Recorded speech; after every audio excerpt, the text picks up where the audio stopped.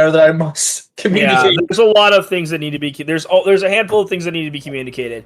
The well, the chains, and that, well, actually, that's really mentioned. It's just the well and the chains. I need to go grab the artifacts from a dead body and cry for a second. But Ryan, do you got backup bear? I can grab backup bear. I need to. Speaking of bears, you're gonna be back home in the next couple of days, right? I'm leaving next week. Because I'm having an issue with Wednesday's recording. Not. Did you at least download it? I have tried to download it like 8 different times, and it will not import into Audacity. But you have the file physically downloaded. It just won't go into Audacity. Did you download it as an Audacity project? I did. Like Okay. I downloaded it, wouldn't work, deleted it, re-downloaded it like 3 or 4 times. Oh yeah, I gotta send the thing. I got work. I have a feeling I know what that is. But just in case, I'll just get with you on like Monday or something. Yeah, just in case. Did I put GARC in for that? I think Yeah, I did. Okay, did. I'm going to download the backup right now, and I'll check. I'll check and make sure it works tomorrow. We are. Cool. it was me. Prior. I'm just gonna get everything set first. This is the I'm final. very excited for this. Countdown. Oh,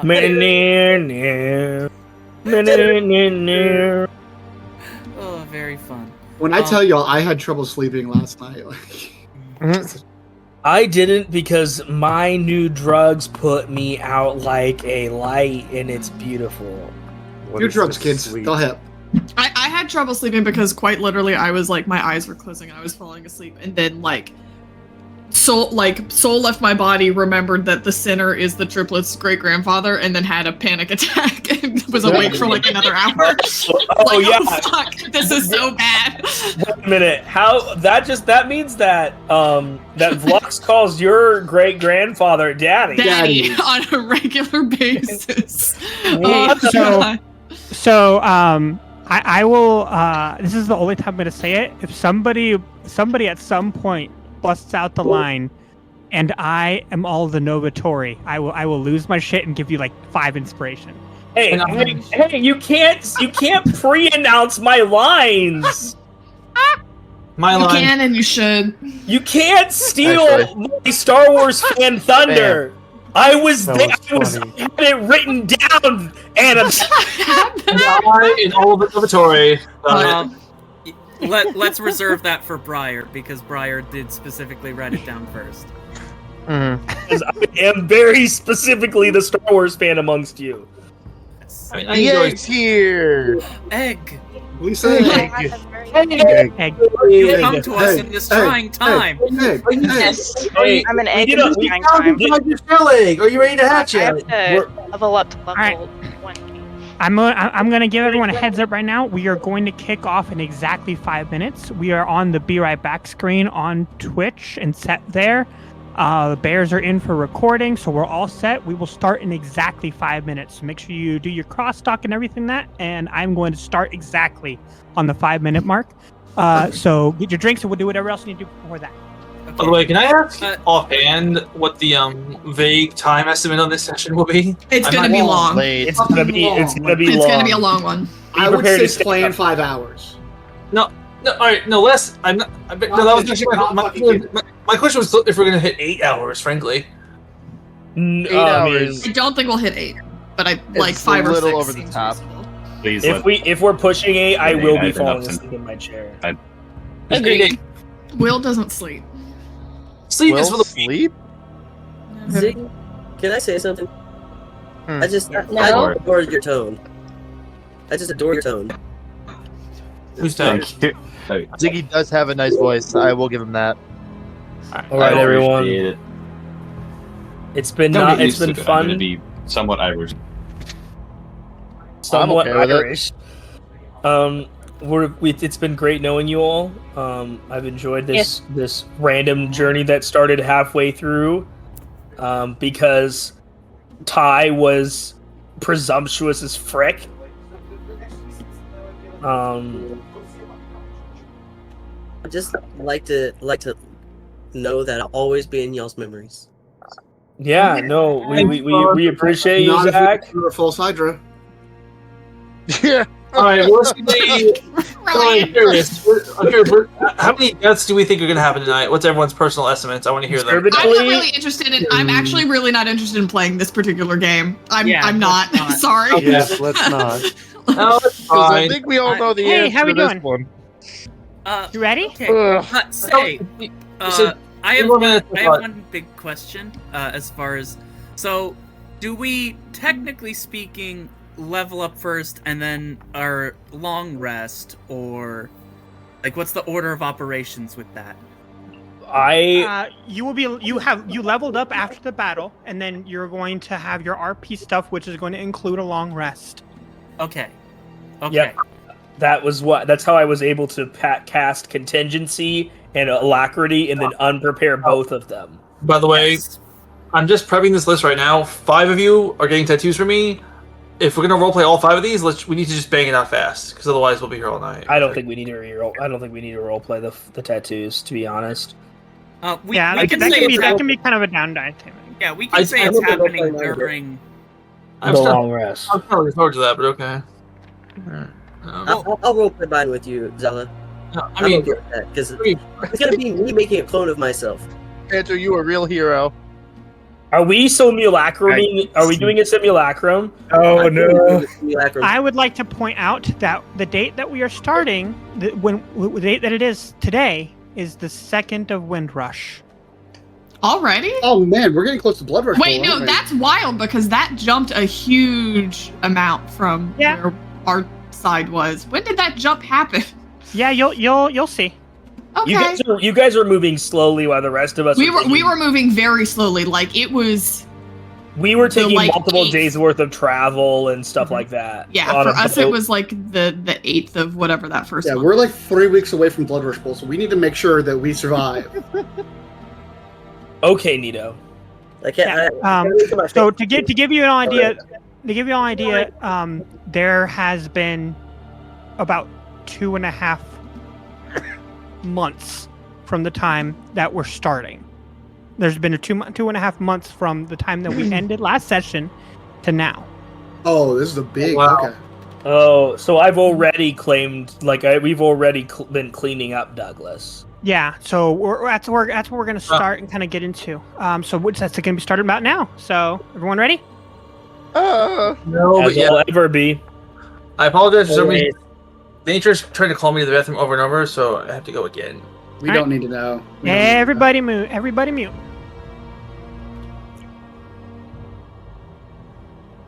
All right.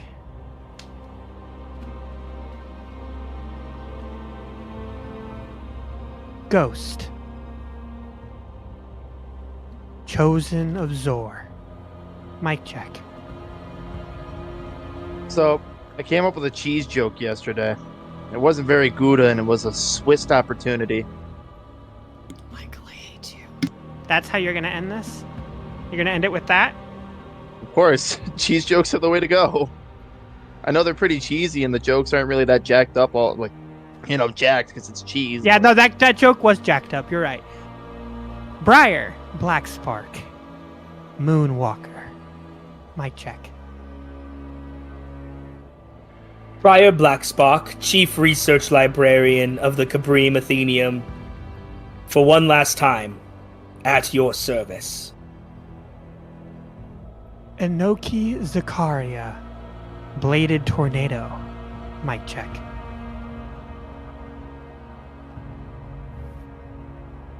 Well, it all ends tonight, one way or another. Ifrin Twinstar, Echo from the past and memory of the future. Mic check. Well, isn't this one gonna be a doozy? See, last adventure of Giffin. Quincy H. Elias, Herald of Freedom, Chosen of the Whisper. Mic check. It's been a pleasure to make your acquaintance, and it's been an honor to be your friend. Trover Alistair Waslin. Time shattered. Mic check. Let me just raise one more up for those who have gone. Till we meet again. Zala Shion. Echo of the Depths. Mic check.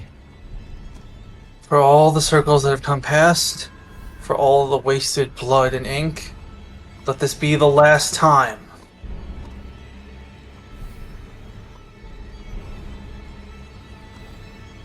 Antigone Florakis. The judge's executioner. Mic check. This has been the longest week of my goddamn life. I had 3 kids. My fiance almost died. My dad did die, and I shot a man so hard he exploded into goo. I'm tired, y'all. I'm real fucking tired.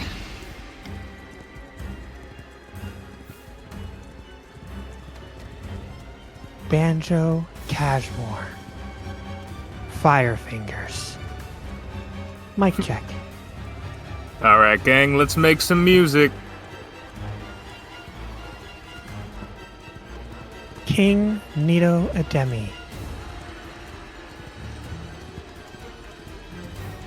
Yeah, so Inoki and I went out for lunch this afternoon, and the server came over and asked how our calamari was, and I told them it was exquisite. Well done.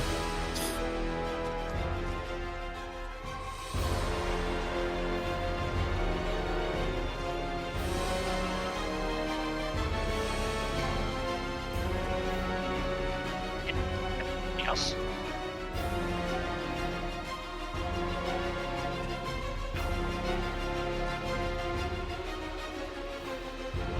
Oh no, did I break her DM?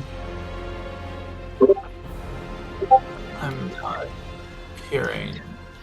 DM, you are pixelated as all hell. I just don't hear anything at all, not even the pixels. I just hear robots.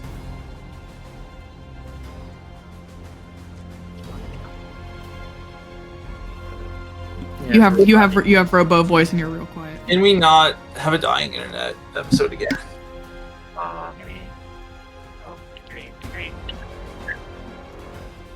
It's like you're talking through a tin can. Very, very low. It's like we're hearing it like 5%. How about now? There we go. All better. Okay. Can everyone hear me now? Much better. Yep. Yeah. Alright. Discord's freaking out on me. Okay. Back to where we were. What is going on? Okay. King Nito Ademi, Herald of the Deep. Mic check. Oh, I get to do this again? Alright. So, Inoki and I went out for lunch today, and the server came over and asked how the calamari was, and I looked at them and I said, it's absolutely exquisite.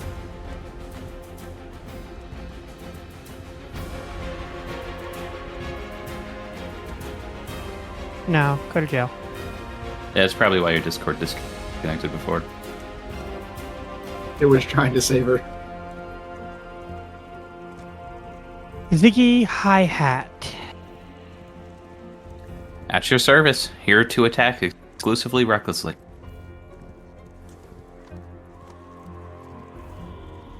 Gamani Black Spark. Mic check.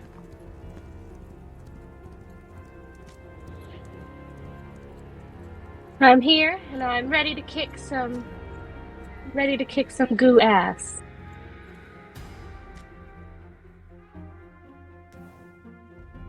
Egg. Mic check.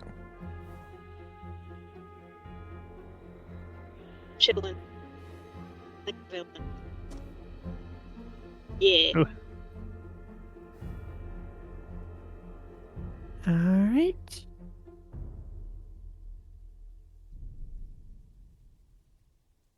And we will begin. in 10.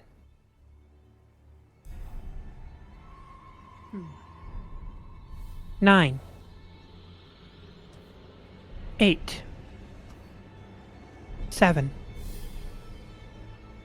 6. 5. 4. 3. 2. 1. Welcome back to Flavored Enemy Tales of Vittore. Episode 41.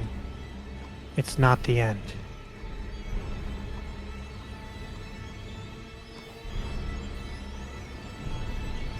You all, each of you, sit around a solemn table inside the Whitestone Inn.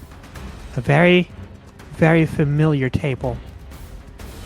The same one you sat around all those years ago when you first received your assignment. Some of you were here with others. Some of you were never here at all.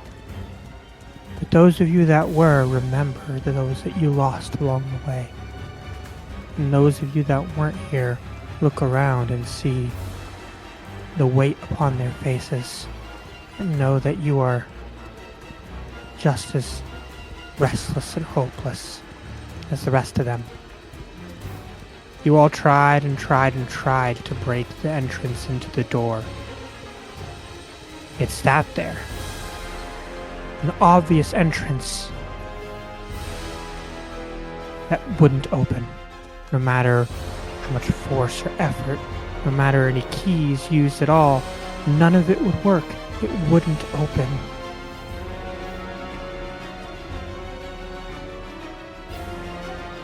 Ever since the egg hatched, you hadn't seen Glisse. No sign of them. Instead, you helped rebuild Douglas, tend to its wounded, clear the rubble, and bury the dead. You found a somber scene.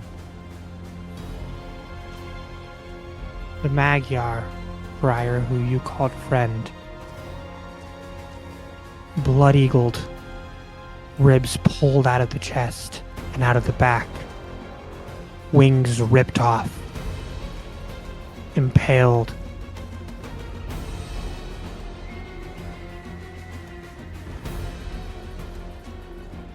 Her gear providing a fire underneath her that did not stop burning until Queen Maya used her magic to freeze them in ice. So now, each of you sit around this table, trying to figure out what to do next, knowing that Darzor is rebuilding his power, waiting for another opportunity to strike. He could just let you all die, natural causes, and just come back and face a new batch of heroes that isn't as resilient and hardy as you all. But you know that you have to pursue him to where he is and end this once and for all. But you're not sure how to get started with that.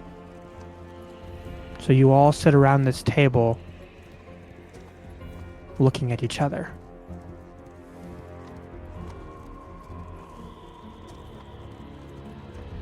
Antigone Florakis, could you please describe yourself for us one last time? Sure. I'm a big bull lady, y'all. I don't know what you want from me. I've got horns like a Texas Longhorn. I'm 6'2". My fur is brown. My snoop is black. I've got chin-length black hair that's slightly graying. I've got blue bovine eyes. And hooves. I wear gunslinger gloves, but on my left hand there's a cattle brand mark of the judge. wear a skirt and a button down and a kerchief and a duster. And I have 2 very important guns. Quincy, could you please describe yourself for us? Quincy's was a human, about 5'11",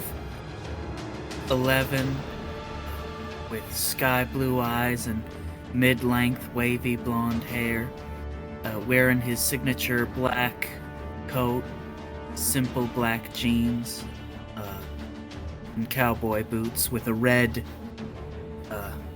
bandana tied around his neck.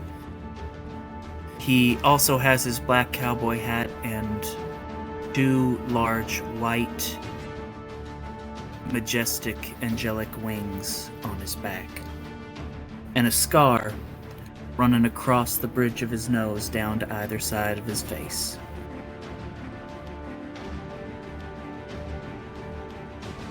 In the chair next to Quincy, running over its back, just laying across the top of the chair, you see a blue and white VFU Blood Rush jersey. On the back it says the name Morgan. No one sits at the chair. Instead, right beside this empty chair, Giffin, could you describe yourself for the last time, please? My hairstyle has changed once again, and I have gone full mohawk instead of the previous moment. I feel like this is better. This is a better look on me, guys. What do you guys think?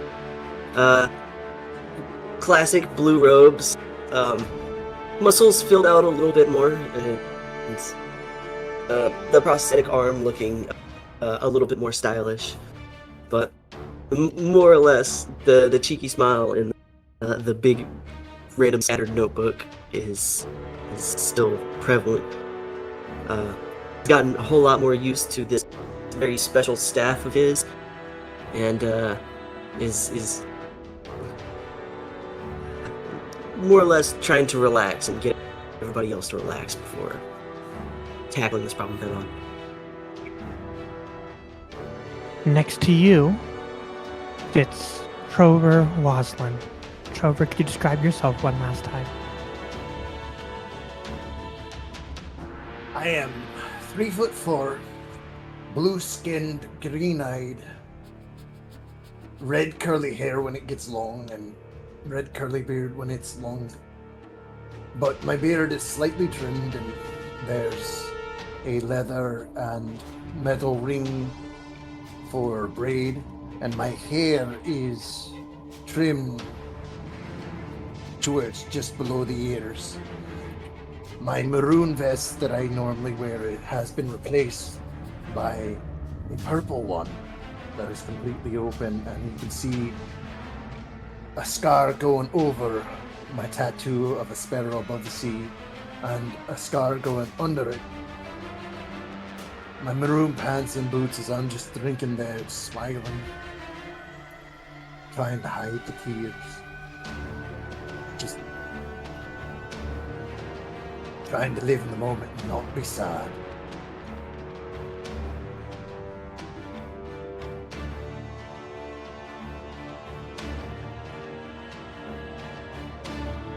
Beside Trover is another empty chair. On this chair is a singular drowish dagger with a slight lime green tinge to the edge of the blade.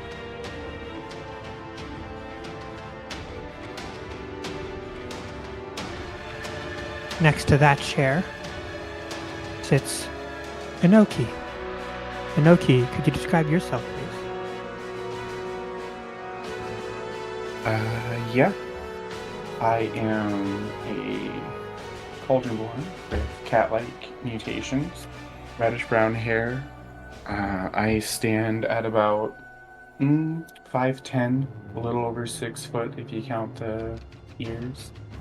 I'm dressed in all black, as though I were going to a rather formal funeral, wearing tight-fitting black pants with blades strapped to each side, a button-up black t-shirt with that top button holding on for dear life.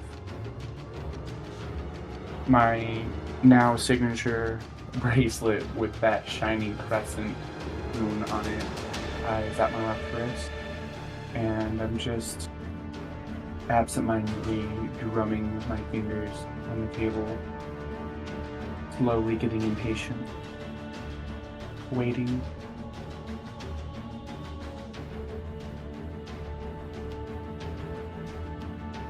Nito, sitting next to Inoki, could you describe yourself one last time? There it is. Yes, Nito is first and foremost a Vanai, so a kind of aquatic humanoid. Some fish-like features, including a kind of dorsal mohawk on his head. He stands at 6'2", 6'5", if you include the mohawk. Bluish-green skin, striking purple eyes now that he has tapped much deeper into the Fey ancestry that he possesses. And again, you notice the purple scales that were once very few and far between, and only if you caught them in the right light, now are almost always glistening on Nito's body, as he has that kind of perpetual moisture from having deep absorbed into him. He wears a pauldron across his right shoulder and upper chest area. Around his neck, you see a sky blue ocarina. You see his shield across his back. He is wearing a kilt. As Vinay, when they are submerged in water, they grow a fin, and he was tired of buying pants all the time. You would think Vinay would have kilt as standard wear, but they don't. They don't. So he eventually, living up in Skaldaren for a while with one of his girlfriends, Revna, he got a fur-lined kilt there. And he is just currently sitting at the table holding Inoki's arm, kind of resting his hand on their forearm, and then occasionally taking it off to scratch their bear child, Nikita, on the head a little bit, as he's kind of sleeping. He's not really a morning bear.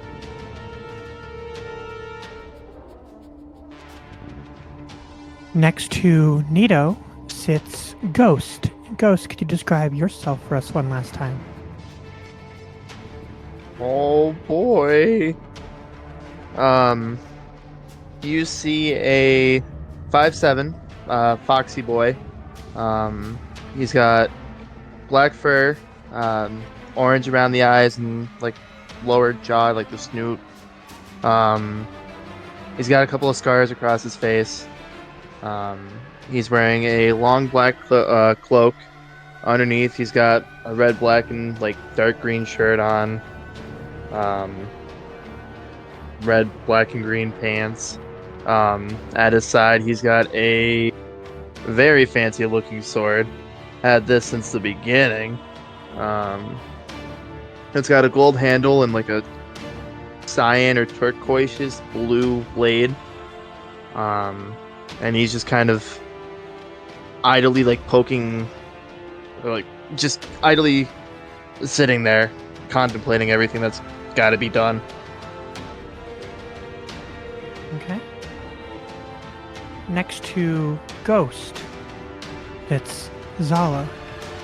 Zala, could you describe yourself for us one last time? I'm looking a little different these days. Zala has grown out her hair quite a lot. It used to be a deep blue with red and gold highlights. These days, the red and gold take up most of the top of her head, split evenly down the middle. Her hair has grown much longer. It's now in the middle of her back.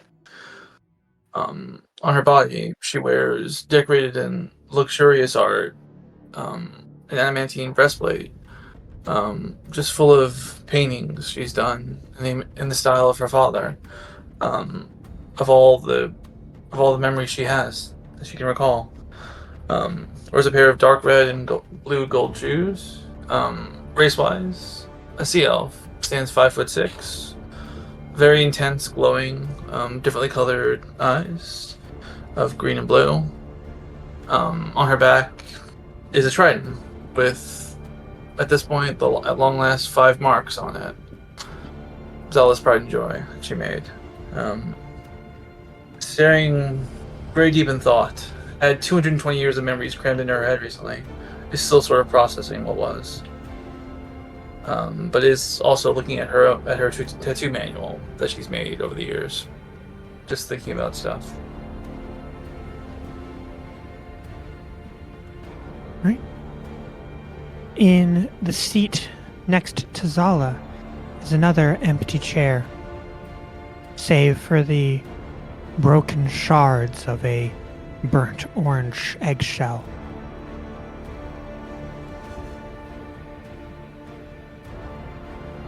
Next to that seat sits Banjo. Banjo, could you describe yourself for us one last time? All right. Banjo Cashmore is a Lightfoot halfling. Long, dark hair and a scruffy beard. He's got a red overcoat with golden trim. And he's somberly playing a ballad to match the ambiance of this room on his red banjo of fire.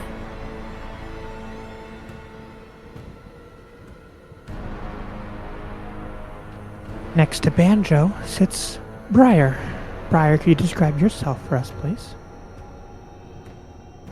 Yes, I'm a nary a 1 foot tall autumn fairy, and I have a mahogany waistcoat with a sort of train skirt over pants of leaves, autumn colors fading into the reds and oranges and yellow hues of the court from which I belong. I have fastened to my side the scimitar of the moon crestfall. My wings are of a dragonfly pattern with green webbing, and it starts towards the center of my back with a green, and it progresses out to yellow and then orange, and the tips are red, mimicking the natural progression of the fall leaves. Next to Briar sits Gamani. Gamani, could you describe yourself for the last time, please? Happily. I'm a human woman standing at 5'3". I have long blonde hair that is currently just kind of loose around my shoulders. I'm currently wearing black leather armor with very impressive shoulder pads made out of raven's wing.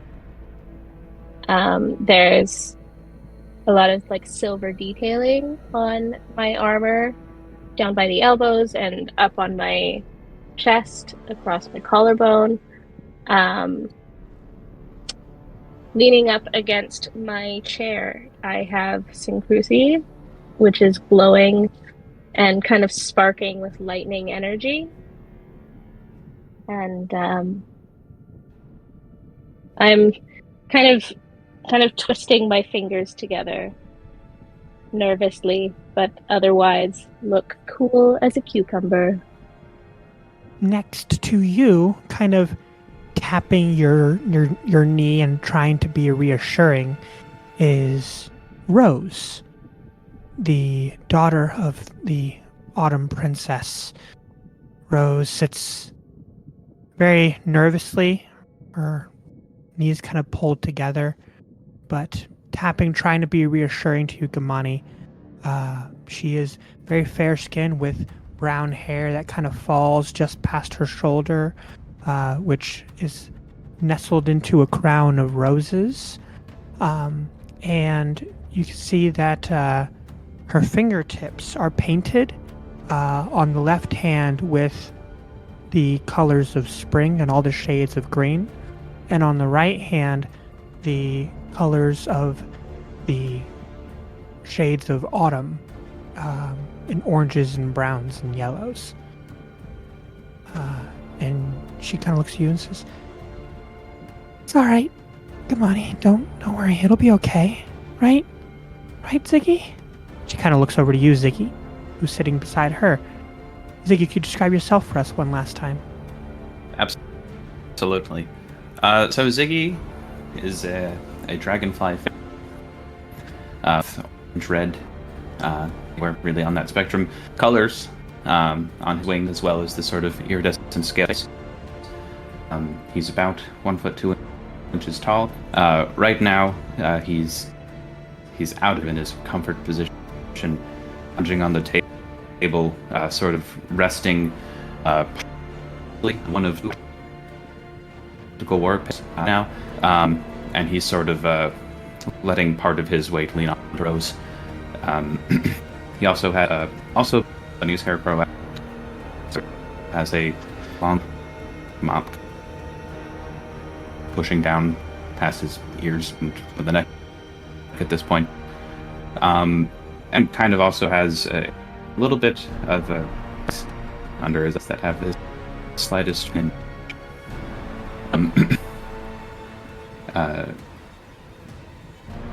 Yeah, I look at Rose and give a reassuring say, "It is going to be all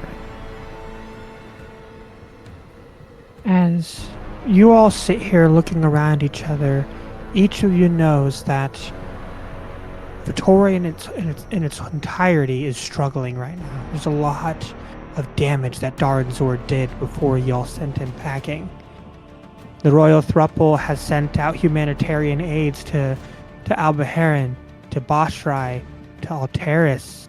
Even the small pockets of civilization in the fallen kingdom of Akaharian are struggling right now. There's very little help for your mission outside of who's in this room right now. So as you all sit around each other, what do you all do?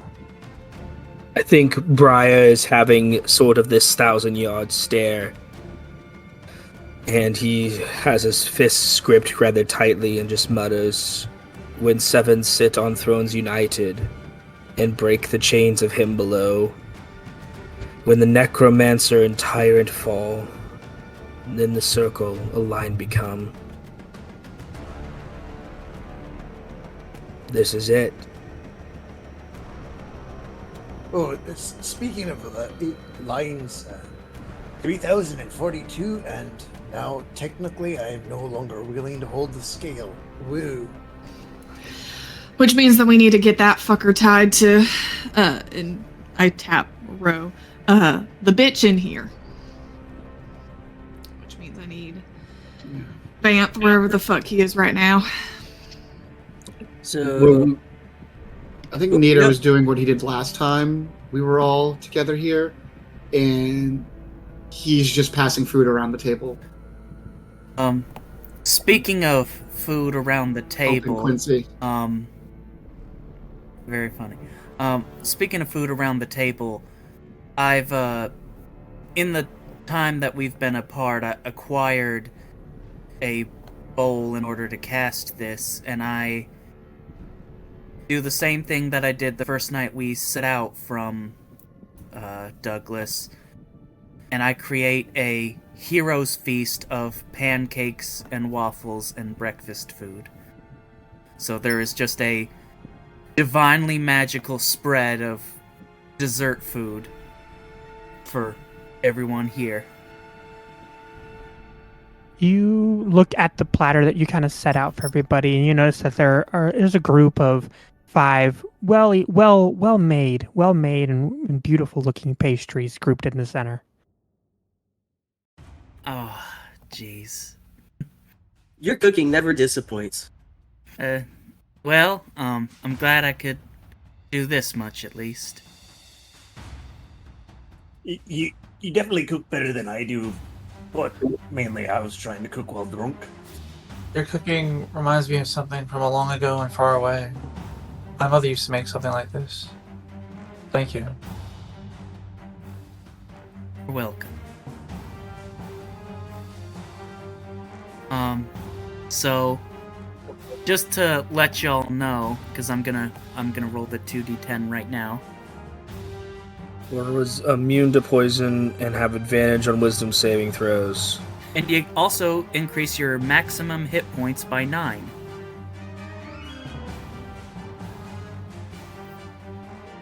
I'm sorry, what does Hero's Feast do one more time?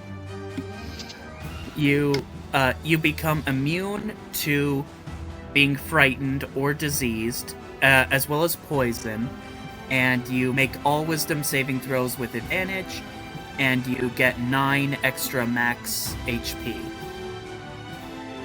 Cool. For the next 24 hours.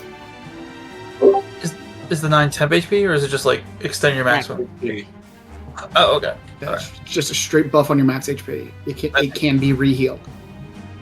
It is currently the 2nd of Windrush, and you all 2.5 months have passed since your battle with Darzor, and you all feel as if you have come none closer to passing through that door.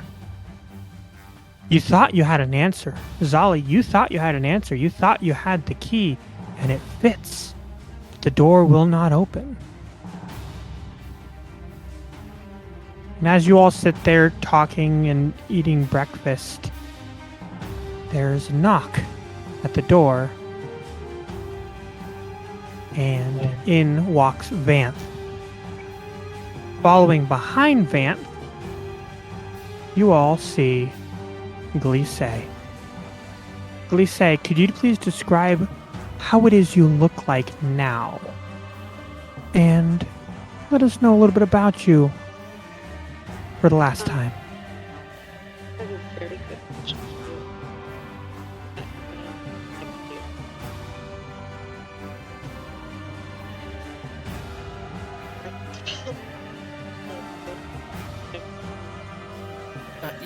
You're cutting out a lot. Your audio's pretty bad, Glisse. Your audio's deflated, yeah. Let me try to.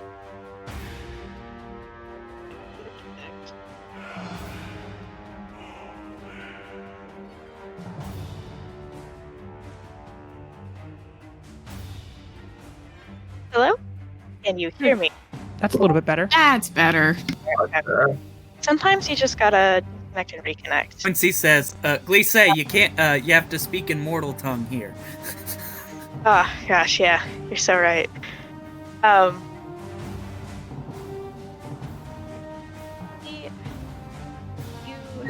It's back to being faded now. Oh, great.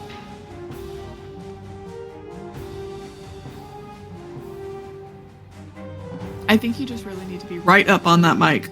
Yeah, okay, hello. How we doing? There we go. Alright. I think some way that a story by people, you know that it's a story about everything, or every stage play in its own form of Macbeth. You know those are all coming from the same creative source, but they all have their own thing to them.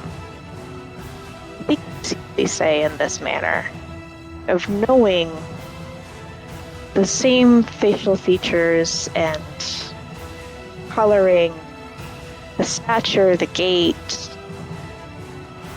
It's all the same at its core, but there is something so fundamentally about it now that you aren't quite sure that it's exactly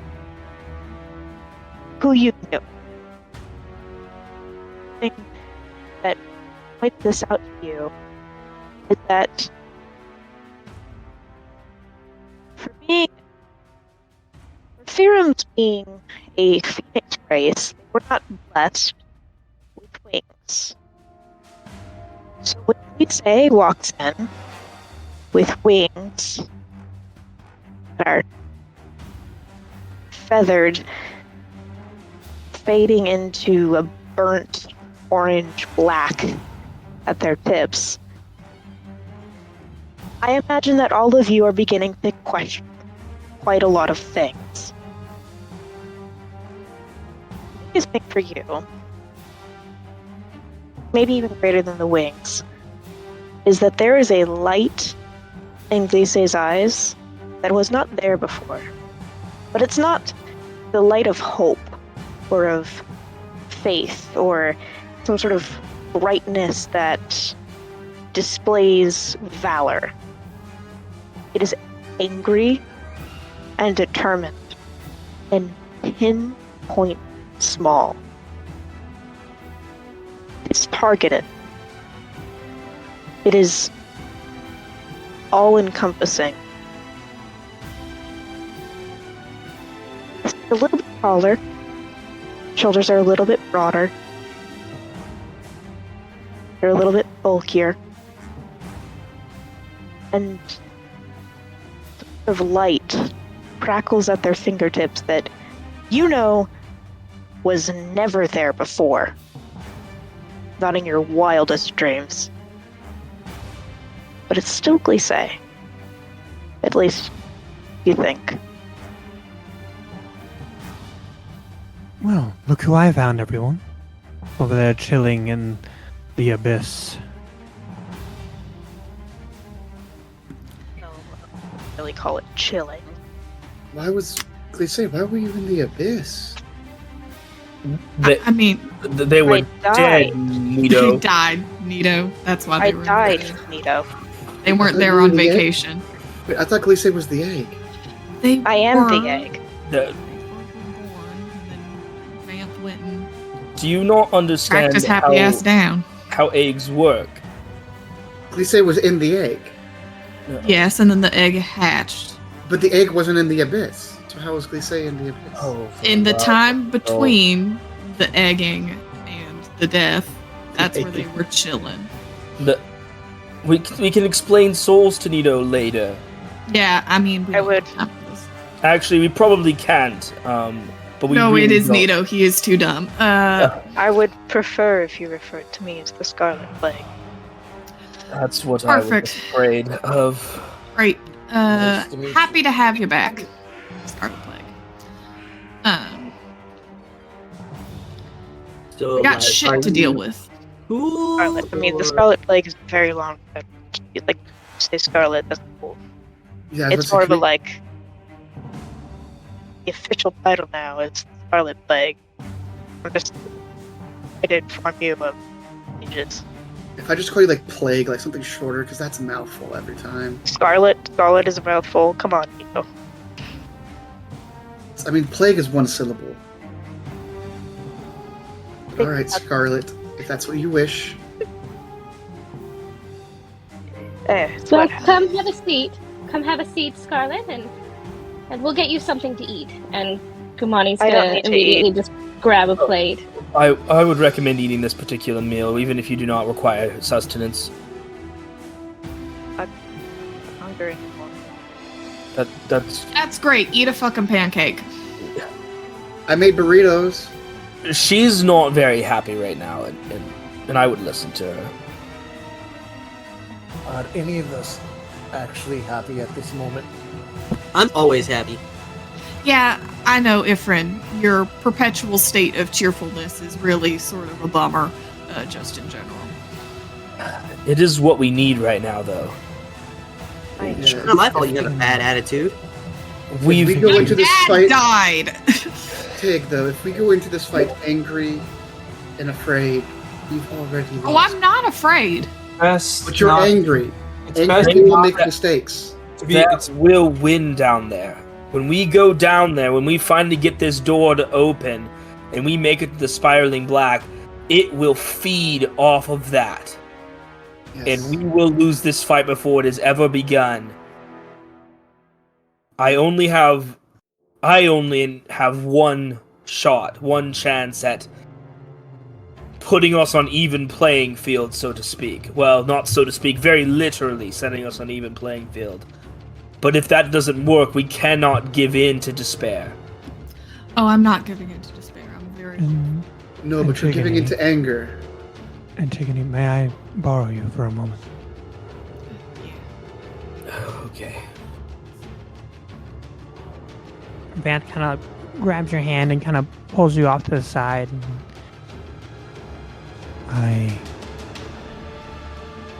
I have something I have to take care of. An arrangement was made, and I have to honor it. So I won't be gone long. But I have to go do this. I need you to get this scale hooked up. Understood. I still have that, by the way. Yeah, I know, Trover. You're not really supposed to be listening into a private conversation. I don't know what you're talking about. That happens a lot in this inn. I blame it on the echo. I'm sure. What sort of deal did you make? I cannot say. You know who it was with. You know how his deals work. Trust me, I wouldn't do anything that would harm you or our friends or our children. I know you wouldn't. Because I'd kick your ass if you did. I don't like not knowing things. So it's fine. Let's just get this scale hooked up and then you can go do your dark bidding. Over, may I see the scale? Sure. He's gonna walk up, open his hand, and there it is. Just appears. He grabs it and opens it and puts it in his hand. Oh. Careful with it. Of course. He closes his hand around it. He concentrates, and when he opens his hand back up, there's a set of black brass knuckles. And he hands them to you, Tig. One solid punch on the face, and it'll be bound to him. I figure you would like that gift as well. You know I'd love that gift. Can you get me to where I can do such a thing? I'd have to send you in there. I mean, there's really no... I'm not letting him out of there, so these are our options. It's either I go in or he comes out, and him coming out is definitely the worst option. I cannot be the one who holds Ro. Yeah. Quincy? Yeah, I'm coming. Just hold on to Ro. Yes, please. Okay. Thank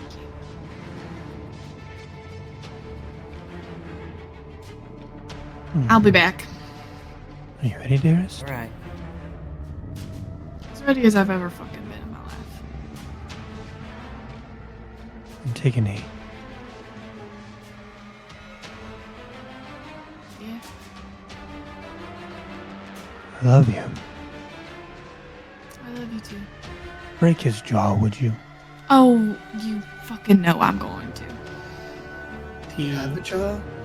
Outstretches his hands.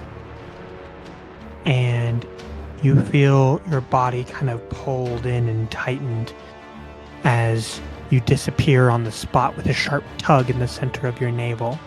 And you reappear inside the tavern within Varodash. Sitting there on a lounge chair by the fire, reading a book, you see Marcus Demon. What's up, motherfucker? I suppose it's time then. Mm-hmm. You know, it's really terrible that you have. I'm slugging him in the face. Roll to hit. What modifier? I don't have. It's a strength modifier. Oh, good. Is there advantage? He was surprised. Oh yeah, you have advantage on this attack. Oh, fantastic.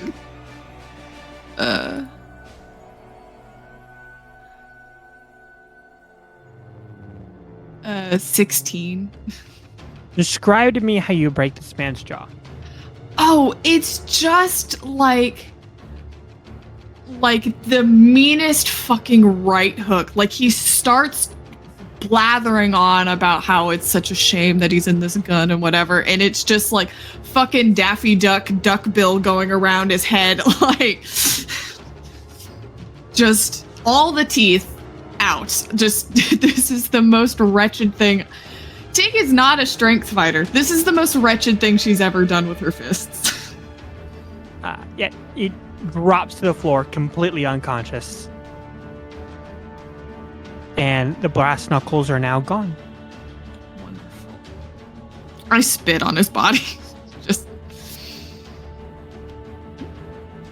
Give me a perception check. Stupid bitch. Sure. I don't have great perception. The recurring Floracus family problem of not fucking having good wisdom. That's a 6. There's 4 people in this family. You think one of us would have put points into wisdom at some point? None of I have us. the highest wisdom. I want you to roll one more time. Give me an advantage for one more time. You have advantage with the hero One face. more time. That was a 4. Ba-da-da. Yeah, you're much more interested in the fact that you just knocked this man out. I'm just like. Tig is a lot of things. She's not wise and she's not perceptive. She's just not.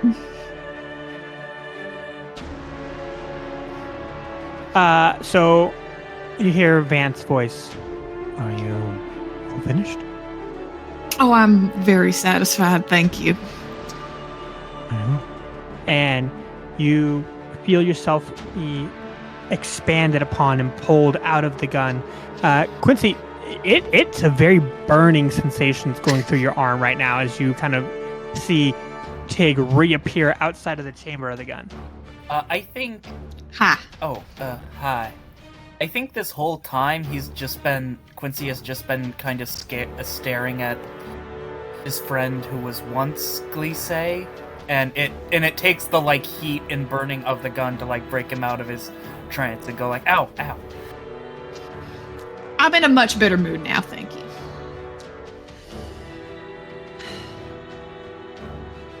Alright, you got things to go do?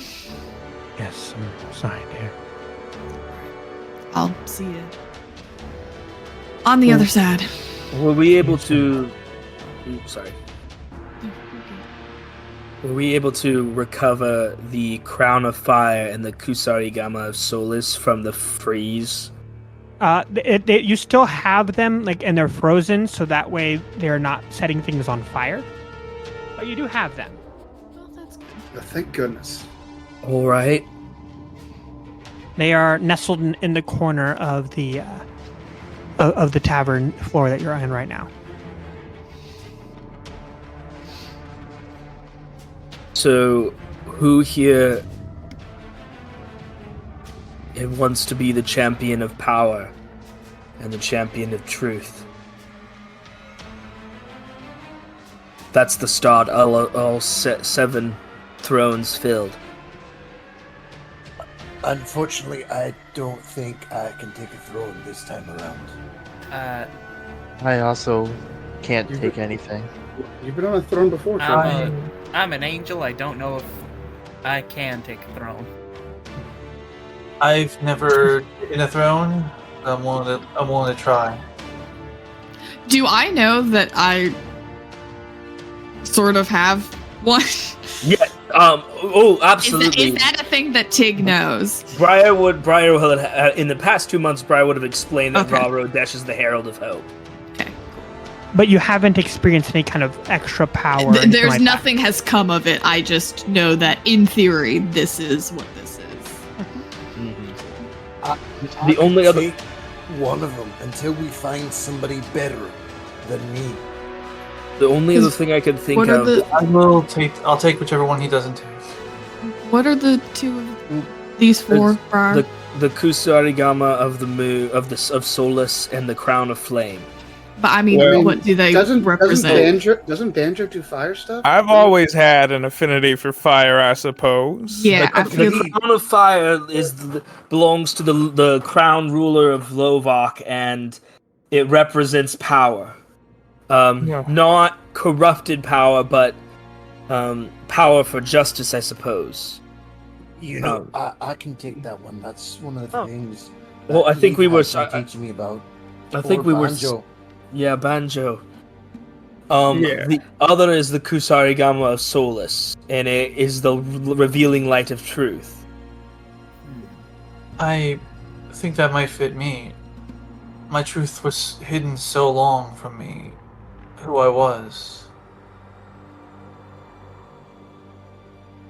Maybe it would fit. I feel I've missed quite a bit. There's been a lot. The other thing I have to figure out is how to get this door open. Now, I know that Gorzich, our friend, had mentioned someone, a Leonin, that had a book of doors. What? Yes, the door with the door to the spiraling black. Oh, I see. I mean, I could wait, try. Before we go, Quincy, you reminded me, you mentioned Angel. Does anybody know if there's a Temple of the Frost in town somewhere? Quincy, you've spent a long time here. You know that there is, in fact, a temple of the Frost in the Winter Ward near the Temple of the Fallen. Yeah, it's near the Temple of the Fallen, in the Winter Ward. 2 blocks that way, and then hang a left. Give me like an hour or so. I need to. I need to head out real quick. And Nito will get up and leave. And head to the temple. Changed yet? Oh no, we have not broken the chains yet. Okay, you gotta do that first. We gotta do the chains first. Yes. Oh, cool, sick, great. That's great, because he who was chained below was not clear on the order of operations when I met with him. Oh, it's been 7 years now. Huh? Jesus Christ, that's been years. It's been 7 years. It's not. Last not time I long. visited him, she was still alive. The Magyar. We went together. I always thought we'd finish this journey together. Well, for the Fallen, then. I think I should take Crown of Flames. I was chosen by its lore for the express purpose of my fighting spirit. And for others, and if that is what you say that crown is, then you're not good fit. The 7 wielders must stand united. In what aspect? Prophecies are vague like that. It just says that only united will the timeline, the circles be broken into line. Now we have the 3 weapons that we need to break the chains. We do have those. Crestfall can break one, Syncrosi or Ifrin's sword can break another, and then Aftercut can break the 3rd. I'm gonna be frank right now, just because. What's your tig? That's where we're. What? For the love of the doll, Ifrin, not the time. This is not the time, man. It's really not. If the 7 thrones, if the people who are supposed to have the weapons that represent them are supposed to embody that ideal, nobody embodies power like Scarlet does.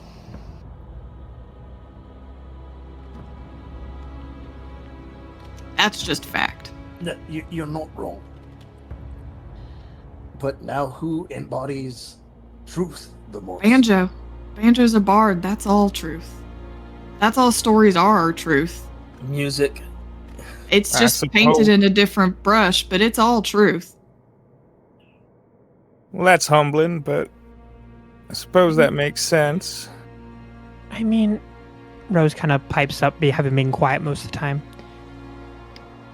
Banjo, I mean, like what you and Ziggy were telling me about your daughter, about Cadence, like you found truth and now you're living it.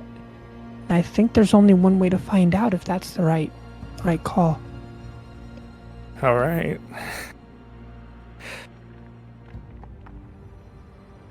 Wow. Okay. Who's holding on to them right now? They're frozen in a block of ice in the corner. Because they're incredibly hot, and whoever wields them needs to be resistant to fire, which is another note in Scarlet's favor. Right. Here's the ice pick. Right. I suppose we can give the Kusu to both Zola and Banjo and see to whom it reacts. I suppose, yeah. How do y'all do this? I guess I'm gonna take the ice pick and just. You can either ice pick or you could just burn that fucker. Yeah, I'm gonna just use firebolt. You're sort of hot. Like, use firebolt and just melt it down. I suppose I'll present the crown of flames to the Scarlet Plague.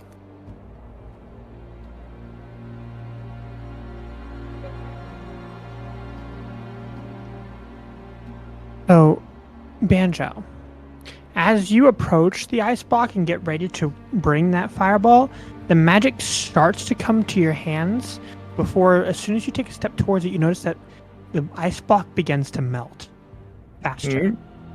Oh. All right. Oh, Banjo Cashmore.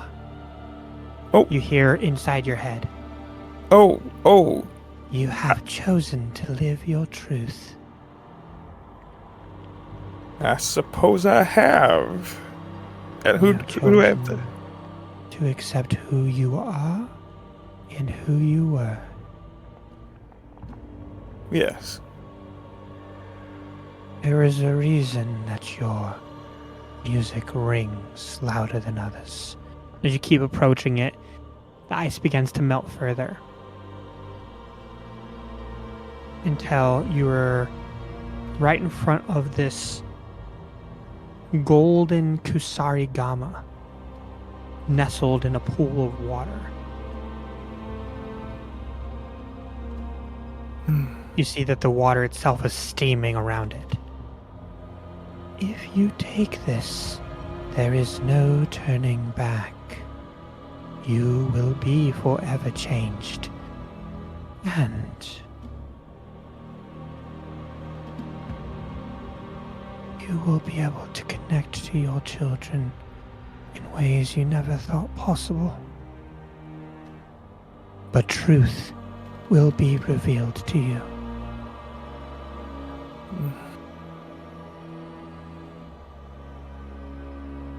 If this is the best way to protect them, I suppose I've never been one for melee, but who am I to deny truth?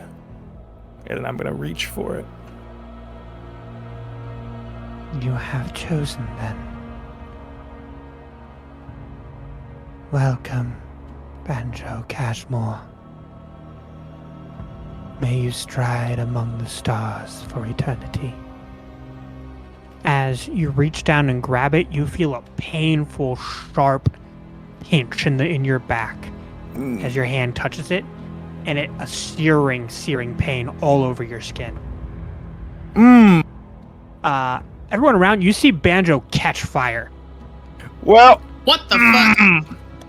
He's looking What hot. do y'all do? Thank God I left. You see that the hair on Banjo's head completely burns off. Skin's on fire and burning and crisp and crackling. You can see his skin charring in front of you. What do y'all do?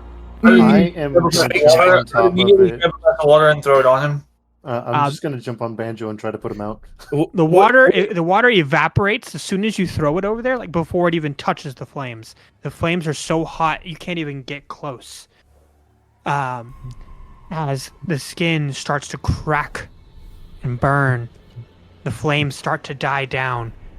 One thing that is extremely noticeable, though, is that there are no cries of pain from Banjo. Confusion, sure, but no pain. As the skin starts to flake away and the flames completely die down. This was a purification. As the burnt husk falls away, you can see patches of scales running up the arms. And as wings burst from Banjo's back, battered husk of who Banjo was falls away. As you can see, a brilliant set of red reptilian wings sprouting from his back. Banjo. What? How long have you been a Drachia? Well, I suppose I'm just getting started. Hey, the wings don't look half bad on you, bud. Question: Hey. Is Banjo the same size though? Banjo is still the same size, yeah. Okay. You even notice that Banjo still has the halfling feet too. It's like almost like an amalgamation of a Drachia and a halfling. This is just like a 2.5 foot tall. Is the crown of fire on like burning through the floor right now? Okay, cool. It is still burning, yes. I think you should take responsible for presenting that. Actually, Banjo, your hands would be much more suited to it. I suppose so. I'm gonna pick it up and fly it over to Scarlet and just say, I suppose this belongs to you. I know I just changed, and after everything you've experienced, I know you've changed too, but I still think back to that time on the battlefield.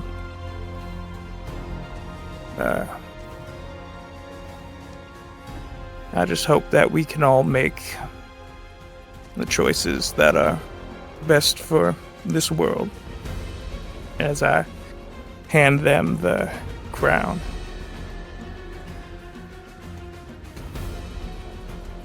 Thank you. I hope so too. Materializing as Glisse takes the crown, you see a 6.5 foot tall woman, but she's made of the night sky. Her body littered in stars and her hair flowing as if she were underwater.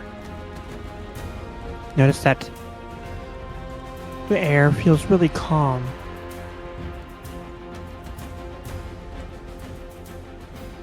And so, the 7 have been chosen.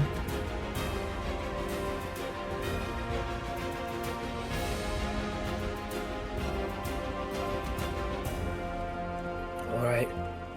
That's step 1. Step 2, the chains. We need to... I'm sorry. I know in theory, right, the 7 have been chosen. Nothing's fucking happened to me. Not like it's happened to the rest of y'all. To be fair, my choosing was not eventful either. Which Yeah, but you like got confirmation. Antigone. When did Valrodash choose you? When did my gun choose me? Yes. I don't know. I mean, I got the gun on my birthday when I turned 21 from my parents, but it's been in the family for a really long time. And do you know what your badge symbolizes?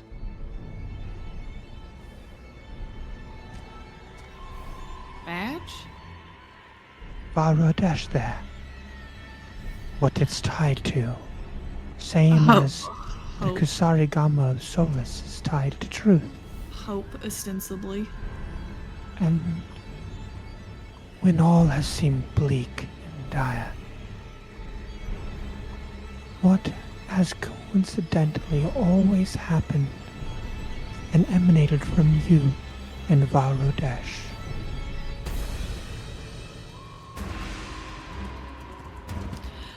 A murder shot that kills everything.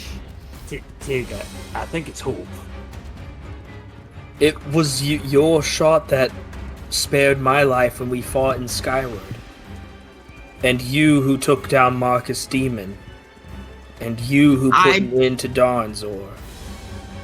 I did not take down Marcus Demon. Someone else did that. I just shot him in the balls. That was me. That was close enough. I wasn't there in my defense. To be fair, absolutely you weren't. I'm just saying. Wait, Marcus Demon is gone? No, he's still in the gun. I just went in there and punched him so hard in the jaw that now bad things will happen to him. So. Wait. There were signals that I was gone. Why am I finding this out just now? Whatever. We'll deal with Marcus Demon the same way that we deal with Darnzor. Two birds, one stone. Pardon the phrasing. You have been pardoned. But there's a question of the Astral Well, which I believe, and I'm going to look to Zola. One of us has more information about that than any other. Yes, I'm sorry. After the battle, I meant to tell you all this, but things sort of... My mind has been scrambled. You all remember when we first met, I had no memory of why I was chosen, why I was here. What if I told you I had all of my memories? And what if I told you that I'm older than you think? I know what I am, and I was taken into the Astral Well. I saw it with my own eyes. I know what's down there. Darnzor's down there. And I saw Sweetie down there too. I also saw Lady Life herself. I believe when Darnzor goes down there, his well of power, that's where he reconstitutes. And I've been connected to 2 of the 3 minds that are down there, assuming Sweetie is truly down there. In which case, I don't connect to minds anymore, I refuse to. But I do think I'd be able to tell where Darnzor's mind is down there by feel and I know he's been in my head and I've been in his. I know what he feels like. And you all saw me with the key that I tried on the door, correct? The key that hasn't worked? The artisan? Skellige, as I knew them. By the gods, by Sweetie's name, by my family's names, by everything. I went down at the Astral Well, and then I went to Celestial Mountains. It was the artisan who restored my memory, and she gave me, and I was given this key. This key, I was told, could unlock the door to Darnzor, but I was also told it would need to be melted down. I could make a tattoo. I could get us all there. But Zola would say, looking around, I need you all to trust me. I know I've done things that were terrible, I shouldn't have. I connected to the goo. I will defend that choice until forever, though. It really was Alex. Maybe we could have saved him. But now I'm free. There's a presence in my head. No more. No more. Only I choose what goes in my head now. I can get us there. But I need you all to trust me. And I can melt this key down. I can get us in. You say that life is in the astral well. Life itself. Yes. I saw her. She's corrupted. Darnzor is rotting her. Then even in the midst of death, there is life. I made a vow to her, and I intend to keep it. And it's a vow from someone... Trover? What circle did you say you were from? Way back in the day? I'm from the first circle. You're not much older than I am. I'm from the fourth. And I also now know why I couldn't get home. I don't exist in this timeline. I don't exist. I existed in the first 4 circles. The chance that created me only happened then. Not sure why. Apparently there's a lot of probability. And that's why I could never find my family. That's why I could never get anything right. I don't exist here. There is no Zalashion in this world. I'm just like you, Trover. I'm an anomaly. I think I'm like a few of you. Quincy, you're not of this time, correct? Yeah, well, my parents aren't anyway. How many of us aren't from this right time? I think 4 of you. Ifrin, Quincy, Trover, and you, Zola. I was also told Green was from elsewhere as well, long ago. That's what I can offer, though. That's what I can offer. I was told he could be melted down and we could follow him. We could get ourselves to the astral well. We could see him with our own eyes, fight him at the heart of his power. And so you need to make a tattoo out of this key. This key is not a key. It is, but this key, I think I thought of it traditionally. It's made of life itself.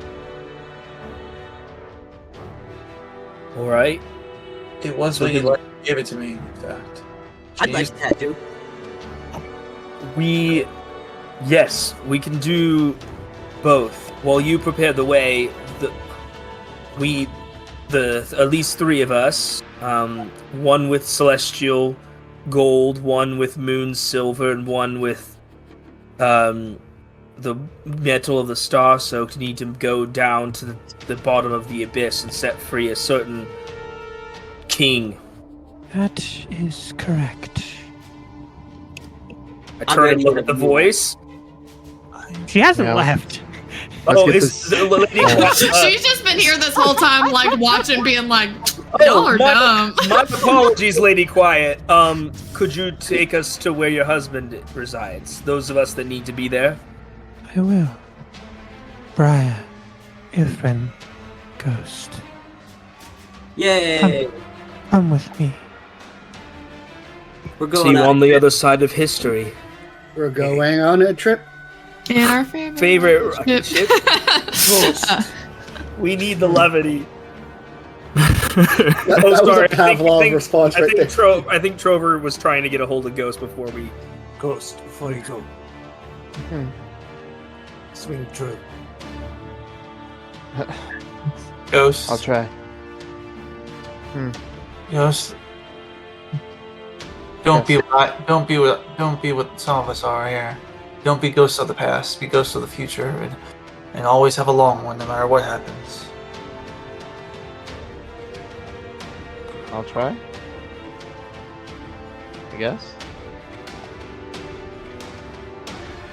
Alright, let's get this shit show on the road. She outstretches both of her hands. Please, form a ring. Oh, we gotta hold hands. I'll see you soon, darling. I promise I'll come back. You have to sing Kumbaya too. Kumbaya. If you'd like, you don't have to hold our hands, and you can risk being was scattered already across holding- the I was already holding realms. Ghost and Briar's hands. Yeah, I'll hold the Quiet's hand and Ifrin's hand. And I'll take a hold of the quiet as well. She is my patron, after all. Let us go then. And the four of you fold into starlight and are gone. As they are gone, what are the rest of you doing?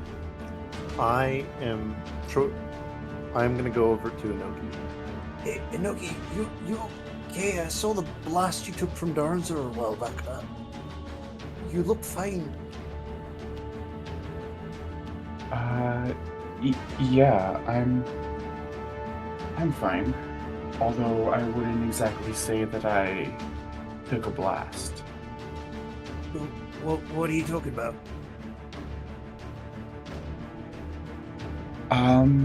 At just the last second before it hit me, somebody that I met before appeared and took the hit for me.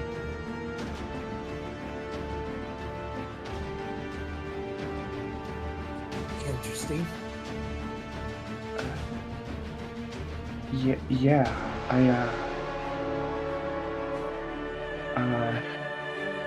Trover, I don't know how to tell you this, but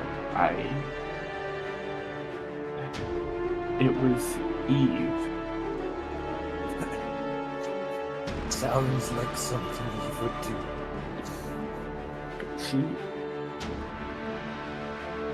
Twice now she's done this. And I do have to say, when you smile, I kind of see how. Oh, really? Well, then I guess I should try to smile more then. I mean, it's the least I could do after she sacrificed herself for me. Twice now. The most I've seen you smile is when you're with Nido and Nikita. Don't let that light go out. I'll try.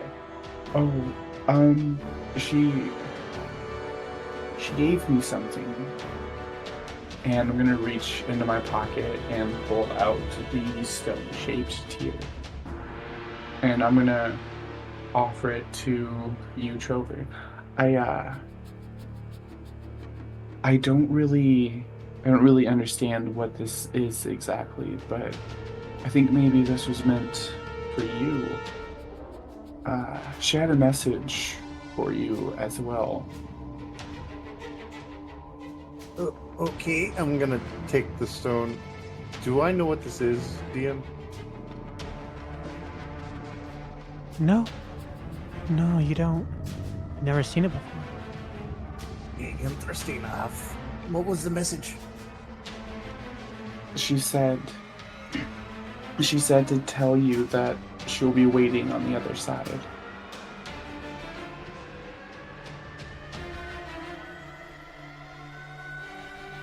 One day. And he's gonna open his vest and put it inside the chest pocket that sits right above his heart. Yeah, of course. You know, Trover, I don't think I ever said it should have been me that first time, not her. I'm so sorry. Trover's gonna reach up and touch the side of your face if you let him. Yeah. You know that's the kind of person she was. Always spreading light, always helping others. Don't blame yourself. Look through the sadness, for there will be rays of sunshine on the other side. But I'm gonna let you go. I've gotta see if Tig can figure out what this thing is. Yeah, of course. I'm gonna Good take luck. my hand off and kind of nod with a smile and then head towards Stig.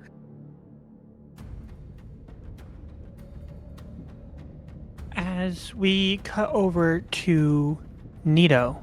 Nito, you've standing right now in front of the Temple of the Frost. You see that the beautiful stone architecture is permanently covered in ice, and the doors are swung wide open.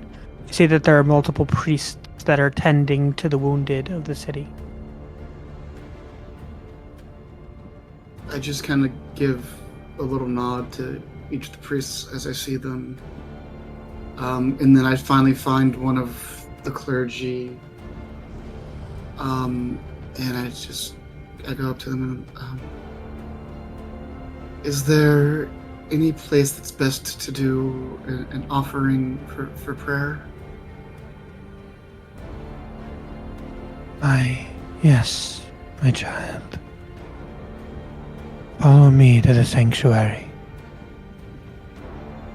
Thank you. And I will He- follow. He leads you through the back into an open door sort of courtyard in the center of the temple, where you see a beautiful fir tree just like the ones in the cold, completely covered in frost and ice. And at its foot, you see moss kind of growing all around it.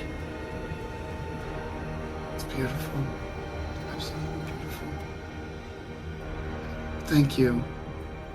And I start approaching the tree. And when I get right to where like the kind of mossy area is, I kneel down.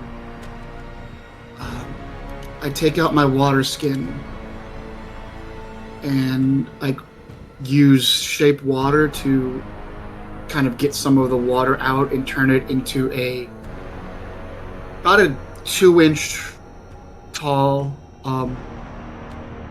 perfectly almost transparent ice teardrop kind of looking thing.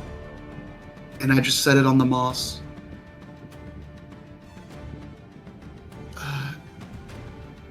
Lady Frost, I know I've never ever prayed to you before, but my name is Nito. I encountered one of your angels, Huta, several years ago up in the cold. I've assisted them in trying to reclaim the lands up there for you with the help of the Ganid tribes. But we are now in an hour most dire that not only the cold is threatened, but all of Vittore. If there is anything you or your angels could provide, even if it's just advice or words of wisdom or anything, I would greatly accept any help. You feel the temperature drop about 40 degrees rapidly. Thank God I'm immune to cold. Much. You feel the ice forming around your knees, over your legs, freezing you to this spot. You see the ice grow up the walls and completely encase the ceiling so that you can't even see the sky above. And you see a tall woman, pale blue skin, blood red fingertips, blood red teeth, and bleeding eyes from behind the veil. And she just stands there. Her head sort of cocked to the side. I keep my head bowed, remembering what I was told all those years ago on the Celestial Mountain to not look the Palinirum in the eyes directly unless told it was okay. You honor me with your presence. I apologize if I have interrupted something, but this mortal plane needs all the help it can get right now. Darnzor is here. It's receiving it. What is it you think I can offer? Well, I've been told that this isn't the first time we've been here, done this. These circles, thousands of them. I have no memory of the previous circles, but I would assume that the Palinirum would. You have no memories of the previous circles? No, ma'am. I think we both know that that's a lie. I can offer you a gift. One plucked from a time long since dead. You gave it to me when you ascended, a sort of offering for my protection of your sister. I suppose it's only time I give it back. Maybe you'll understand what it is that you can do. And she holds out her hand, and you see this brilliant, bright orange scale. Fish-like. Oh no. I kind of cup both my hands together, and I don't take it out of her hand. I put my hands underneath hers and allow her to drop it into my hands, not wanting to take something forcefully from a Palinirum. She drops it into your hand. This is my gift to you. I offer you one other thing. Should you succeed and not see the fruition of your endeavors, your family will be safe in Skuldarin, in my territory. They will know prosperity and peace. All you need to do is win, whatever it takes. Whatever it takes. Thank you for this amazing gift. I have one last question, if I may be permitted. Is Theozide okay? I haven't been able to commune with him. The Azadeh and the other serpents are containing the spread. So far, Darnzor's power has not stretched beyond Chrysanthia. But should you fail, he will not hold out long. The spark is within him now. He need only nurture it. The spark? What spark? Goodbye, Nido Ademi. Can you at least unfreeze my child? And I'll point back to Nikita. Who is in? And she disappears alongside all of the ice she left. Nito looks down at this bright orange scale. Am I able to put two and two together that I've at least seen this on the dragonfish? You have seen that on the dragonfish, and you are aware of the nightmares you had of that time. Okay. I stand up. I give a quick bow to the tree. I grab Nikita. I think we make a quick stop at the Temple of Theoside in town and just kind of leave an offering for Alex. And we just make our way back to the inn. With that, we will cut away to Tartarus. The four of you appear deep in the dark. You can feel the fire burning underneath you. As you look up in this huge cavern and see these 3 separate chains, one binding the left arm, one binding the right arm, and one binding the neck of this huge beast. He sits maybe 30 feet tall. You see that he is absolutely rippling with muscles over his bright red skin, his long beard kind of touching the middle of his chest, his horns curved all the way back and in flames. Looks at you with these cold black eyes. The researcher has returned. Glad you could make it, librarian. Yeah, well, the librarian took residence in my brain for 6 years. I have never seen When this you said thing. I had to allow him to acquire me, I didn't understand that's what you meant. So why wouldn't you take a demon king literally? That is fair. But also fair, we're here to let you go. About time.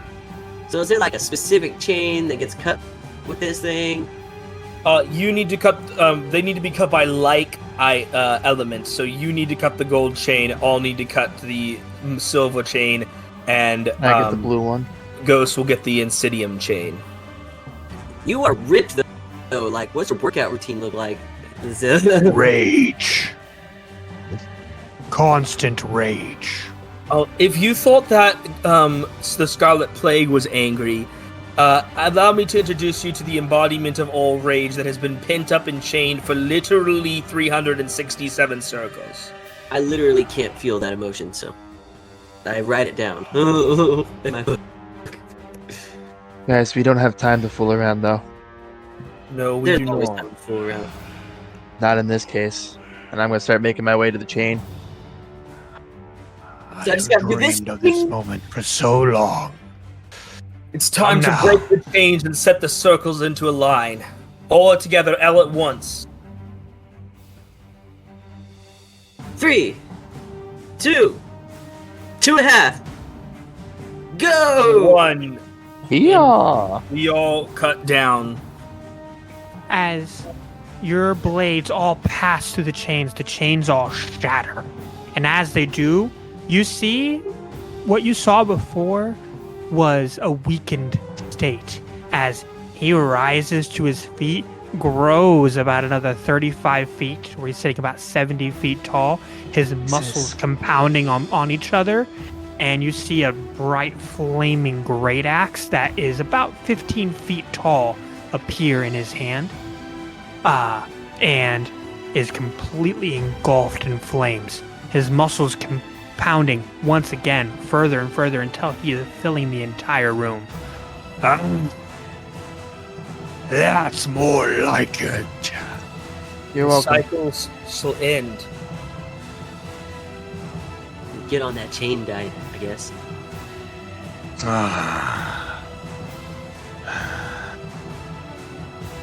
Librarian. Yes. Yes. You have a wife back home, yes? I feel her connected to me. Yes. Shortly after I met you, I met her for the first time. For following through with the mission I gave you. I will help her in this fight. I cannot help you. You rely too much on that thing between your ears. But she, I can help her. You see, he lights a ball of fire in his hand and throws it up to the ceiling. I think he tried to call you smart. I'm going to have to apologize with at least 3 dozen flowers and 2 boxes of chocolates after this. Well, what are you all waiting for? The chains are broken. That door's as good as open.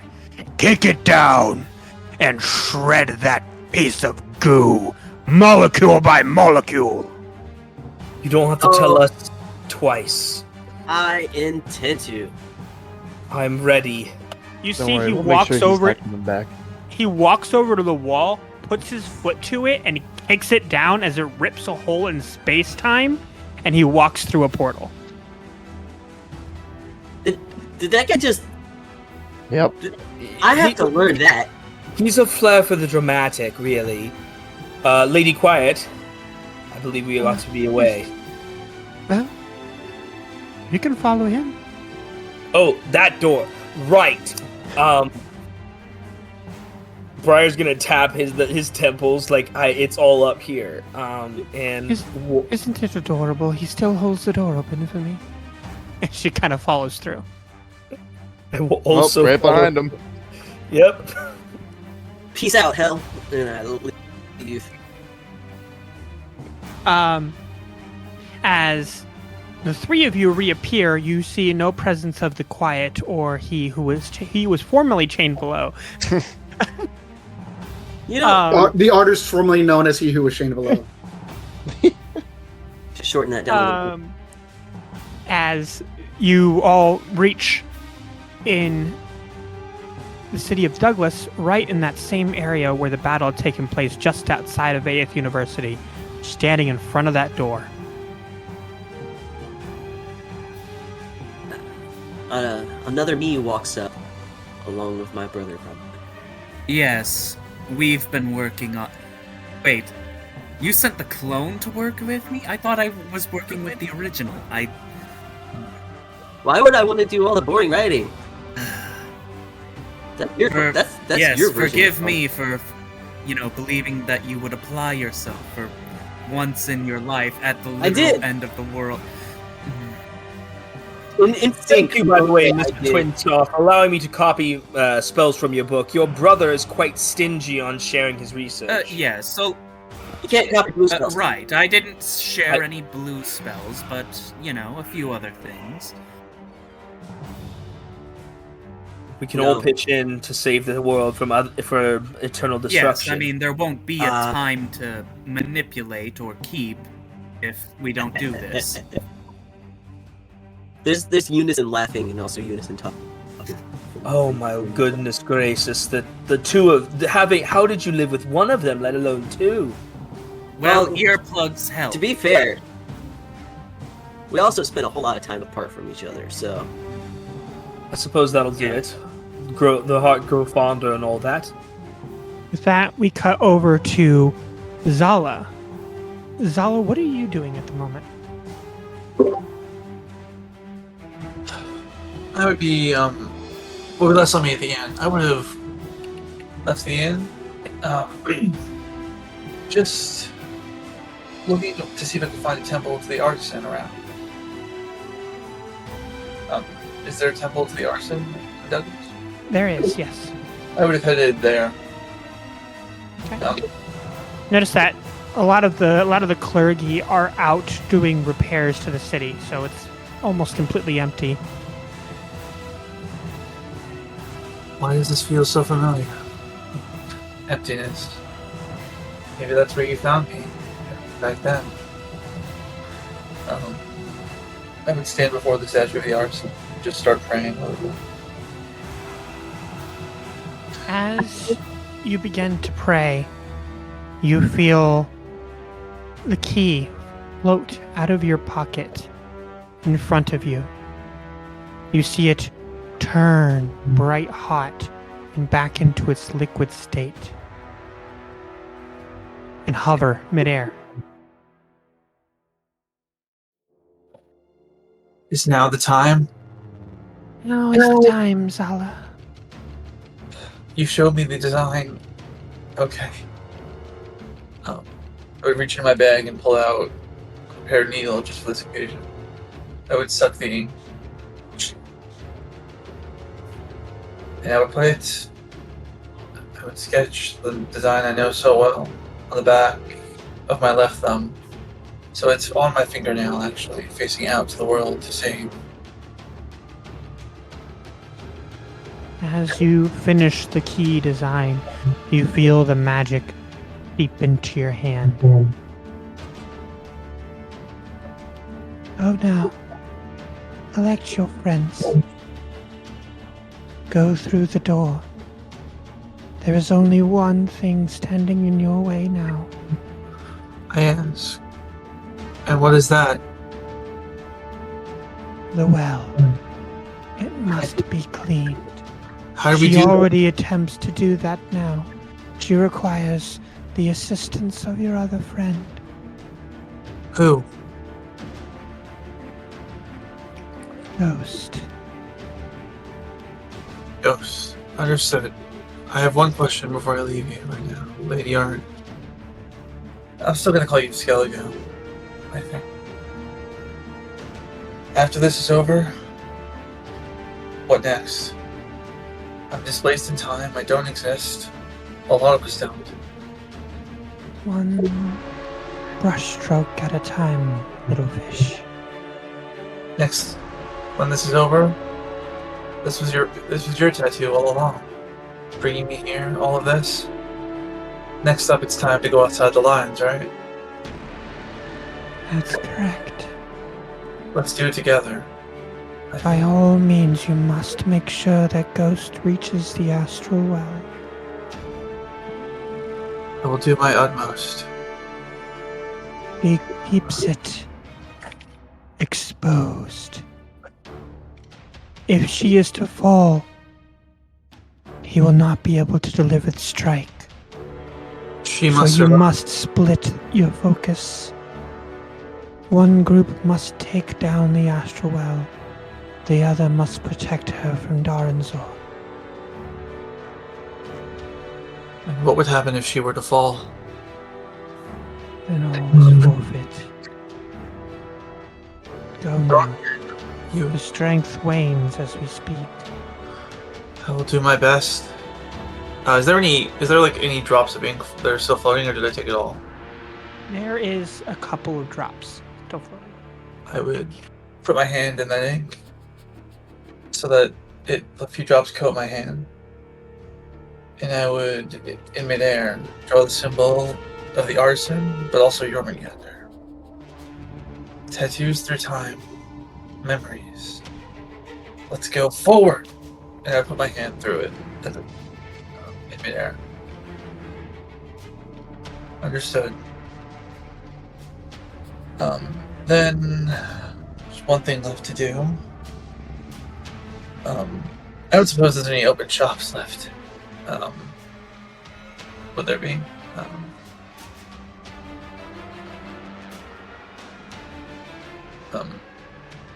On the way back to the inn, I would try to buy an extra couple of potions of healing if I can, just for the team. Everything's been maxed out. There are no potions of healing. Yeah, we've looted the entire world for resources. A lot of that stuff's been used to try to help with all of the wounded and deceased from the battle with Daranzor. There is still one thing to do. I'm sorry. I'm so sorry. Still, Urga, I need you. Uh-huh. I'm sorry. I would try one last time to see if I can see through her eyes. No, it's not safe. I think you know what this. You're connected to him, aren't you? Mm-hmm. Tell him that he will not take anyone from me ever again. And I'm truly sorry. You've been wonderful, but I can't have him seeking you in battle.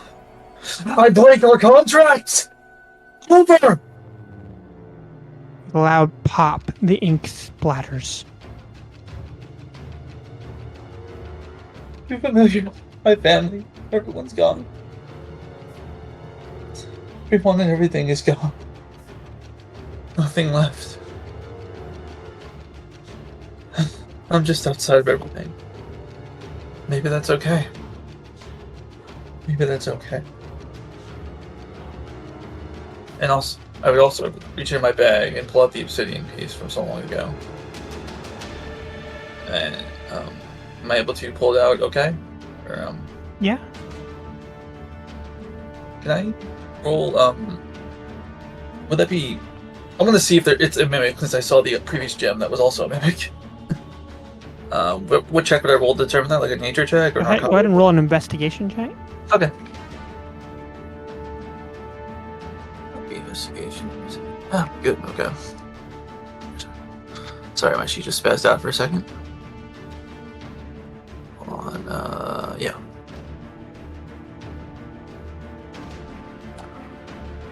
Sorry, just spazzing out for a second. That's a.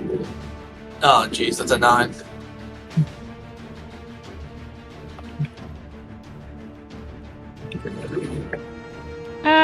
Not a minute. No. Whether it is or isn't, I don't know why I felt compelled to buy this. As I walk out of the temple, I would just throw it towards an abandoned building.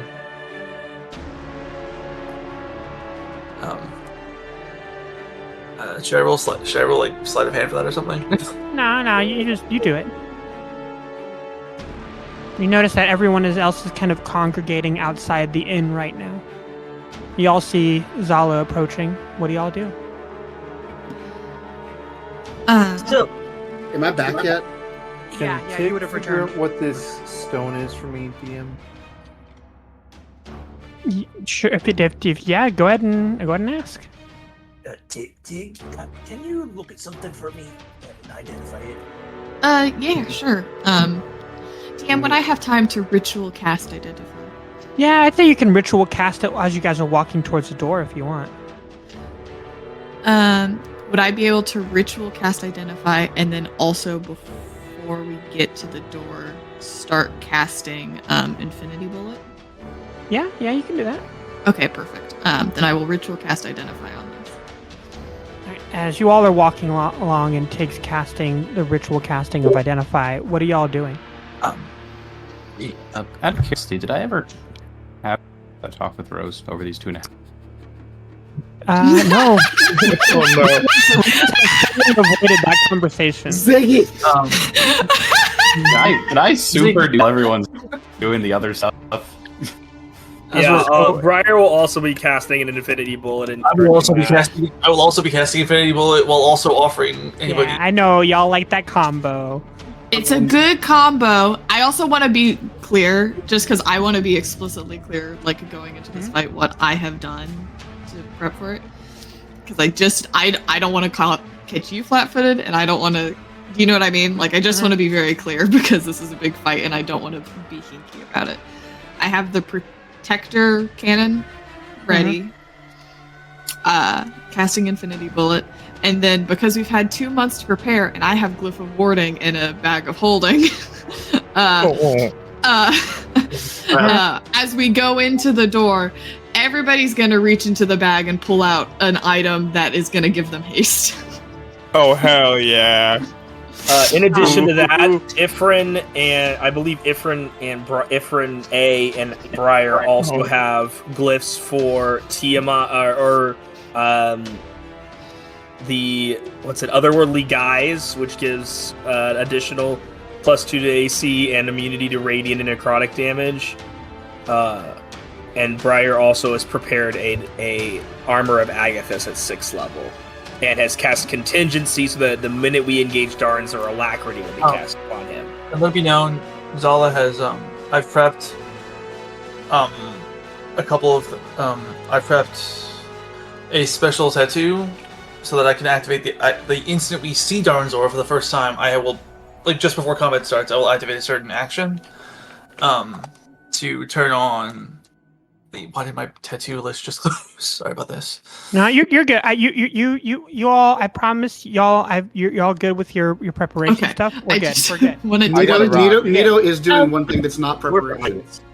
I'm prepping. Nito's doing one thing that's not preparation, and then.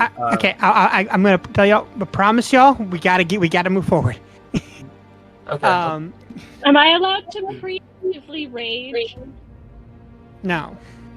Damn it! Not yet. What if I keep slapping Gamani so Assassin rage right No. fucking now. Not yet. Damn it. Give me a second. Give me a second. For the record, So this is not as you all are moving towards the door, and getting that way, takes over there, casting identify, and y'all are moving over there. Ziggy, you're kind of hanging back, and Rose is right there alongside you, kind of holding your hand as you all are walking over there. And she's like, so we never did have that conversation, huh?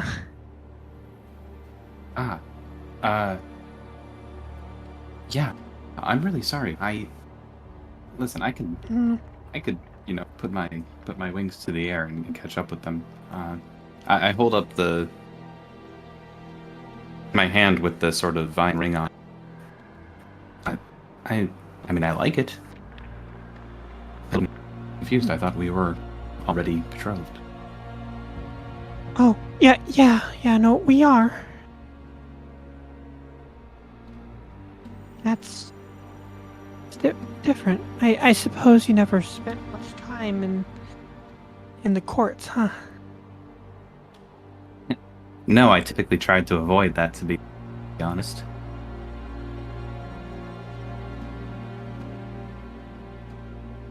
You tell that it's a living thing?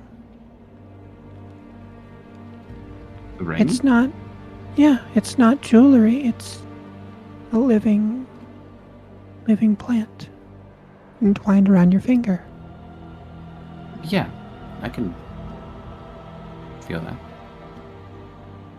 And you can see the flower bud that's at the center. Yes, yeah. I notice it's been growing over these months. It's connected to a very special plant back home. When that flower blooms, you'll be a dad.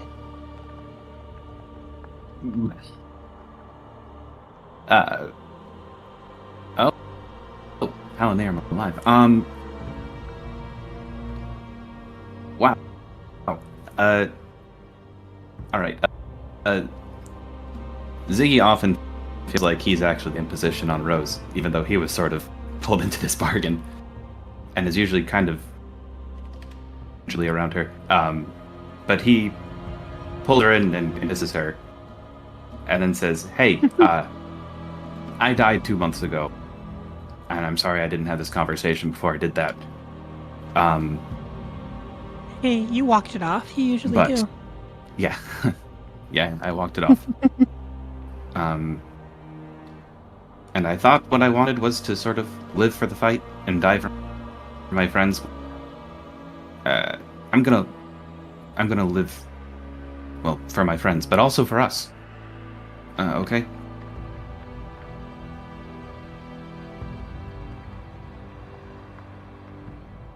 Okay. Right. I stand. So I need to go now, but like I said last time, I'll be back. Oh, I know.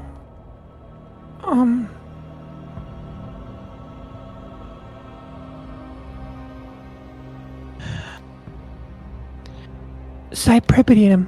It's a cypripedium flower back home.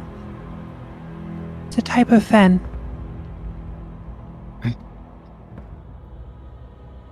I like that name. Hopefully you don't mean cypripedium. No, I think I have I trouble would saying. not want to curse one of our children with that. No. That sounds wonderful. I love you. They love you too. Now, give that pile of goo a song he'll never forget. I'll give a performance. Stay safe. Okay. I'm off.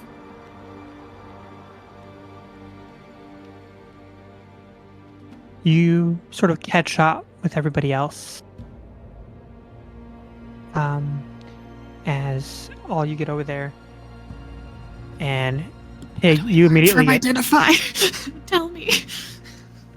I'm so excited and scared. Antigone Florakis, it's your identify spell. Let me tell you everything that I done learned about this here thing. No. Listen to what I got to This is painful. This is painful. All right, so here's what you need to know. This rock here is a magical conduit. And you see, what it means is that something real big and real powerful can pass through this particular thing here like an arcane focus. But, you see, we don't exactly quite know who's the one on the other side of the trigger. Just that, well, there is someone or something on the other side of the trigger. And, well, that's dangerous. I suppose I could try to do a little bit more research on this, but, well, let's be honest here. This thing was made by Palinirum and kind of outside of the scope of mortal, brains. Which Palinirum? Well, based on how everything was created here, I'd say that this was created by the Bane. But there's something different about it. It's very old, like it was created when the Bane's real young.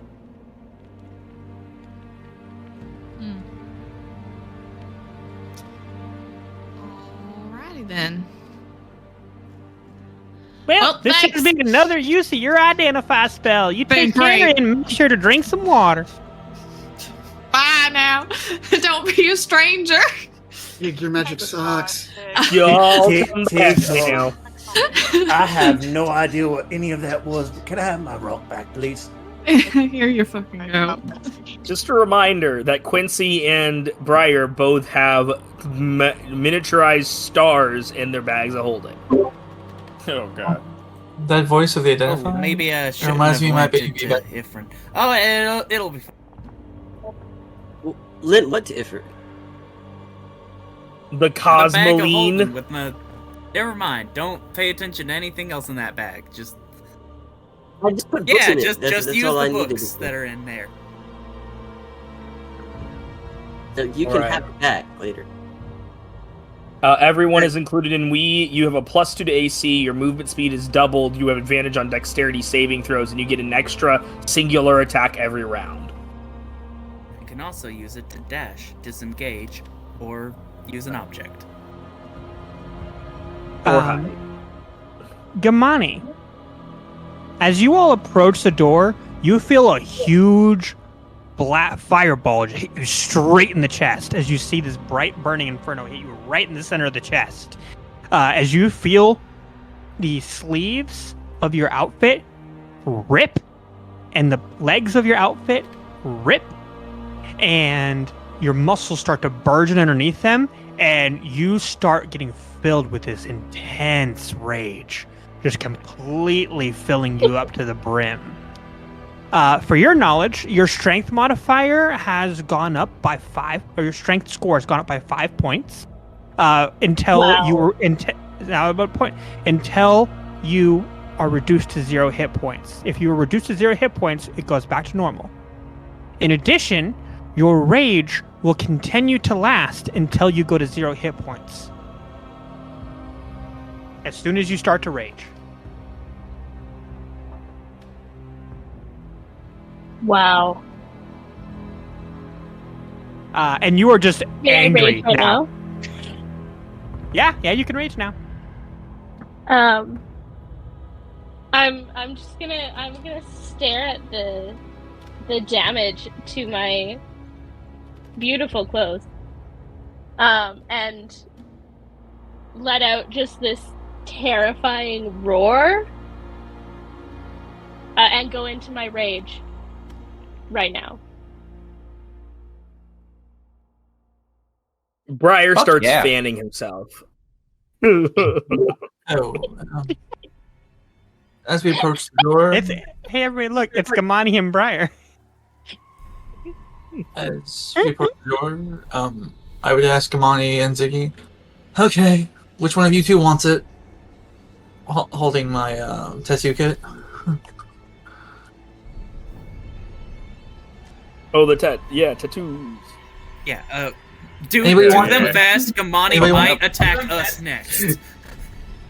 And you, Yes, please. Amani, your age reminds me of my little one when he was teething. May I?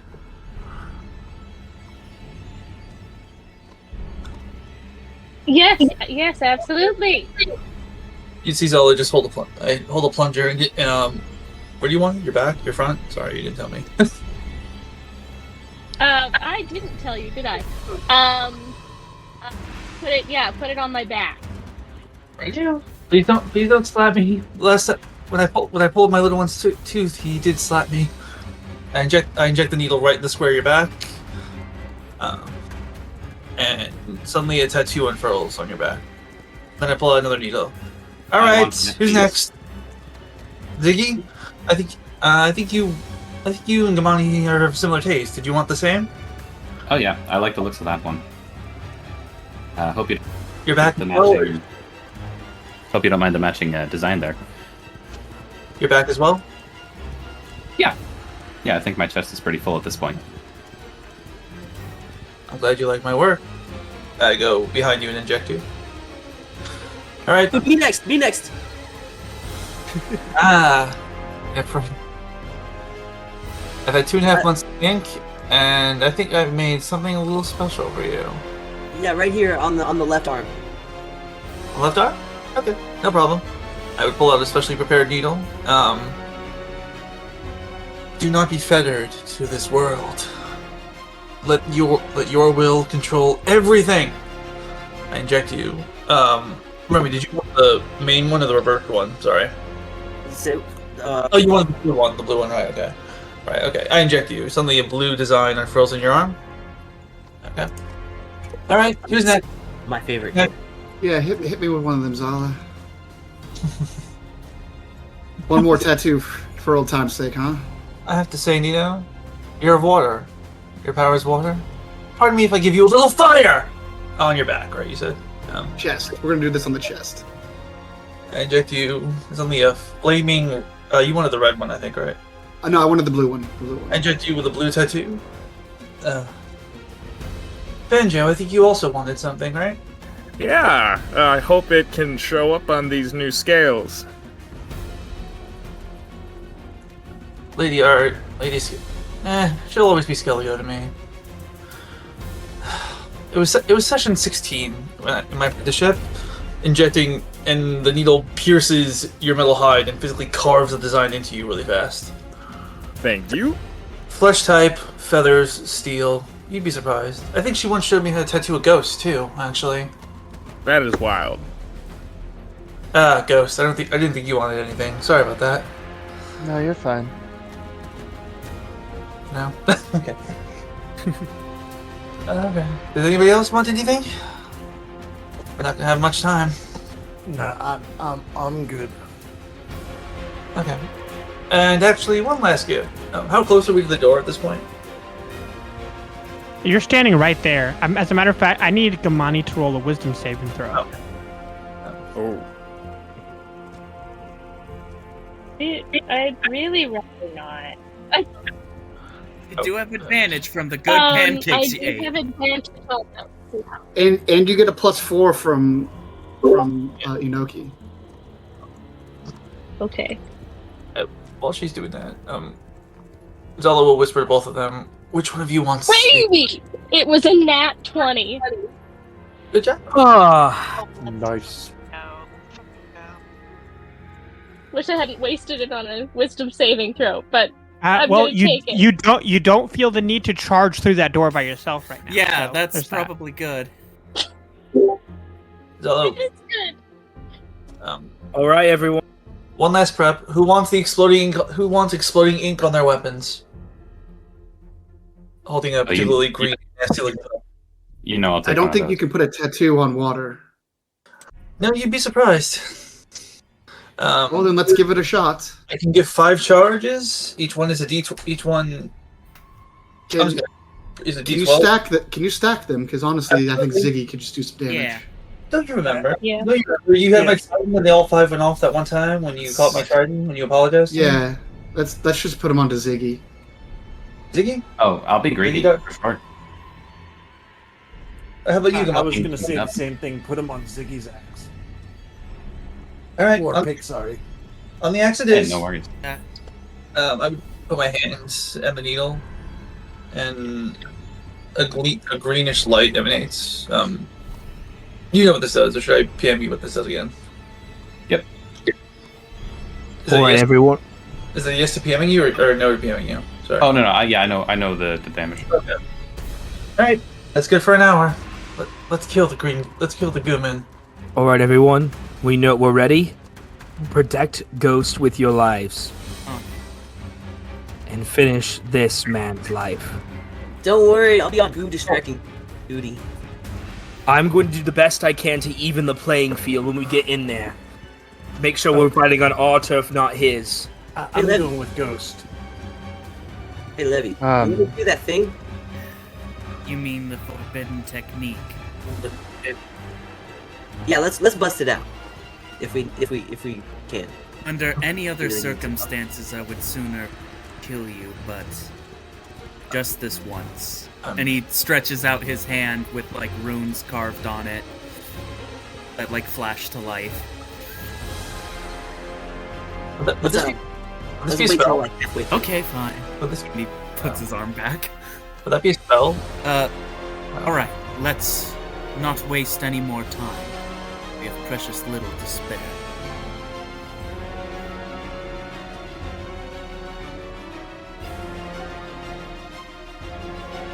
What do y'all do? Yeah. Through the door. Quincy will I'm gonna cast Flip up. Holy Weapon. I and- am Quincy blade will singing. cast Holy Weapon as he walks through the door. I will Alright. blade sing as I walk through the door. The door is still shut. Zala, Oh. open! Zala, open the door! We politely let Yes. Zala kick in the door. Yes, so politely open the door. Zala, if you would do the honors of Other- politely all kicking their in the door. BRB. Zala gonna be right back. No! Oh no! Okay. I'm here. Zola, would you do the honors of politely kicking in the door? I'm not sure if this one gets kicked. I would hold the tattoo on my thumb. Oh, by the way, as we were walking, I was also copying the design that I just put from the Sacred Ink into my book, so I had it for later. So I've now stored that for later, just in case. I would hold up the tattoo and channel magic through it to see if it opens the door. The door completely unlocks and begins to swing open. Does the tattoo vanish or still The present? tattoo vanishes. Alright. Skelligo, I'll be using Somebody's my gonna using my. charge up to the front of the group. You're all gonna follow me now. Yes, ma'am. Oh, I land like on that. Nito's shoulder Nito is before we casting run through. invisibility on himself. Hell yeah. Darnzor, instant we see him, I'm holding an action until the moment we see Darnzor, then I'm casting an activation trigger for one of my tattoos. Okay. So y'all burst through the door, right? You Yeah. burst through the door, and this is what you all see. You all are at the top of a very large black tower. You see off in the distance, for as far as you can see, fields of flesh, rivers of blood, trees of mangled body parts, all spreading out as far as you can see. You see far off in the distance a large spire, a tower of bone. And in addition to all of this, you see that there, standing before you, is Darnzor. However, as you are looking upon him, you see that he is burgeoning. You see this black goo just swirling all around him. You can see it's mixed with tendrils of red, like bloody sinew.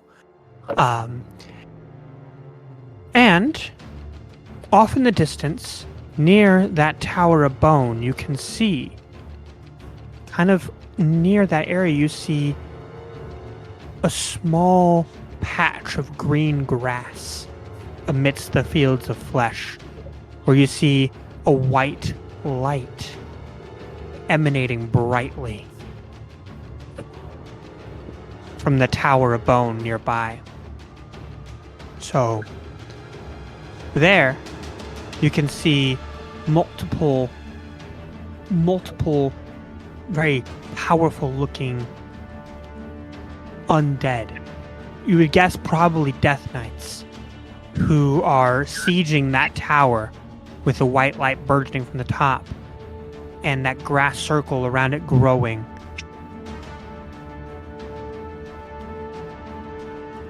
Darnzor looks at all of you and says, Well, it took you all long enough. and I'm gonna need everybody for the last time to roll initiative.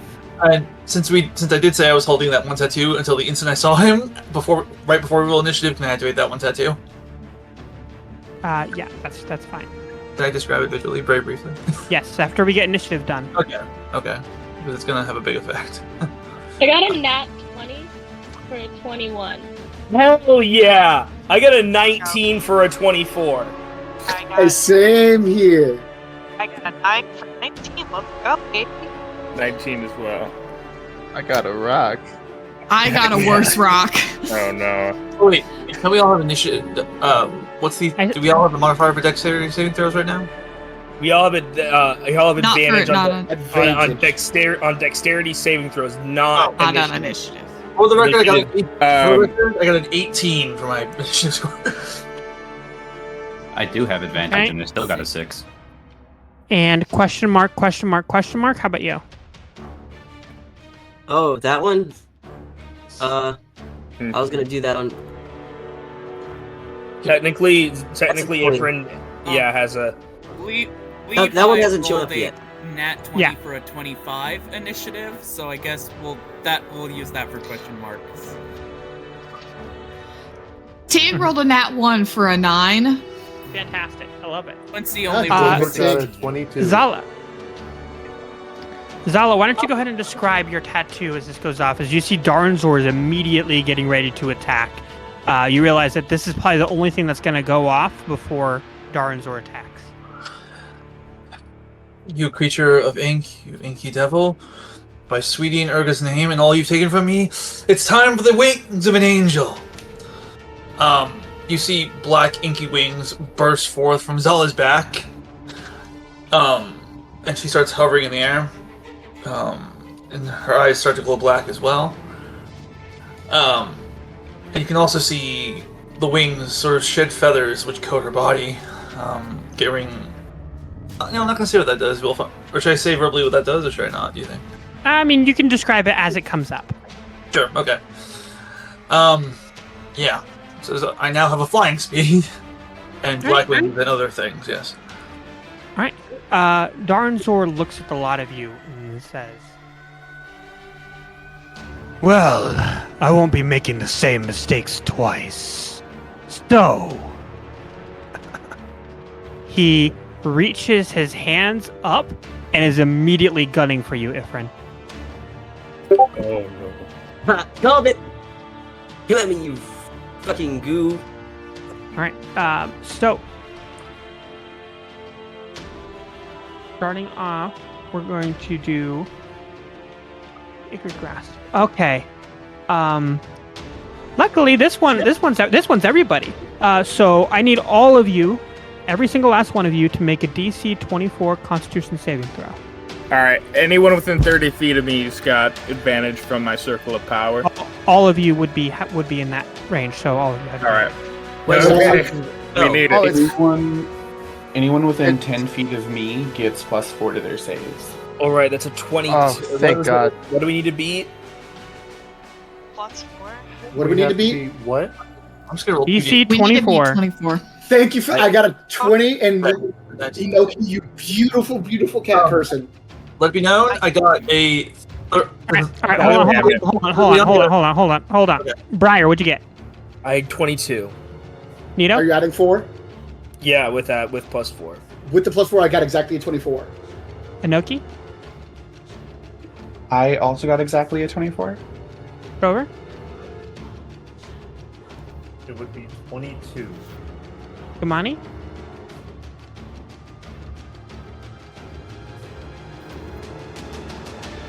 Sorry, I was muted. I got a 15. Levy? Levi got a 25. Thanks to Inoki. Banjo? I got a 23. Zala? I got a 34. Ifrin? I got a 31 and a 24. That's both mine. Quincy? Quincy got a plus 4 31. Hig? Plus 4 32. Ghost? Oh man, that's a synthetic 20. And Ziggy. Starting off with a nat 1. Ooh, fantastic. But So those of you who succeeded are only going to take half damage. And then also keep in mind that if you failed, you potentially could be under the effect of the frightened condition if there's nothing that's preventing that. We're immune to frightened from Hero's Feast. Also, the Circle of Power negates any damage on a success. Yeah, wow. Oh, nice. Yeah.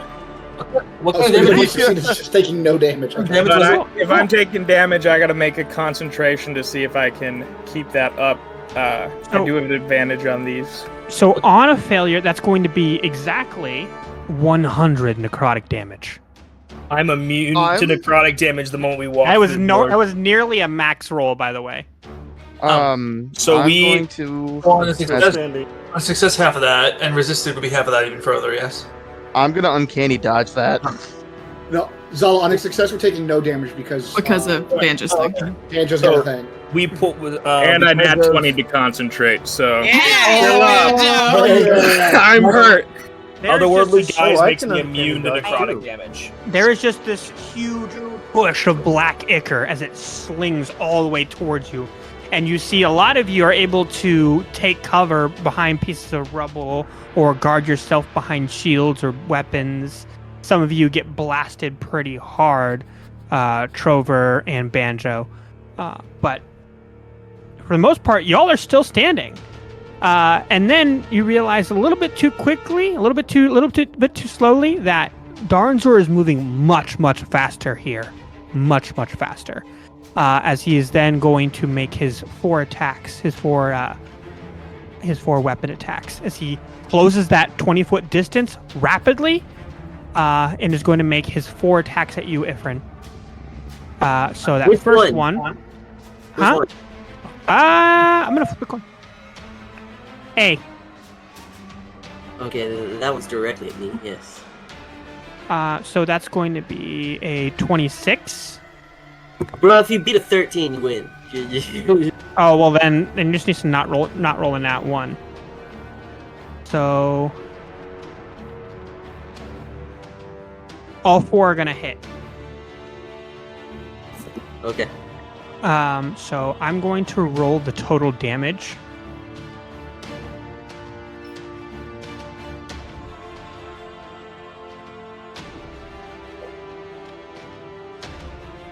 Wait.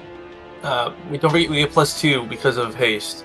Should I separate the Oh, shit, then I piercing didn't from the take that. necrotic? My friend, don't forget +2 because of haste. So, I would have. I have the same buffs as Yeah. Briar right now. Cause, Okay. yeah, and Levi. So, Alright, so that's gonna be 62 piercing damage. okay, I'm immune to necrotic right now. So All right, so I'm not even gonna roll the necrotic. 62 piercing damage. Ow,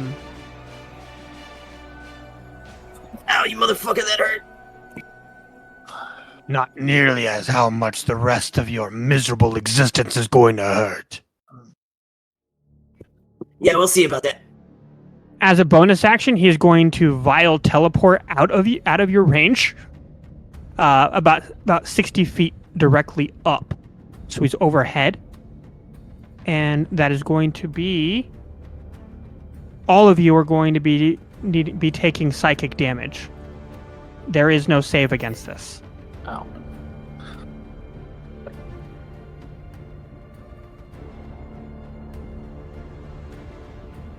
Going to be a blast of 47 psychic damage. I'm down. Oh wait, I got back that up to board. 1. Back up to 1. Darzor will take 30 cold damage from my And armor. 40 bonus. cold damage Okay. from Levi's. Okay. Does that mean another Yes. 40 from mine, too? So Got a it. total of 110 damage from Armor of Agathis. You see that he does not even look that much phased. That's okay. It banged him up, but he is not that much phased. As he kind of hovers over top of your head and says, You all will suffer immensely. I will turn you into shrubbery in my domain. I don't care for shrubberies. I'm just gonna react with my peak tattoo to get a little bit of that health back. and that's going to be the end of his turn. So, Briar, you're up. He is 60 Alright. feet hovering ahead. Okay, well, I have an 80-foot flying speed right now. So what we're going to do is I have Alacrity triggered. So we're going to start with bonus action cast Steel Wind Strike, all 7 strikes on him, or all 5 strikes on Okay. him. He's gonna let it go through.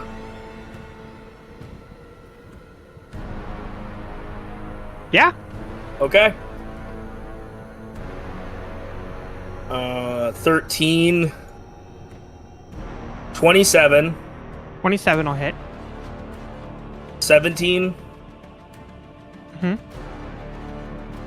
That misses. 14 and 16. Man, that was really bad. So the 27 hits. All right. That is 47 force damage. Okay. Then as my action, I'll take a swing with Crestfall. Okay. That's a 27 to hit. All right. And 13 damage plus 5 radiant. Okay. And then impact blade. Oh, sorry. I will is 27 to hit, That'll hit. which is going to be 14 plus 11 radiant plus 21 force. Okay. Then hasted action. Okay. 29 to hit. That'll 10, hit. 10 damage plus 3 radiant. And then I still have my free action bonus actions, but I'm going to use that for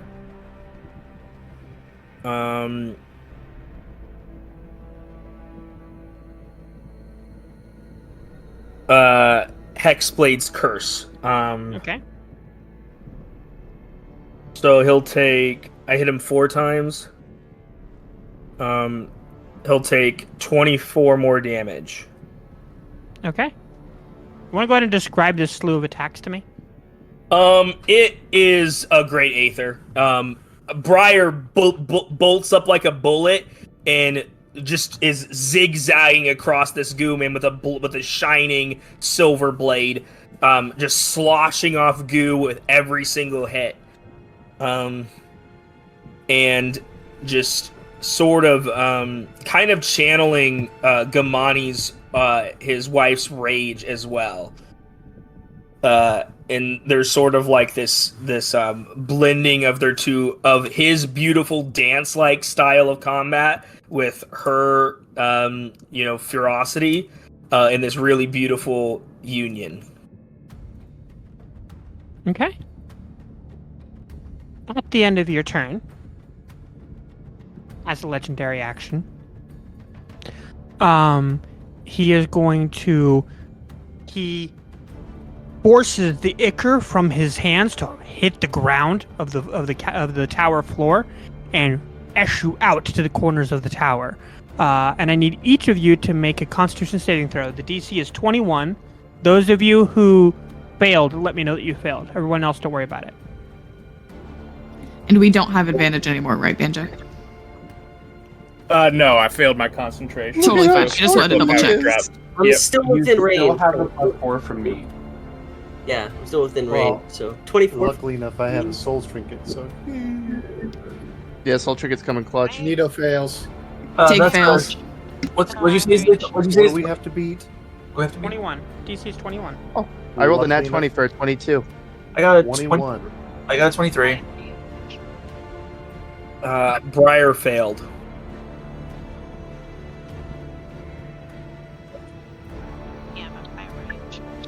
Yes, you are. I passed. Okay, those of you who failed,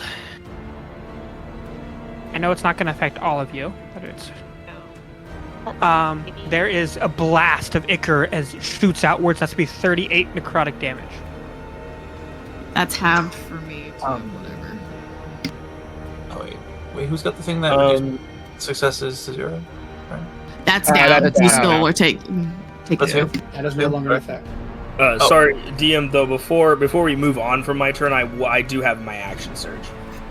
Oh, I thought it was the end of your turn. Sorry. You're Yeah. Action surge.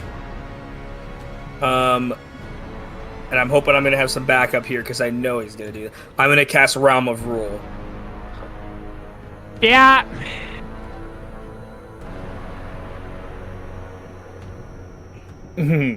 That's going to be a dread counterspell.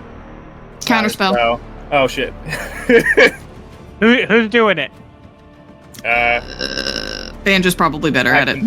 I can do it. Okay. High level, man. What level are you casting it at? Fuck. Well, we really want this to go off. I'll do 7th level. Okay. So then you're going to have to. So Darn Swords normally go off, so you're going to have to roll. Okay. Mm-hmm. My charisma. You also add half your Come on, proficiency Banjo. bonus because you're a bard. Okay. So 19, half my proficiency bonus is... Three. Wait, what's it? 3? Yeah, 21. That's going to succeed on any, no matter what. That succeeds. Fuck yeah! Get fucked, Hell yeah, Marge. Banjo! Get fucked, Daddy Zur! Go ahead and describe to me what happens. Banjo's just giving the degenerate X. Briar sort of, like, as the wave of sludge comes out, Briar reaches down into that martial combat that he learned from his wife. And he surges through with a force of magic that comes straight from the realm of order. And I transform the battlefield, spreading out as the spiraling black turns into luscious green. As in this area, this 60-foot cube, I get to shape the battlefield to my liking. And Briar is going to turn the realm of necromancy into the realm of life in that 60-foot cube. Okay. You see Darnzor kind of weaken a little bit and shake. Some of the goo kind of falls off, and you're able to actually see flesh and bone at the tips of his fingers for just a brief second before he pulls the ichor back to him. And that is Briar's turn. That brings us to Nito. Nito, make a perception check, please. Sorry, I'm grabbing the Gatorade. Perception. Perception. I'm not good at these. Actually, no, I am good at these. Holy shit. How's a 26 sound? Off in the distance, over at the Tower of Bone, you can see that the white light is starting to flicker, and the Death Knights are raining fire in that direction. I have a question about how haste works. Does haste allow me to cast a second leveled spell, or No. it is It's a only a weapon attack? It's only a weapon attack. My same weapon rules. My same rules for second leveled spell apply, though. If you want to do it, you could try.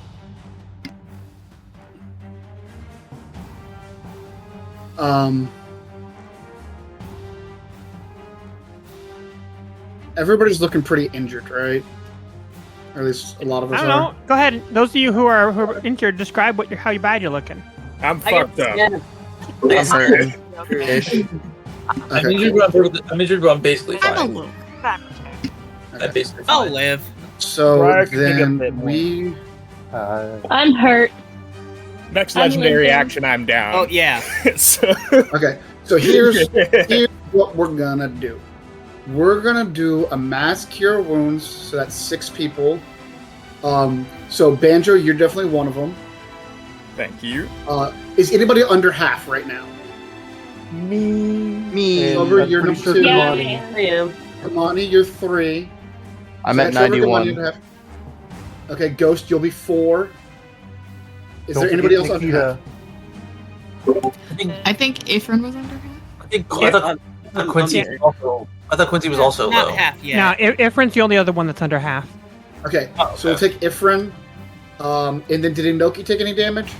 Yeah, Noki did. Inoki took damage? I think. Alright, and then Yeah, I'm not under half though. But Inoki's still going to be number 6 on this because Hey, you're Inoki. I forgot. Did you roll Nikita's saving throws? There's no way we took Oh, Nikita no. with us. Nikita did not fucking no. Nikita came with you all. Nikita's. No. Maybe he'll Nikita. You know what? I will say for this instance, Nikita has evaded every attack so far, but you need to add Nikita in for the next Okay. thing. Okay, so Inoki will be number 6. Alright, so all y'all are going to heal for 17 HP. Thank you. I know it's not a lot, but hey. We did what we could. And then Banjo, you're gonna get 5 uses of the Balm of the Summer Court. Oh, thank you. So you're gonna heal for an additional 20 and have 5 temporary hit points. Okay. Thank you kindly, Nito.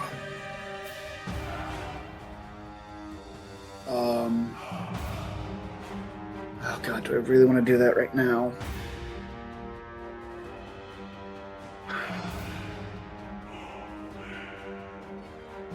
So what is the exact rule for if I want to cast a second level spell?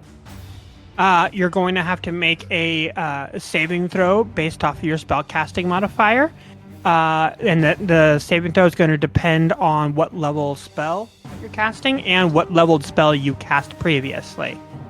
And then, should you fail, that will go wrong based off of the spell you chose. Okay, then Nito's not going to do that then. Just yet.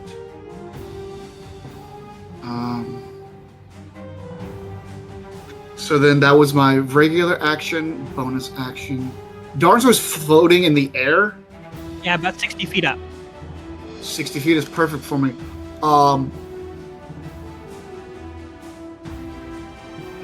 I am going to. What the fuck is my movement? It's my movement ability. The hidden paths. Teleport 60 feet straight into Darnzor's face. Okay. And I'm going to attempt to stab him with deep. All right.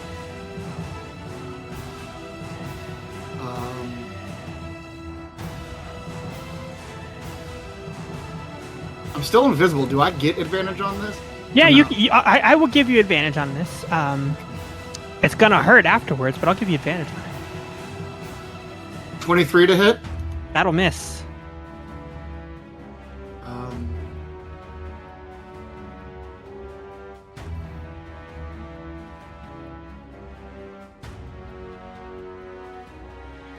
Okay. It does say though when the widow makes a melee attack, it doesn't say anything about hitting. So I'm still gonna do wave blast. Okay.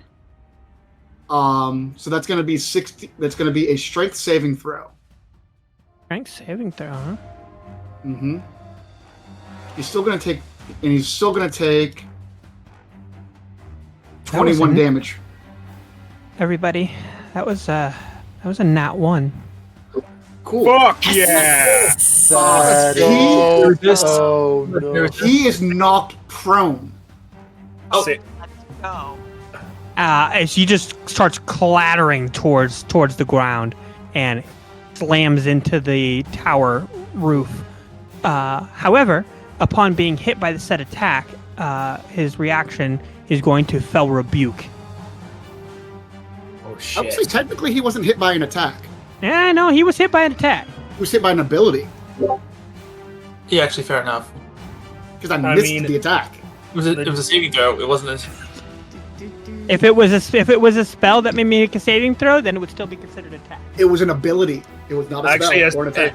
A spell that would force a saving throw would not technically be considered an attack. But again, this is your custom monster, so you can do whatever you want. This is up to you, but I will say. You can do whatever you want, but... I will say because there was an attempt made for a melee attack, you would be in range for this spell. I was definitely in range. I was definitely in range, yes. So therefore, I'm going to do it specifically for this one. But if you were at a distance, then I would say no. Right. So the Fell Rebuke kind of blasts backwards as he hits the ground. It's going to be 44 necrotic damage.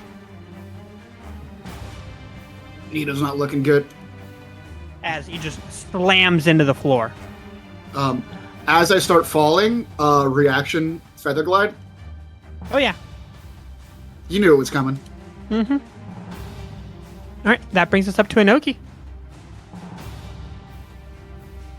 Rover, you're on deck. Okay, so here's what's gonna happen. Okay, so first up, I'm gonna cast Prayer of Healing at 3rd level. It's gonna be for Nito, Banjo, Ghost. I can heal 3 more people. Anybody else need even a smidge of healing? Yeah, no, he's going to counterspell that. He's going to use his last reaction to counterspell that. No, he's not. I'm going to counterspell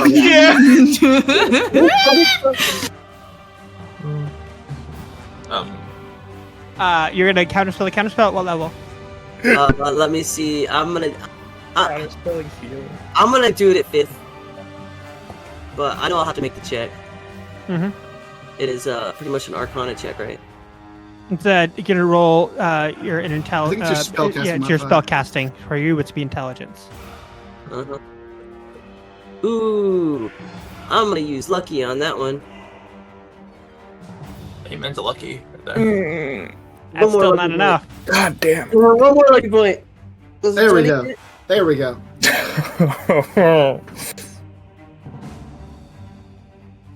What'd you get? It didn't pop up for me. You got a 20. It's a 20. Dirty 20. Dirty 20. Dirty 20? Yeah, that'll be enough. You counterspell it. Oh. You were asking who needed healing. Quincy wouldn't It's mind. not urgent, but no one else needs anything. I wouldn't mind a little bit. I'm missing 45. So I would help. I can only take 6, and I did first come first serve. So we've got Ziggy, Nito, Gamani, Banjo Ghost, and Tig. We're all getting some healing. Let me roll that for y'all real quick. Let's see.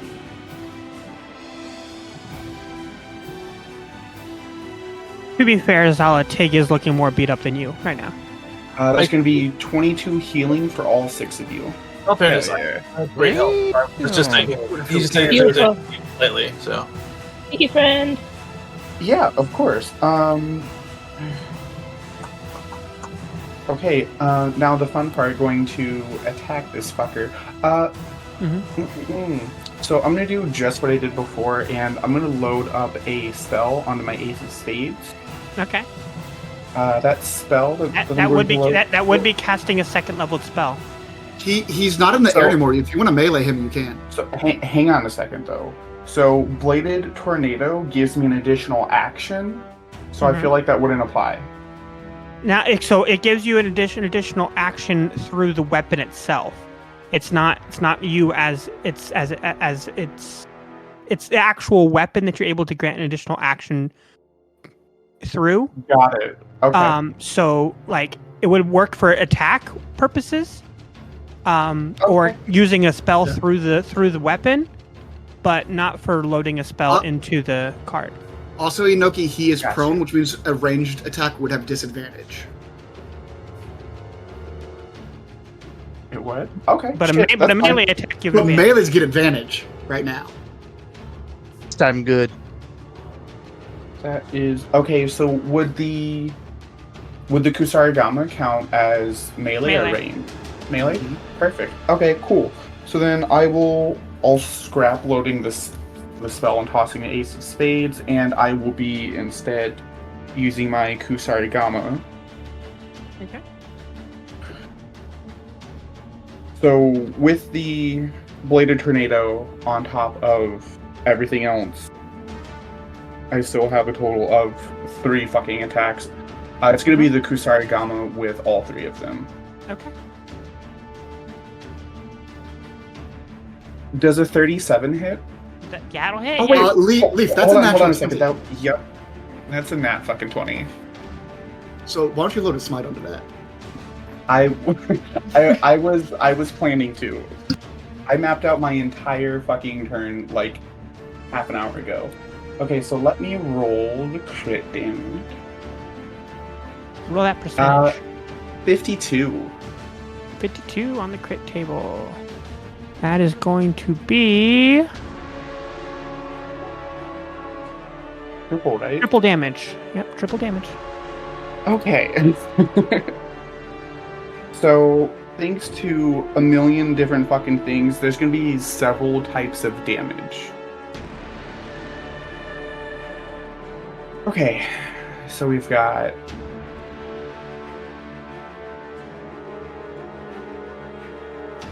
Hey, is Lady Ava listening? I need math done. I got you. Yes, she is. Okay, so we've got 14, and then let's see, a total of 3 more. 17. No, not 17. The 3 more was to myself. So 14, and then 16, 30. And then so that's going to be like the slashing and the bludgeoning, and then there's going to be a D8 of necrotic from Soul Reaver. Don't worry about that. Don't worry about that. Yeah. Fantastic. Glad we got that confirmed. And then I'm pumping that smite into it. What level? Hold on. Let me use my brain. I had already planned on doing a 3rd level spell, so I'm just going to do it at 3rd level anyway. So that's going to be a total of 5 more D8, right? Mm-hmm. Oh, it gets juicy. Oh man, Paladin Rogue crits. So that's going to be another 18 damage. 48. 48. And that's radiant. The 18 is radiant. Yes, the 18 is radiant. And I do believe that was... Yeah, that's everything. No, your sneak attack, because you had advantage on the roll. Sneak attack. Oh, fuck. I forgot about the sneak attack. Let me roll that real quick. There's all times 3 at the end of it, which we're not there yet. And that's going to be an additional 17. What time? That's 195. Now you got a triple. Jesus Christ. Leaf, that's 195 damage. Before tripling that shit. No, that's after triple. Oh, that's after. Oh, it was okay. 65. Fuck yes, Inoki, you bad bitch. And 54. Hold on, 54 of that 195 was radiant. Got it. And that was only my first attack. From Out of the 3. first tower to the last tower, Inoki, our hero. The art that this motherfucker has had against Dar and Zor. It's truly stunning. I'm so into it. Oh, for real. We're horny for this one, gang. We're so into it.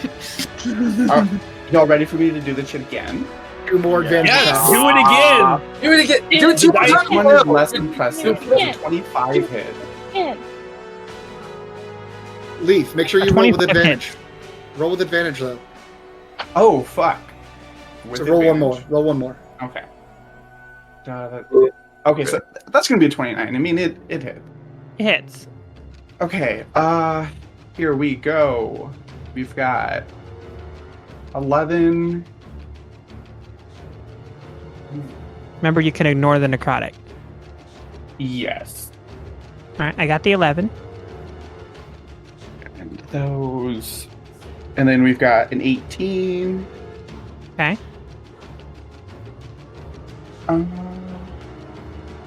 I'm not gonna. You know, yeah. Let me go ahead and pump this knight into it. This one's just gonna be at first level. That's 3d8. Oh, that was 3. Whoops, I can't. Yeah, math.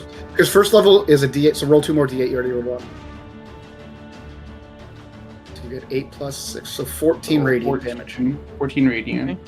Because this is a undead critter fricker. Mm-hmm. Yes. Okay, that's gonna be it. All the damage for the second one. So that's Okay. 25, 35, 43 damage Okay. total, with 14 of that being radiant. And then for my last attack this round. Remember, with advantage. Yes.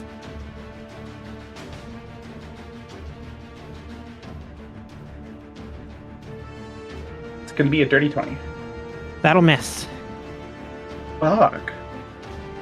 Okay. I think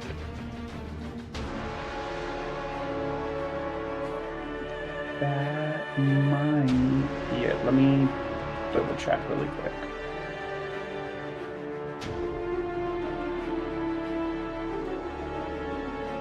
Yeah, that's gonna be it for me. All right. At the end of your turn,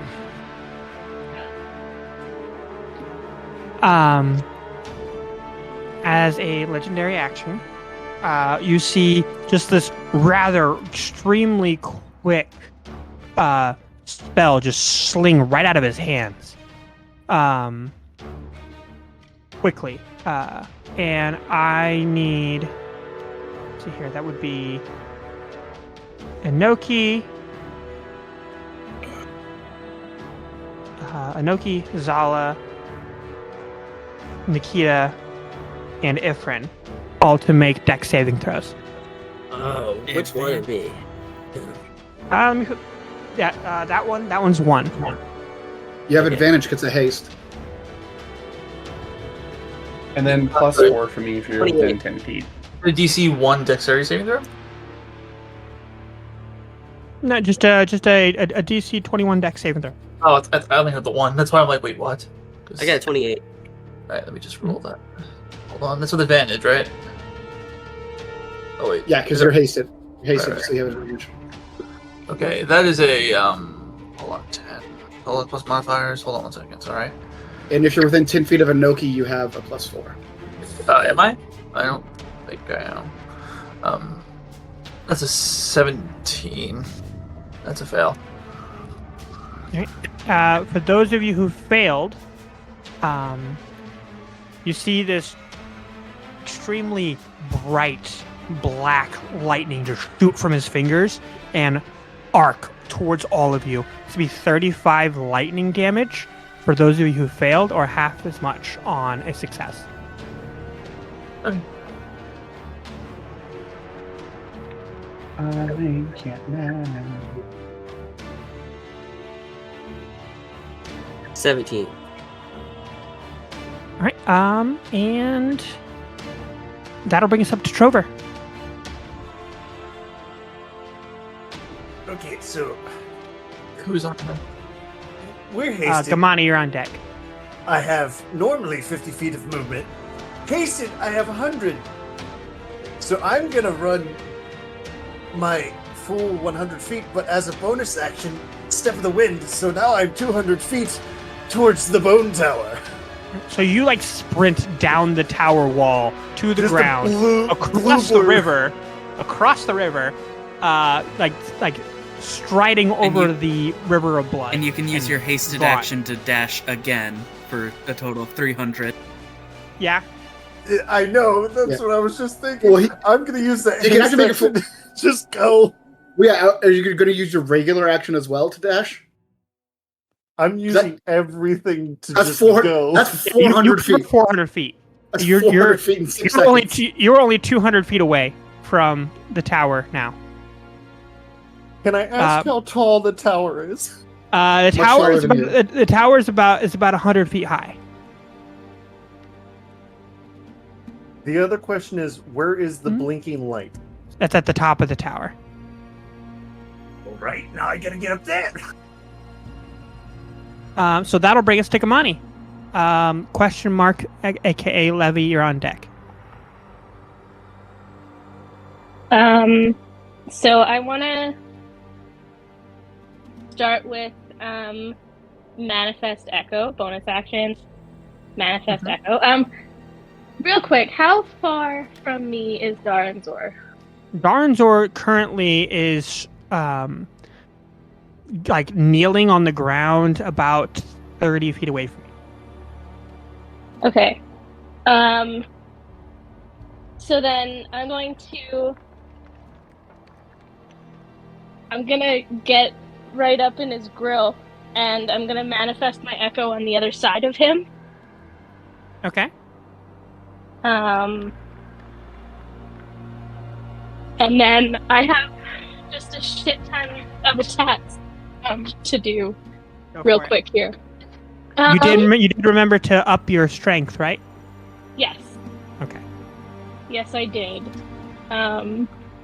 It is bizarre and obscene, and I love it. So thank you.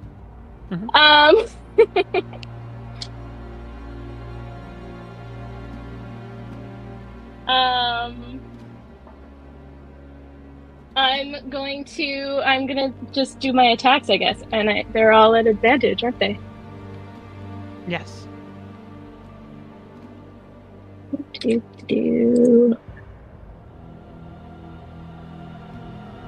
That's a 29 for the first one.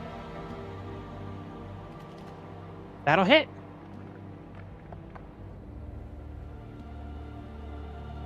Oh, it's only an 18 for the second one. That'll miss. Yeah.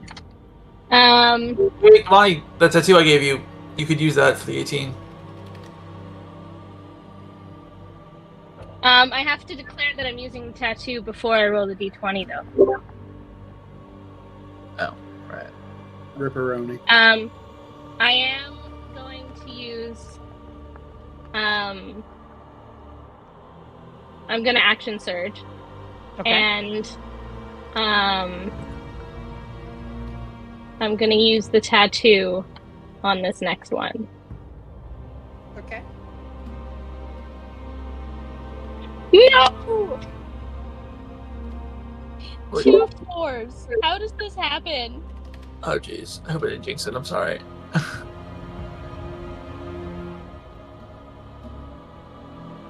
What do you do? And then for the last attack, I'm going to. I'm just gonna hold on. Why isn't it working? Roll, damn it. That's a 25 for the last one. That'll hit. Okay, so that's 2 hits, and this is gonna be a lot of numbers.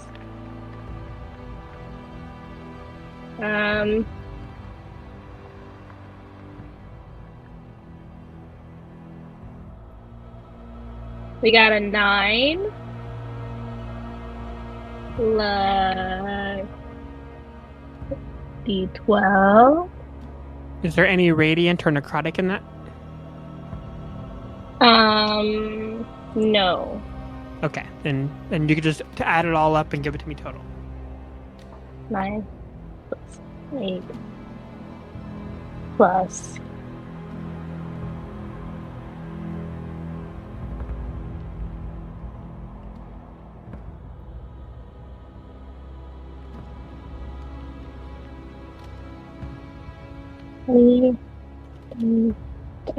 31. Nope, 32. 32 damage? Yeah. Alright, for those of you power gamers back home, Darnzor is now bloodied. Excellent. I feel cold out. Fuck yeah. Nice. I would like to unleash incarnation. Hell yes! Echo Knight! Jesus, Gamani. So that my echo can attack. Oh shit! Go for it. And I haven't made my extra haste attack yet either. Oh my god, this is so many attacks. I just want to say I taught Kit that by playing an Echo Knight in both of the times she DM'd and making her mad about it. Yeah. Fuck you. Echo Knight's just You and your good. goddamn echo. Technically, with the haste, you can do 3 unleash incarnation for your echoes. That is We correct. can't kill him. You can unleash Incarnaco No. once per long rest per Yeah. once per attack per Constitution mod. Well, it's triggered by. Never mind. So I got. So the unleash incarnation, I got a 20, and then I got a 33. Alright, the 33 will hit. Beautiful. Let me just do so much math again.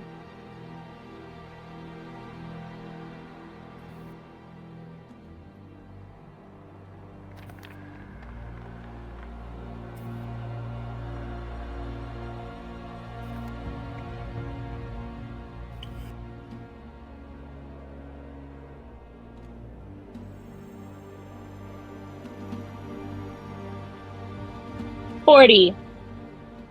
40, got it. And then I need to make my extra haste attack. Go for it. This is so many attacks. I'm sorry. Mhm. It's enough! Let's go! So good. Go ahead and roll percentage on that. Oh, I would love Welcome to level 20, folks, where shit gets fucked. Oh my word, this is so much fun. Man, I haven't had this much enjoyment in an evening. Oh my god! Y'all, it's a 5. Give him those 3 status conditions. I love Briar's big buff status effects. Status effect. Get the MLG air horn.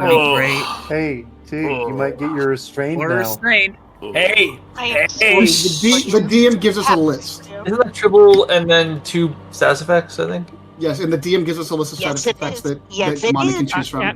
So, being that that he is kneeling while this is going down, I would say that the options you have here are stunned,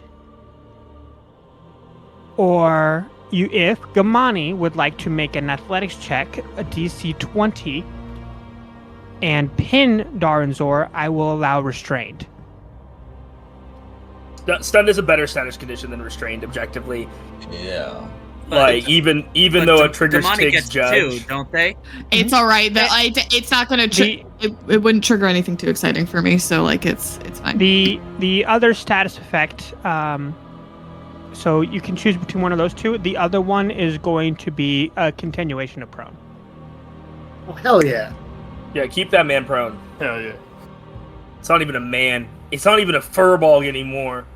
I will say that he's going to use his reaction though on this after the damage. Stunned would be great Of course. Can he react if he's stunned? Huh? No, he can't if he's stunned. He can't react if he's stunned. Stunned. Make him stunned. Make stunned. Gamani's still rolling dice. Yeah, I was. Sorry, I was thinking. Gamani has been rolling for like 10 minutes. Hold on, what did you They say she's still rolling. Legend out has, there. Legend has it. Gamani's still rolling. Like a tumbleweed, just. Let's go with stunned. Okay. So stunned and prone. Okay. Nobody asked you, Siri. Siri wants to get Darnzor action. Give me that damage. 105. It's already tripled. Yes. All right. Oh. Way to go, honey! Oh, he's pissed. He's pissed. He's pissed. He's pissed. And I'm fairly certain that that's all I can do. You can't take any reactions or bonus actions or legendary actions, so that'll bring us up to Levy. Well, Ifrin, as you insist that I have to say this, wanna see something cool? And he holds out his hand again.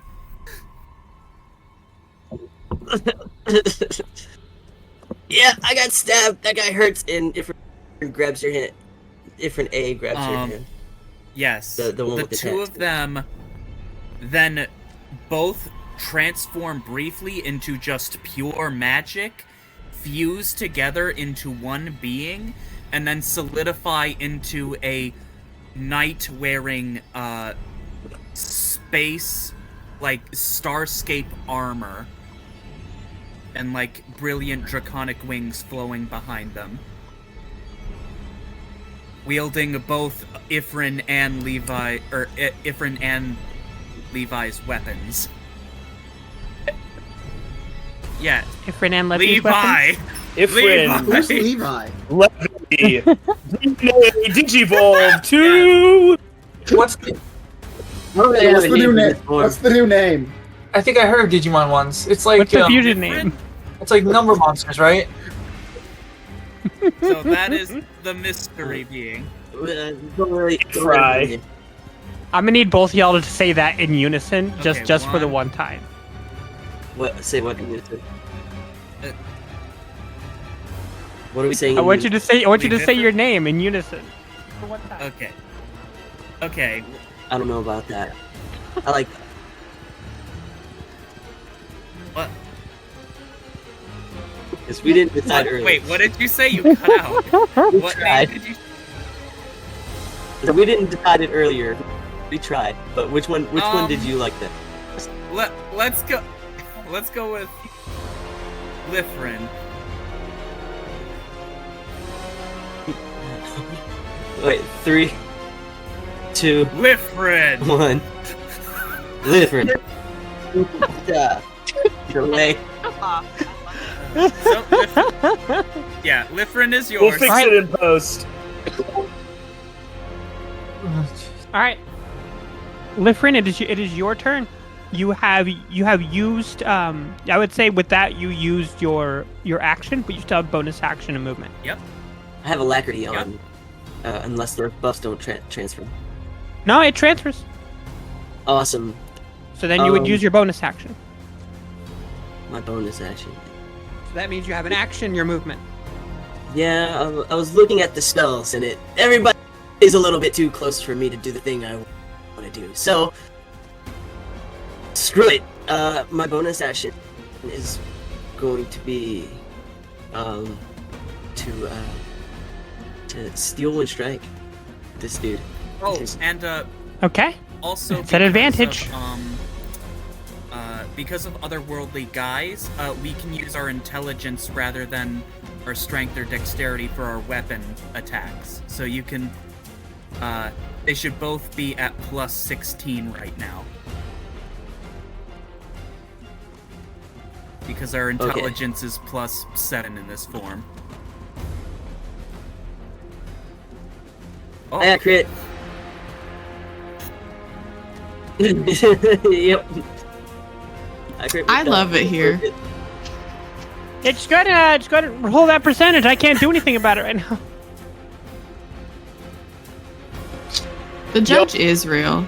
Y'all, I got this furball covered himself in black tar, like something out of Land Before Time, came to our world, fucked around, and now he's gonna find out. He's in the process of finding out. He done been find out. And the funny thing is, Trover's not seeing any of this because he's so far away. And Trover's just... Trover's in Antarctica. It would have been better if Trover would have picked up Ghost and hoisted it over his little shoal gnome shoulder and started looking. Probably would have been the power play. Just boink. No, fairness, the goddess of life is being attacked during this, so we kind of do need to do that.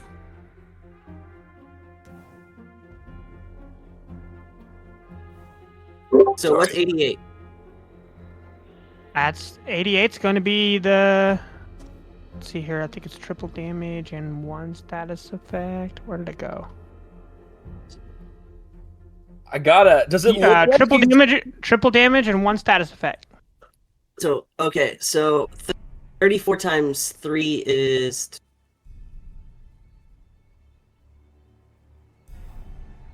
That's 102. Yeah. That's 102. Yeah. That was for the first swing. The second swing's a 30 to hit. That'll hit. For 23 more force damage. Okay. Just in case another crit. Okay, 32 to hit. That'll hit. This is all force damage, by the way. It's 28 force damage. Okay. Yeah. 3 of them. 27 to hit. That'll hit. 45 force damage. Okay. Another crit. Jesus fuck! On the last one. Are you Roll serious? percentage. Dude, this is just crit city tonight. This is Crit so city, funny. bitch. Crit city, bitch. Who's next, by the way? Thank you, somebody. So, guys, the base damage for it rolled crit damage, but it was 69. I got a 72. Nice. Nice. You gotta roll the crit table though. Oh, status condition is he's just getting stunned as he gets tummy slashed once again. Only this time by a. He's already stunned. It's another triple damage though. He's stunned again. So, so was 72. 69? It automatically rolled the other one, so cut that in half and triple it. Okay. Or just add another 30 to it. So 34, or 34 Got it. triple. Yeah, it's 102 again. Yeah. It's not 102. That was my last one. And how's he looking? He's pretty fucked up. Yeah, I'm gonna act surge. Yeah. Can I just? I don't need a turn. Just kill him. Can I high five Ifrin while that I'm happens? going over to the tower, y'all. I also don't need to. If he's dead before I get there, fine. The action economy between these time wizards and me. How's he looking in that realm of rule? Like he's being in hella weakened. Like this Fucking wouldn't. teabag this bitch until the end of time. I just hope that realm of rule actually did something. I tried. Oh to think out- yeah. No, yeah, no. It's doing something. It's doing something, all right. I'm gonna guess It definitely hits. So 30 hits. Yep. this is more or less like I've used up all the spells. I can't do another spell in this. Did you roll with advantage because he's prone? I did not roll with advantage. Let's see if I crit again. Do it. Okay, no, that's still only a 30. It's still the 30 to hit. So he's gonna take 9 just slashing damage, and then he's gonna take he's gonna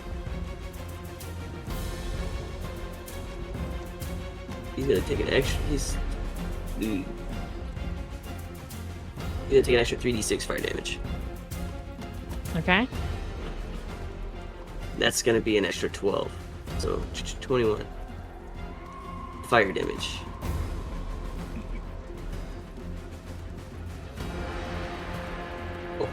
Okay. And that'll be it for this turn. Come on, get up.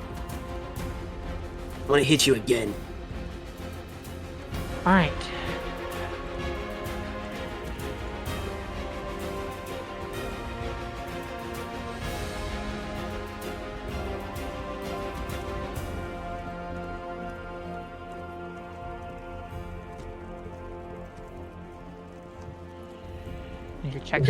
I need to check something real quick. 1 second.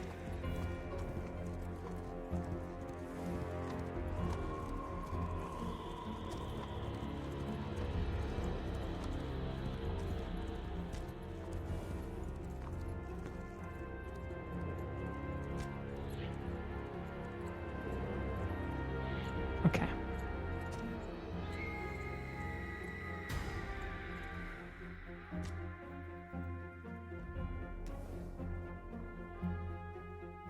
So At the end of your turn,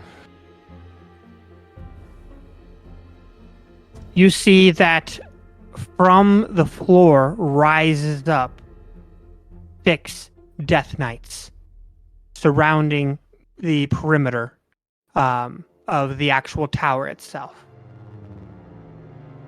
And that'll bring us up to Banjo, as there are now 6 Death Knights here as well. All right, that's no problem here. So for my action, I'm going to do the Circle of Power. So everyone within 30 feet of me is going to have advantage on saving throws, and also takes no damage on a success. For my bonus action, I'm going to look at my friend Ghost, and I'm going to say, all right, friend, kick ass. And you'll get a Bardic Inspiration, D12. And then, for my haste action, I'm going to use my sweet new item, which has an ability called Solar Flare. Each creature of my choice within a 30-foot radius must make a DC 22 Dex saving throw. And does he auto-fail that? He does. So that's 8d6 radiant damage on the failed save, and he is also blinded. He is immune to being blinded. Shit.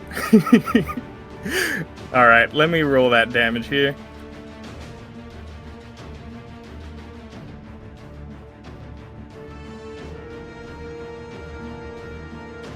Alright, so that's 32 radiant damage. Okay. And that is the end of my turn. At the end of your turn, the Death Knights, each of them in unison pulls out daggers and shanks themselves in the heart. Oh. As they all completely fold and fall into black ichor and goo and swarm all the way to Daranzor. You see that he rises up slowly from the stun condition, and you see that the ichor bolsters his wounds as he begins to reform and reconstitute. Not nearly to where he was when you all first walked in, but he has been rebolstered. And you realize that he's going to continue being able to do this so long as that well is corrupted. We gotta get to that well. I'm trying. That'll bring us up to Zala, as Daranzor is now standing once again. Oh, great. He is cured from the conditions and stuff like that. I do want to say that this was partially in flavor because I, the DM, forgot that I made Daranzor immune to the stun condition.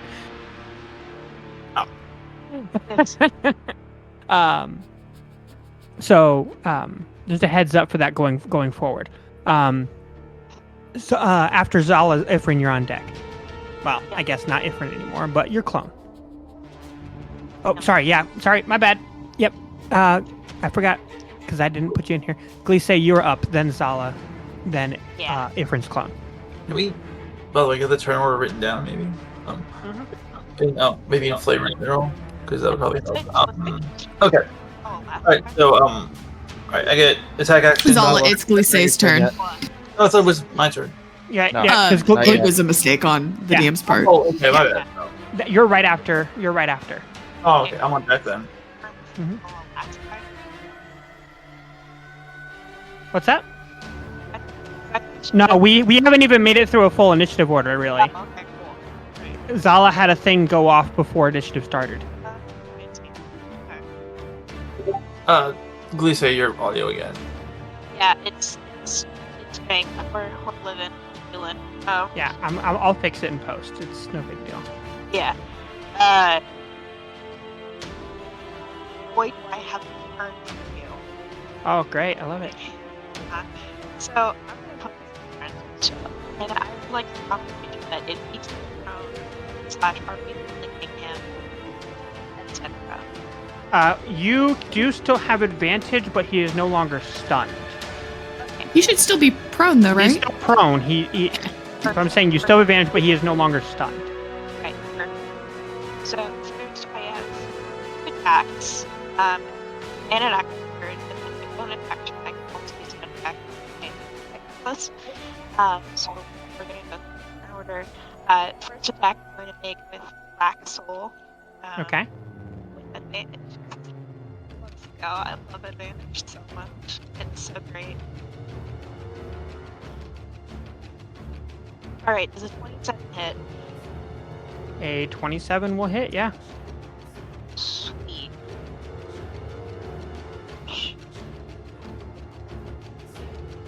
Alright, that's gonna be 18 slashing damage. Okay. Plus 12 for damage. After the surge. Gave me this cool, on a D12 I got so that's 2 force damage. Yay. On that I'm going to put a ring attack from the fighter battle master favorites. So since I hit with a weapon attack, I'm going to spend a superiority die, which is 1d8 of damage. Mm-hmm. So that's another 4 damage. So that's moving attack. Add the damage, so that's plus 4 damage. And I'm going to allow. Who would be best to go and start damaging the well? Well, Trover's already sprinting that way. You know Ghost has to go there. I do. Okay, so I'm gonna give allow to use his reaction to move half the speed after the opportunity attack. For my attack, I'm just gonna move whatever half his speed is for the belt after the opportunity attack. Ooh. Then attack one. Okay. Oh wait, hold on. I have sneak attack damage. I'm gonna add that. Hold on. That's 3d6. Not just 3 turn. Ooh, that was crit. So that's 17 sneak attack damage. Now we're gonna do that second attack. So that is hit.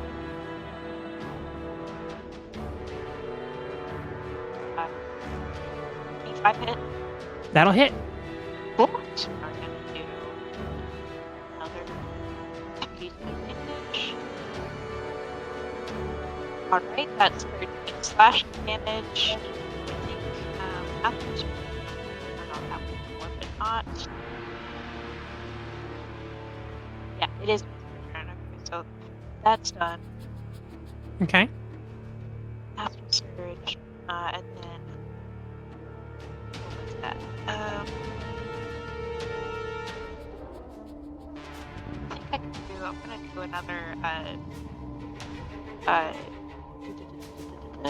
another combat superiority maneuver. I'm going to do I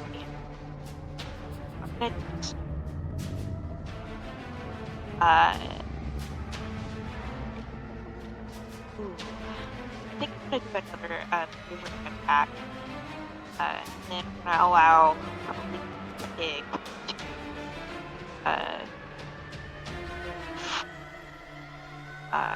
to half her speed.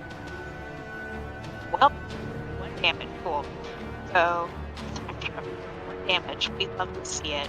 Love to fucking see it. So that's 2 attacks. I shall action surge. That's just gonna be another black soul. What's speed?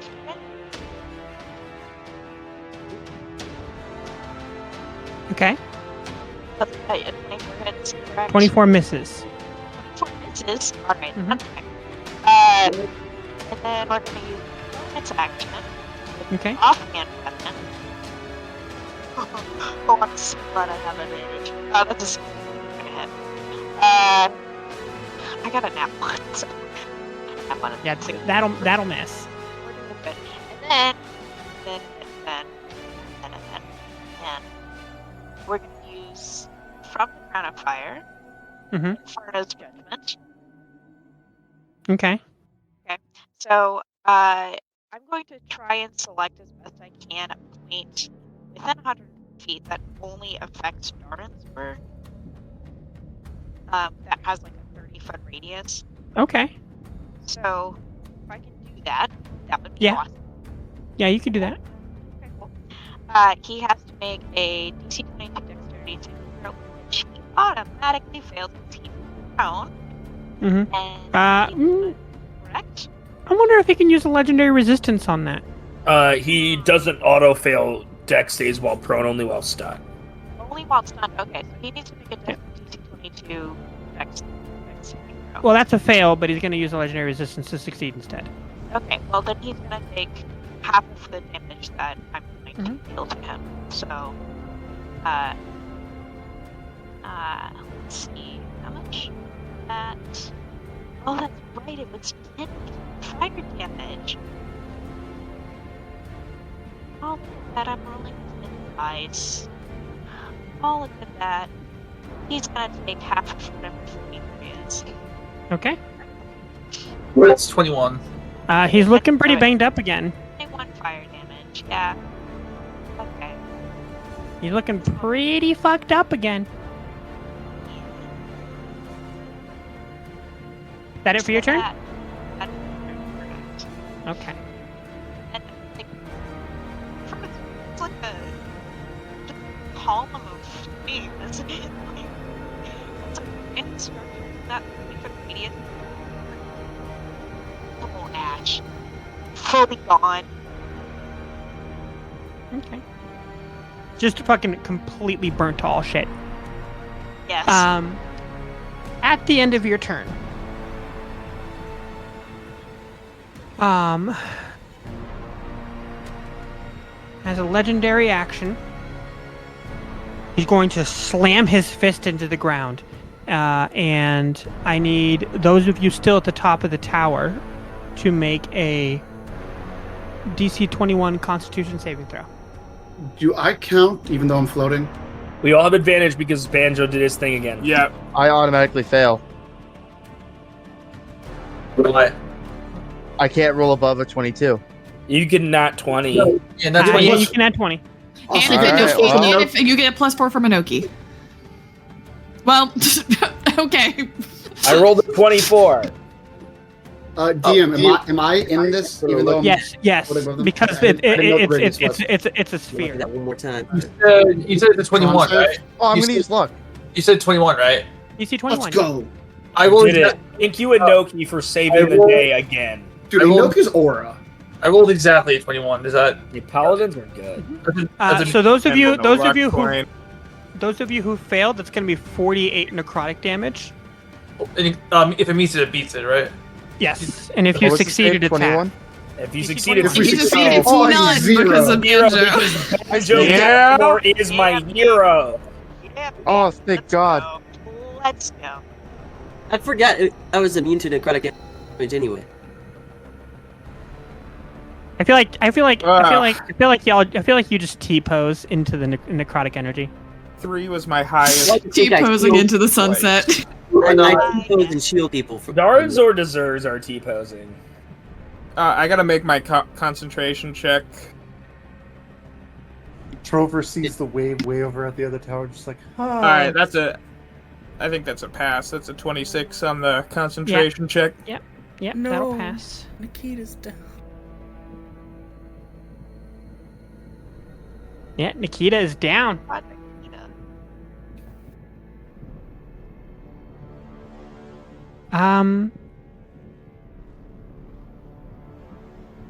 That'll bring us up to Zala. Okay, so Nikita's down, you said, right? Sorry. Nikita is down. Oh, jeez. Alright. Alright, well, first of all, I'm going to, I have this thing that is legally... It's technically no action whatsoever, but it is still some form of action, so, Reaction. No, it literally says this does not count. It literally says this does not count as an action, actually. It literally says no action required to do this.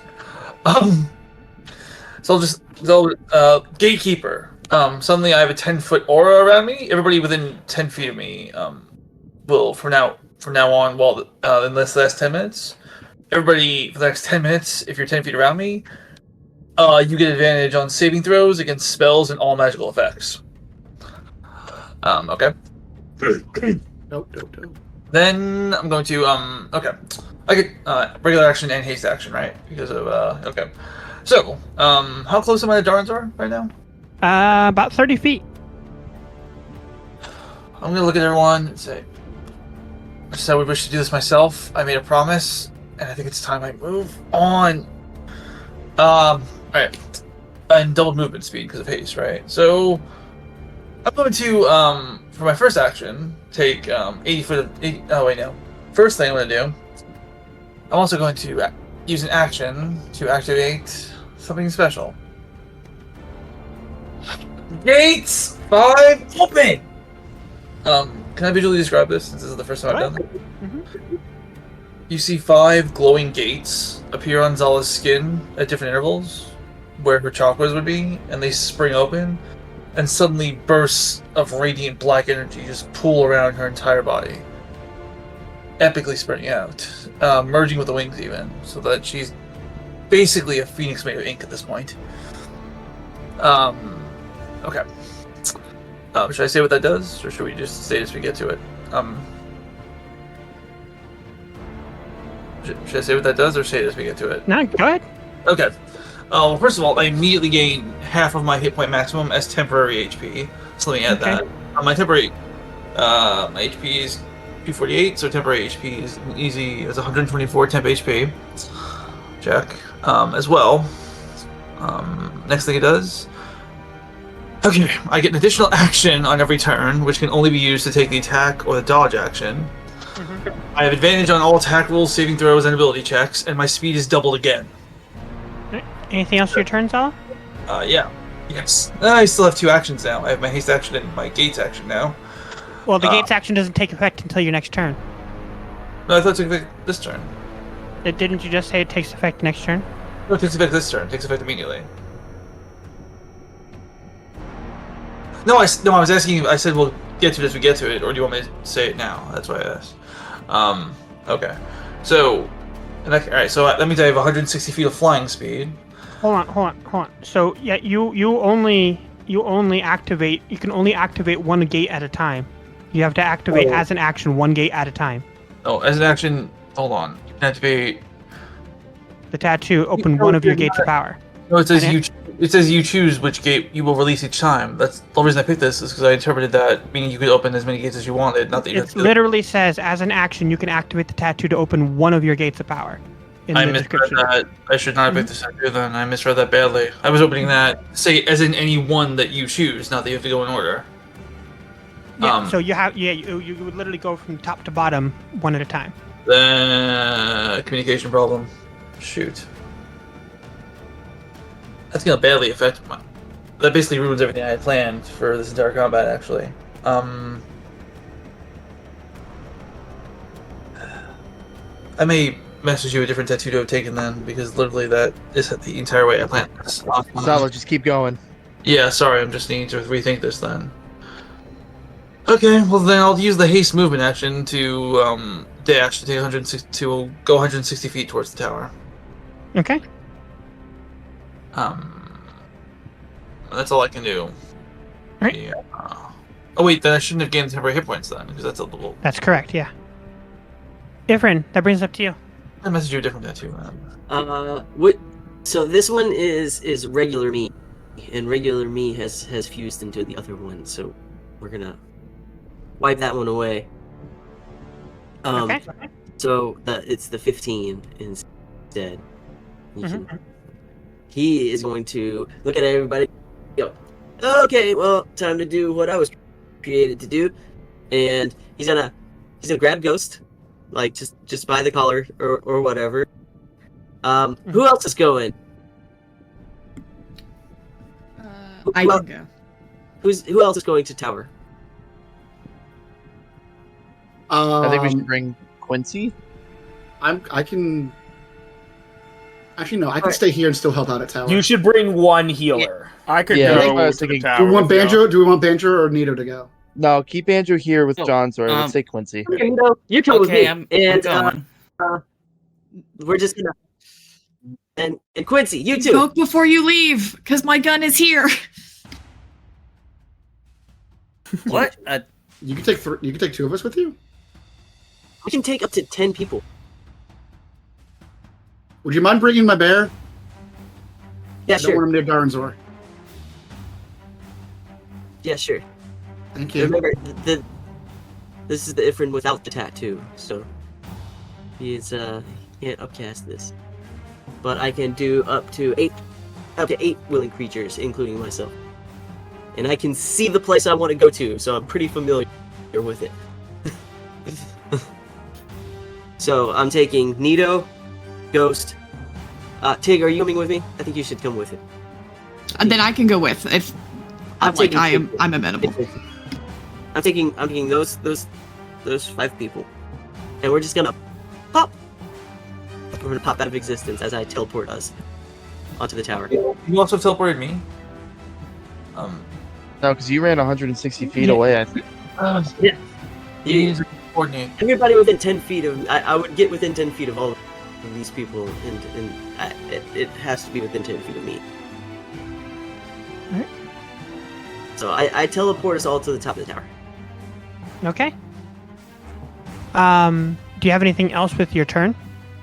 Yeah, he's gonna pull out the sheet of paper that's just an IOU for Marcus. He's gonna say, "I am invoking this favor. You're going to be a willing soul for the scales." The paper burns up in your hands as you say the words. And as you look at the battlefield in front of you, you can see there are 12 Death Knights that are wailing away at a white, shimmery magic bubble, where in the center you can see a blurry white figure who is maintaining the bubble and also has a hand stretched downwards and is like sending white energy through the tower into the floor beneath. Someone should help her out. I'm kind of tapped Yeah. until the next I'm turn. on it. All right. That'll bring us up to Quincy. Clear these Death Knights out. I am going to. Let's see. Hold on 1 second. Plus. Is it worth it? Yeah. Okay. I will do a sharpshooter shot and spend a grit point for Deadeye shot and just shoot one of the first Death Knights. That's a 28 to hit. Okay. Okay. That'll hit. That'll be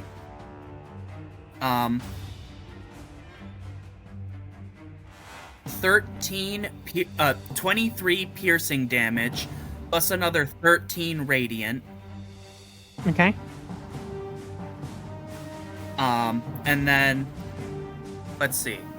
I guess I'll just do that again. I'll do that 3 times and then see how it's looking. 28 to hit. Okay. That'll hit.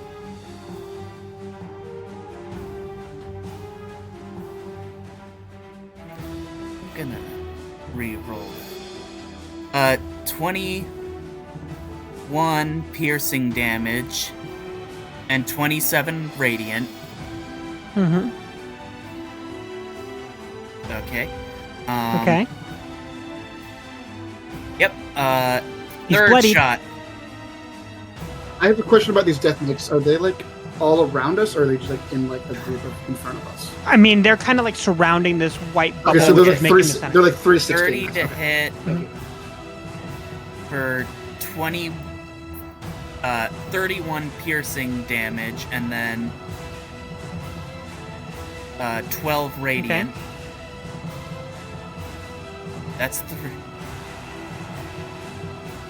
Dang nabbit! He's at one Uh-huh. hit point. Nice, Quincy. This Death Knight is barely still standing. You see, like the bones are just kind of lingering there as they're weakly holding his sword. Attack on him.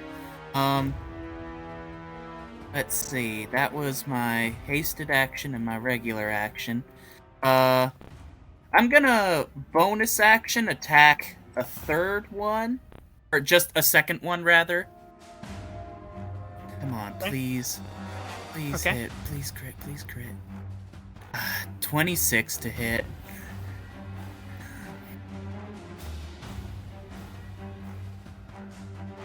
I've never heard anybody so bummed out about a 26 to hit. Okay.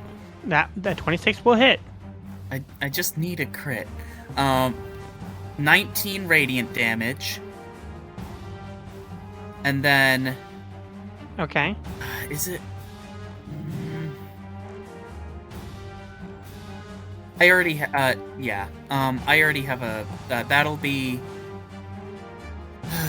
that'll be the end of my turn for now. Oh, hold on. Is it worth it to spend my... Guys, do you think it's worth it to spend my action surge on these guys or no?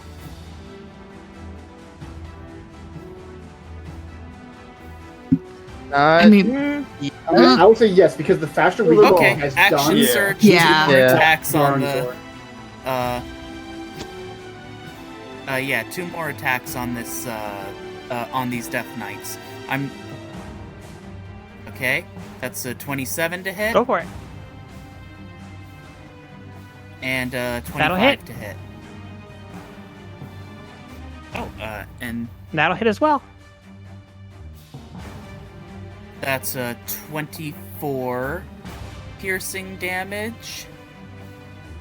And then... Okay.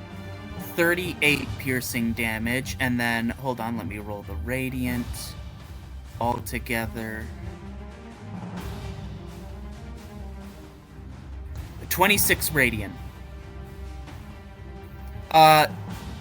Quincy How do you wanna do this? notices the one that's just barely hanging on after being shot multiple times, and then he just turns his hips ever so slightly and just shoots the one next to it, blasting the sword out of its hand and then destroying its skull. At this point, his bullets are so suffused with holy energy that they're not even like physical bullets anymore. It's like lasers are coming out of his pistol. I'll even say with like the explosion of radiant light by shooting the one right next to it, you see the other one just get hits with a really bad sunburn and falls over. And do I see? I see the figure inside. Is it Aurora? It's too hard to tell. The light's completely blurry and bright and Hope you brilliant. ordered a cavalry. He just calls out.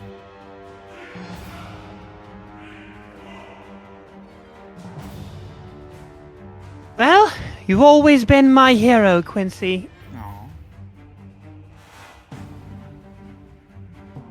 Yeah. Take him out, will ya? And that's yeah, end of my turn. That'll bring us up to Tig. How many of these gentlemen are there? You're over with everyone else and fighting the Death Knights, right? Yes, I'm with the Death Knights where Aurora is. There are 10 more still standing. How? I'm gonna ask 2 questions. You're gonna ask how many you can get in a straight line? Either in a straight line or how many are clumped together. So they're all kind of surrounding this 10-foot wide bubble. So if you could put a bubble of about like 15 feet or 20 feet, you can get them all. Wonderful. Aurora, is it good? Is your bubble gonna hold if I do a thing? My defenses are holding, but not for much longer, please. Fan-fucking-tastic. Y'all, it's pitbull time. Let's have a fireball. Did you really just? Yeah, I did. Take a negative inspiration point for that. No, I won't. I shall not do that. And I will you not be hate doing that. waddles. I do. I'm so pleased with myself. I'm just gonna make sure that I'm not gonna upcast it for any reason. Like, I just want to make sure that I will still have access to the things I need to have access to at 4th. No, I am gonna upcast it to 4th level.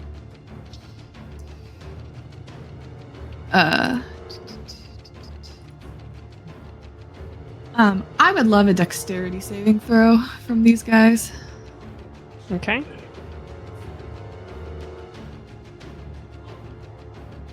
Ten. Okay. 17. Okay. 11. Okay. 10. Okay. 10. Okay. 7. 11. Mm-hmm. 15. You can hear the pain in her voice. 16. Yeah. 11. Mm. Oh, hey, a 22. Okay, the 22 succeeds and the rest fail. Alrighty, let's roll 96 fire damage. Oh, that wasn't very good. No! Horrible! That's only 29. As you call upon the flames of the abyss, you feel a very familiar presence as a flurry of black raven's feathers, black owl-like raven feathers, swirls around you. Yes. And Shit, you like feel you feel yourself filled with hope once again, as I need you to reroll your damage. Yeah, thank you. Because I can't fucking roll damage for shit in this goddamn game. Hey, 35. The That's Herald always of better. Hope. Yeah. Oh, hope, baby. So 35 to all of them, but the one who takes half. Okay. And then they're all like on fire or whatever the fuck. You know? They're all on like fire or whatever the fuck. That's a boysenberry spell. Fire erupts forth and just starts scorching them as they all catch fire and shift their focus towards you, Take. That's totally fine. Wonderful. Now, how many of them can I get in a line? From right here, you can could adjust however is necessary to get as many of these fuckers in a line. You could hit 4 of them. Yeah. Because I'm not going to get back over to Darnsor, right? So, like, I might as well just make this as easy as possible for Aurora. It's time for my most favorite activity. I would love a dex... Damn it. I love a dexterity saving throw from these esteemed... Nat 20 for a 26. Sure, that 23. Okay. 16. Okay. And a 12. Okay, so the 26 and the 23 pass. The other 2 fail. So the ones that pass will take half damage. Okay. It is 10d10.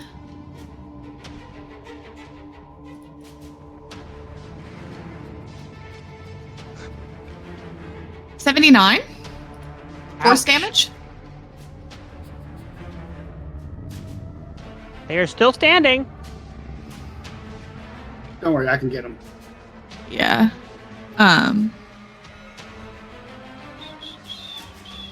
Part of me is wondering if Trover hears all this at the bottom of the tower. You probably do. I mean, you're within 200 feet. You can definitely hear gunshots. You can definitely hear. You can definitely see the Boom, death gun. laser.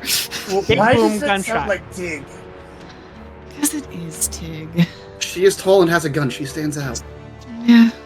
Anything else your turn, Tig? Oh, fuck. Fuck. I think that's the end of my turn. I think that's all. That brings up to you, okay. Ghost. Ziggy, you're on I deck. thought I was muted. I'm not gonna lie. I thought this whole No, time you I was were muted yelling as I was fuck going at on. us. Yes, you were. It was quite humorous. Oh my Hell goodness. yeah, love that for me. You're up, Ghost. Ziggy, you're on deck. How far away is the well from me? You don't see the well.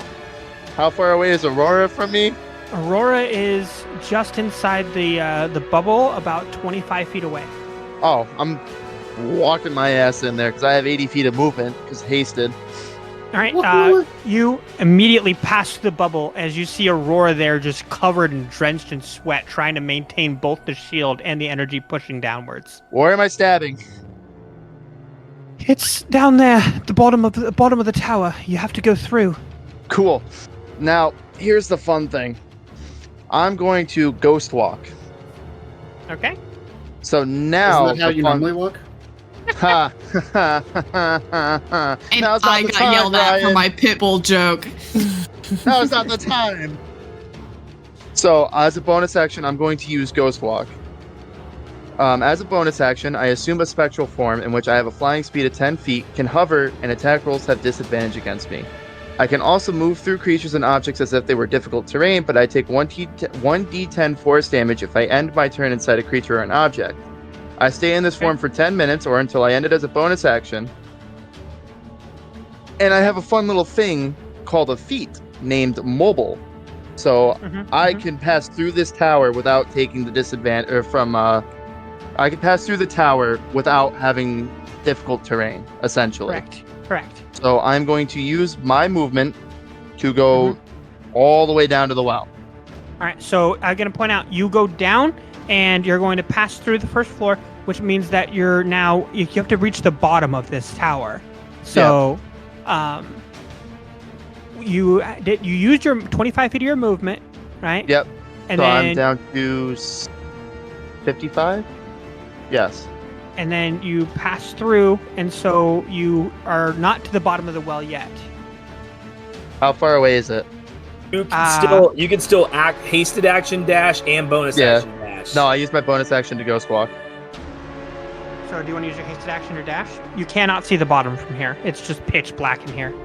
I do have blind sense. I don't know if that changes anything, but yeah, actually, you can hear the sound of water at the very bottom. cool. Can I tell how far away this water is? Like, try and echolocate it?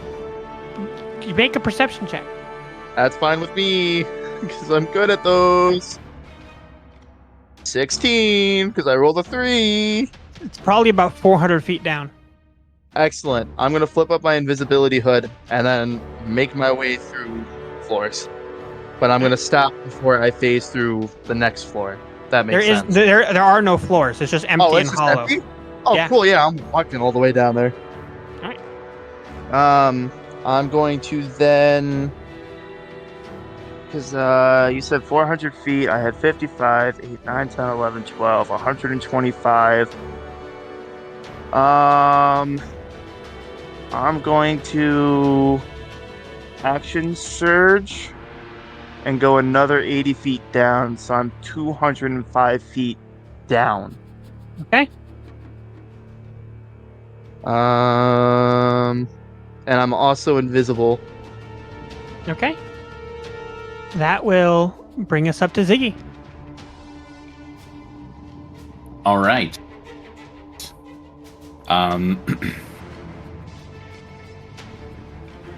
Ziggy leaves Banjo's side and says, hey, stay alive. How far am I from Darnzer? About 25 feet. Easy. All right. I walk up, and I do bonus action rage, but now Ziggy's rage is sort of quiet.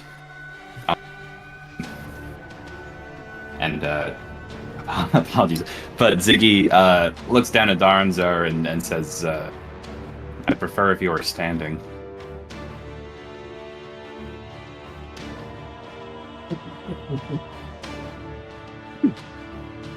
Go ahead, Barry. All right. So I'm going to empower my tampering tattoo, and I have advantage because he's already prone. Yep. All right, empowering tamper tattoo, and I do have that acid tattoo charge on me. Oh no, the same thing happened as Gamani. I got 2 8s. All right, well, I'm going to Will those miss? I'm going to do my second attack. Okay.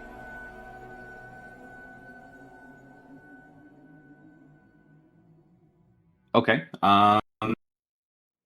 26 to hit. That will hit. Nice. Okay.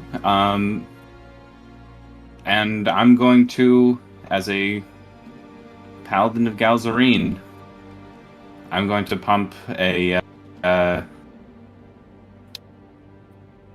Divine Smite into. Hell yeah.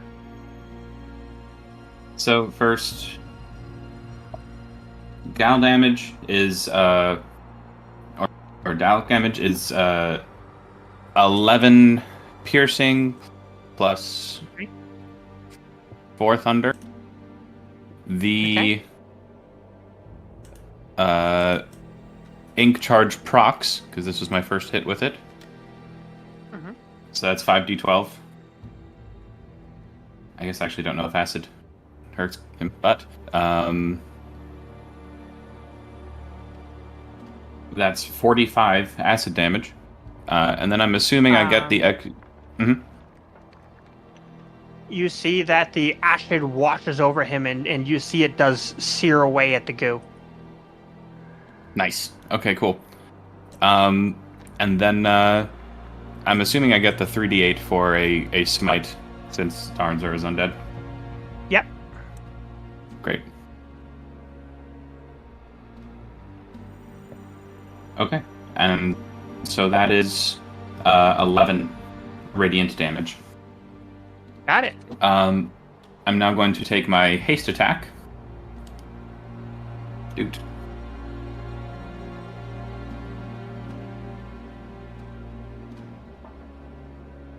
Okay.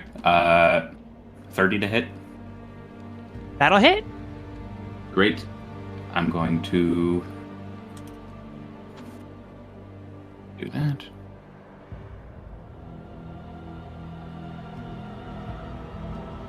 Okay, 11, since the extra 3 rage, 11 magical piercing, another 3 thunder.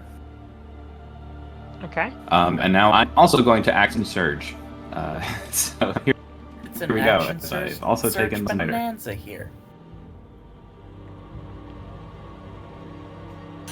I mean, it's such an easy dip. Did anyone in this campaign not multi-crit? I didn't. Another 30 to hit. That will hit. Great. Do. Nice. Max damage, so that's going to be 17 piercing with... that, I'm going to charge another smite in there. Okay. 2 thunder. And... Ooh, not a great smite. 6 radiant. Okay. And here's my last attack. Obviously, for funsies, getting to crit till the end. Hey, there it is. Meant it. Crit. All right. Nobody. Okay, percentage. Here we go. Boom. How does 77 sound? 77, huh? The 77 sounds like triple damage and a status effect. Excellent. All right, you know I'm pumping my last smite in here. So awesome. Okay, so it's a brutal. It's I have 1 level in that, so this is going to be 2d8.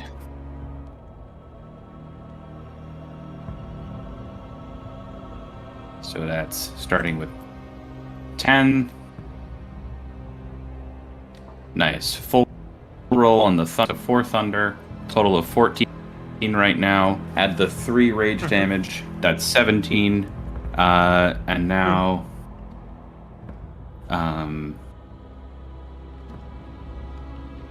Oh, sorry. I didn't add strength to that. So another 6. 23. And now I'll roll my 3d8 for my last smite. Get all the smites out, by the way. That's what I'm talking about. All right. And that's 15 radiant to make a total of 38. Times 3 is 104. That's 104. Yeah. Wait, that's 104. Yeah. 104. Got it. With 45 of that being radiant in case radiant does a little extra. Yep. Sorry. You see a lot of the black ichor just get blasted away with that hit as you are now looking at the zombified remains of a furbolg. You could see the mangled ears. You could see the dead graying eyes. You could see the warped chest and the exposed rib cage as almost all of the ichor has been completely blown away. But there's still this fierce anger in his eyes. Let's finish this show, doll. And that's my turn.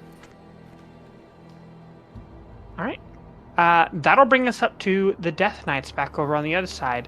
As they see Tig throw a fireball, and they want in on the action. So, Tig. Yes. See, that would be you, and that would be Quincy, and that would be. Honestly, let's see here the range. That'd be you, Quincy, and who else is over there? Nito. That's it, right? Because Ghost went downstairs, and Ifrin's there too. Correct. Okay. Well, Ifrin need to be out of range, so it's just Nito, Quincy, and Tig. Mm-hmm. Each of you are going to make dex saving throws. There's There's going to be a sequence of them. The DC is 18. So is this spells? this is your It's Your advantage anyway is a haste. the Hellfire Orb. We do. Can other Ifrin use counterspell? Yeah. Yeah, he's gonna do that. Okay. That's gonna counterspell the first one. Mm-hmm. I'd also cast counterspell. It's counterspell the second one. Okay. Ooh, I'll just do him at So third one, dex save, each of you. Dirty 30. Success. 22.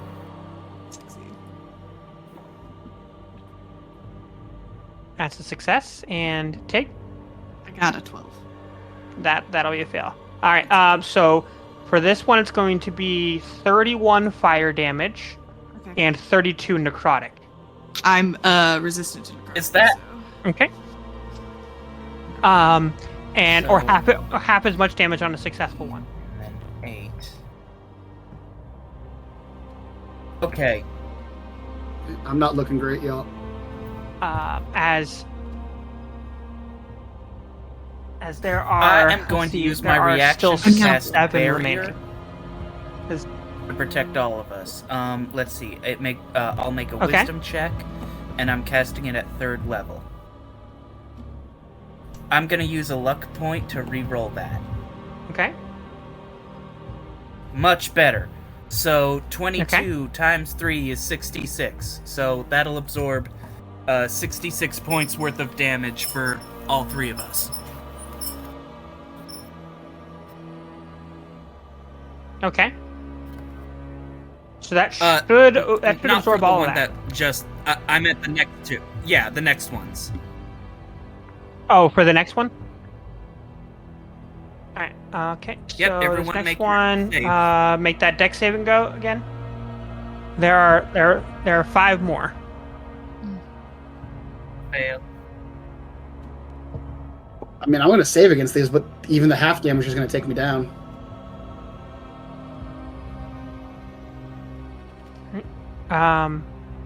Okay. There's going to be 39 fire damage.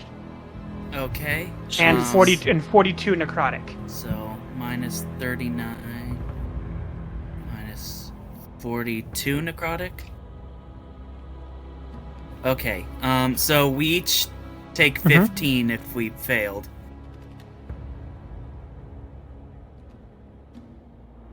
Or half as much on a successful. Yeah, I'm down to 39 HP. These are gonna knock me out. No. All right, 4 more. So another dex save. Natural 20. Yeah, I succeed. Okay. My rule with natural 20s is you take no damage. What's That's the save again? DC 18 dex. Okay, I save. This one is going to be 46 fire and 36 necrotic.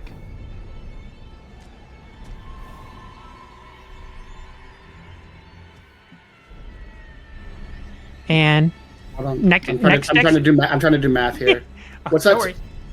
What's that total? Because I'm taking half of that, so I think that puts me down. Anyways, I have 39 HP. That's 82 total. So yeah, I'm down. And then What there's was the 3 fire? And then The there's 3 fire was attacks left. 46. I'm dead. I'm flat out dead.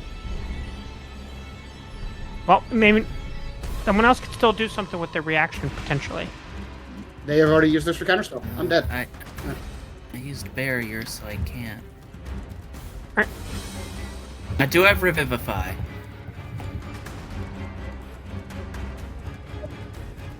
Oh, no. And Nito had the death ward. Wait, Nito, the tattoo I gave you, did that go off? Death ward still works if you're. No, I don't have death ward, but I do have a tattoo. Nito. Yes, don't forget. Blazing, renewing flames. When I get reduced to 0 hit points, unfortunately, everybody within a 10-foot radius needs to make a DC 17 Dexterity saving throw. Dang Okay, it! so that would just be Quincy since where you were. Okay. Okay. Okay. So DC 17 failed. Dexterity saving throw, Quincy. Okay, so you're gonna take Sure. 4d10 Go fire ahead. damage, unfortunately. Ow! You're gonna take 21 fire damage, and as my chest bursts with flames, ironically, and I regain all of my hit points. I imagine you stretch your newly Fantastic. formed flaming arms, and it just hits me in the face. Ah, dang it! Again! I just yawned. Again! After all This this is like time! the perfect.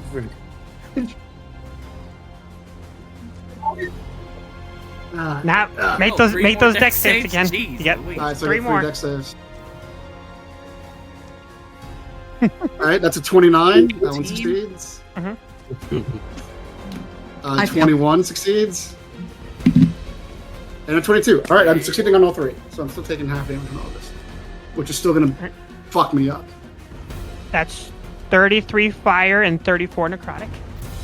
Okay, I fail one, Wait, I pass one, and I you- nat 20 the last one. So. 30. Okay. Sorry. Okay. 33 fire and 34 necrotic.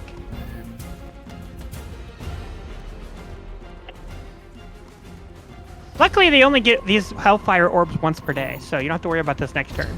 I'm down. Oh, there's not Which going to be a means next that- turn for these Which guys. means the death ward procs. And then your nat I mean, 20 is I'm the gonna last go one, right? down immediately again, right? But it's Man. fine.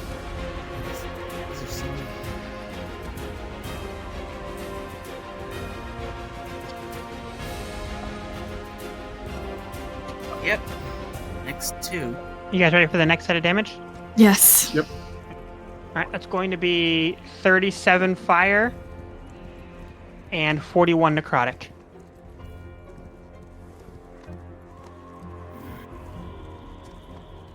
Alright, I'm down again.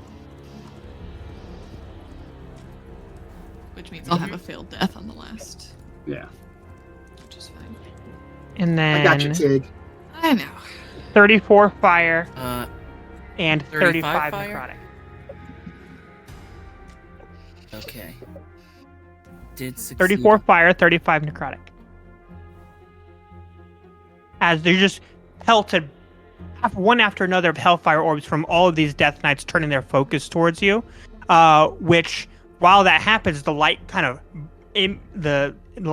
picks up immensely as it pushes outwards, and you can see the green grass from outside get pushed further and further out.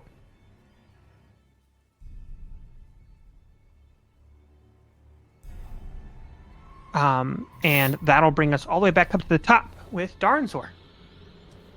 So Darnzor, not looking very good right now. Barely fucking standing. Gets up shakily, right? Looks over straight at you, Ziggy, like right in his fucking face. This is our world now. You see him grit his fucking teeth, and he's like, "No, not everything I built. This is my world, my domain, my rise to godhood. It's my domain. It's Fairy Town now."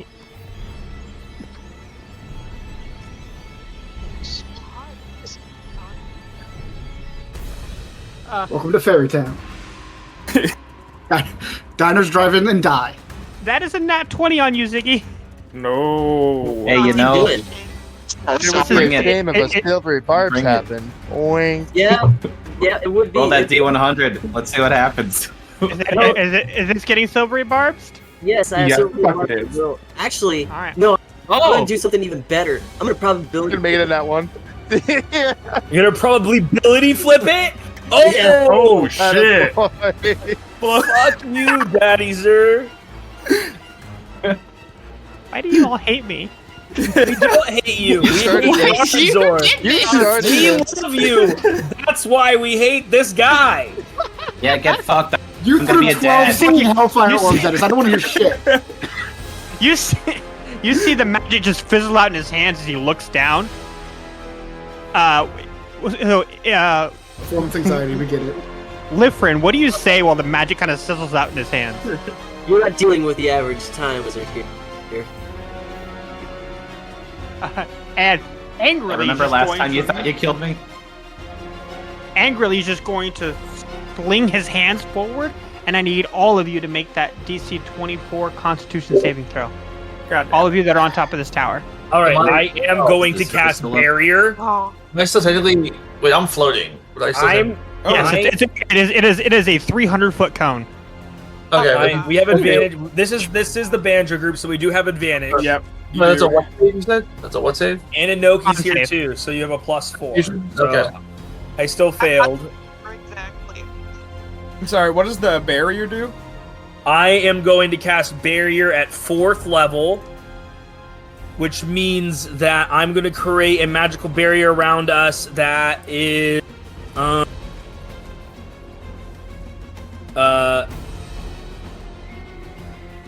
multiplied by the spell's level, so it's multiplied by 4. So I make a spellcasting check, ability check, and multiply it by 4. So 14 times 4 is 48. No. 40. Yeah, 48. Yeah. No. 52. No. 56. It's 56. So 56 of this damage is going to be absorbed. Okay. For the record, I got 34. Beauty. Nice. I failed. Thank you. Oh no! So that is going to be 95 necrotic damage.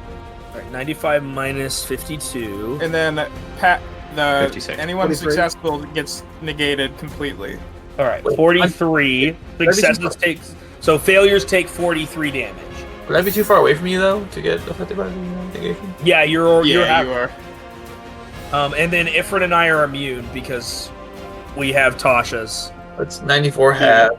That's 94, but halved if you succeeded. Half of that if you were. No, it's 0 if you succeeded because of Banjo's power. Not for Zala's too far. only 30 feet away. Oh, not Vizola, yeah. Yeah, that was 94. You said half. You said 95 half, yeah. that's 47, and I resist that, so that's gonna be 23. All right. And then just angrily, like spitting angrily, going to use his final of his set of actions to make a spell attack. Let's see here. Who's been pissing him off the most? It's right here.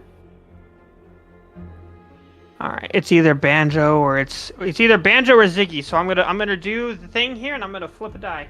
All right. Coin. Man, I'm Hey, I'm surprised he's feeling not pretty mad good. at me. No, he hasn't pissed you off as much as Ziggy and Banjo has. Banjo's been limiting him this entire time, and Ziggy's gotten up in his face. I literally transformed his entire world. You know, that's fair. I'll add you to the list too. Let him hit me. Going on the list. I'm also pretty healthy. I'm immune to most of his damage, so I've not taken much this entire fight. Oh, that's a good. Come at me, bro.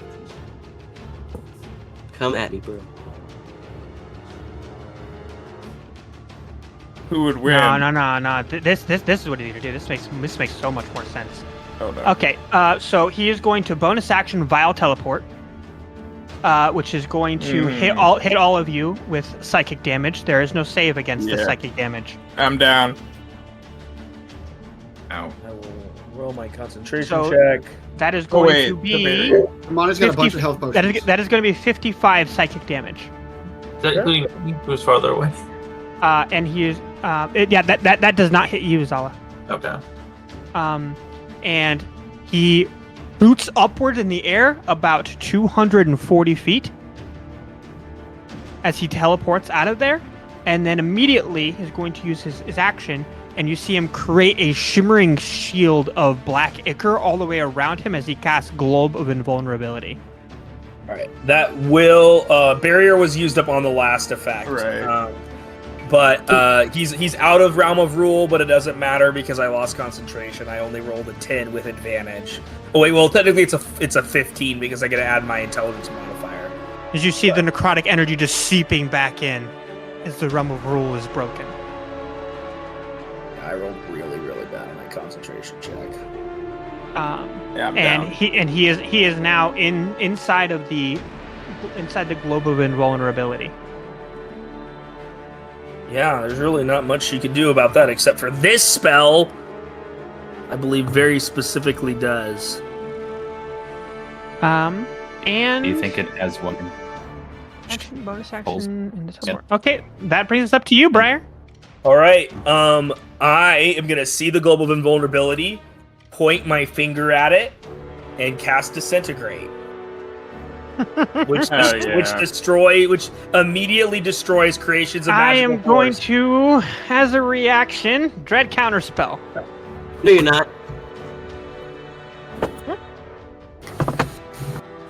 It's almost like we've been here before. What level are you casting that Dread Counter? What level are you casting that Counterspell at? Fuck it. We'll go 5th, and I'll make the check. Make the check. That's a 21. Yeah. You counterspell the counterspell, and the Disintegrate goes off. Okay, 21's what you rolled last time too. What's that? I just want this on the record. 21. Check his dice. Check his dice. D&D Beyond. All right, so that is that. So that was my bonus action because of Alacrity. Mm-hmm. I am running out of good spell slots, so my next action is going to be He is still 240 feet up. Yeah, I move 80 feet with ease. So that I move 80 feet. I use my hasted action to move another 80 feet, so I'm 160 feet. Mm-hmm. So he's what? Like, how far is that from me now? Let's see, he would be about 80 feet away, right? 80 feet away. 160, 240, yeah.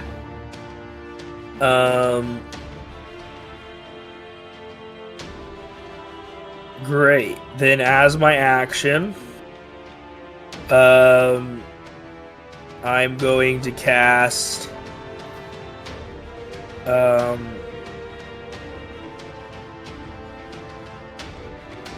it's just there's not a lot of good options here when he's running away like a freaking coward. So 20 feet. In order to get to 80 feet, I would need to cast it at 6th level, which I don't have spell slots. Yeah, no, I'm at 40 feet flying speed. Oh, that's right. I have a base speed of flying, so that gives me another what? Another.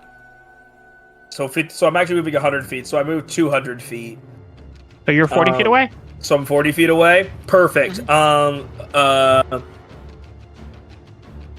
I can use my action to do Verdict of Vizinac at 4th level. Okay. Which adds an addition, which means I make a melee attack and add 3d6 damage to it. 25 to hit. That'll hit. All right. 13 plus only 1 radiant and another 3d6 force damage, so and then 13 force damage. Okay. And 6 more damage for Hexblade's Curse. Okay. And you're stripping away at the ichor that was starting to reform on him. And I'm going to use one of my psionic energy die for another 4 points of damage. There, I remember to do everything, although he teleported away like a fucking coward and made me waste my movement at moving. At the end of your turn, not enjoying you pursuing him like this, he and all this other bullshit, is going to use his legendary action, and you see him point directly at you, and you see this black ichor form at the tip of his finger, and he's like, die. Power word kill. Nice over your barbs, Fisher. Yeah, so your barbs does not. There's not a Does roll. not work on this counter spell. Someone needs Only counter spell, and I'm down. I can't. Yeah, and I'm too far away, or I would. I already used my. No, you're not. Oh, nah, yeah. I use. I don't have any. You flew all the way up. Yeah. Counter spell only has a 60-foot range. Yeah, and I don't have my reaction because I You buried regain your reaction at the beginning of your turn.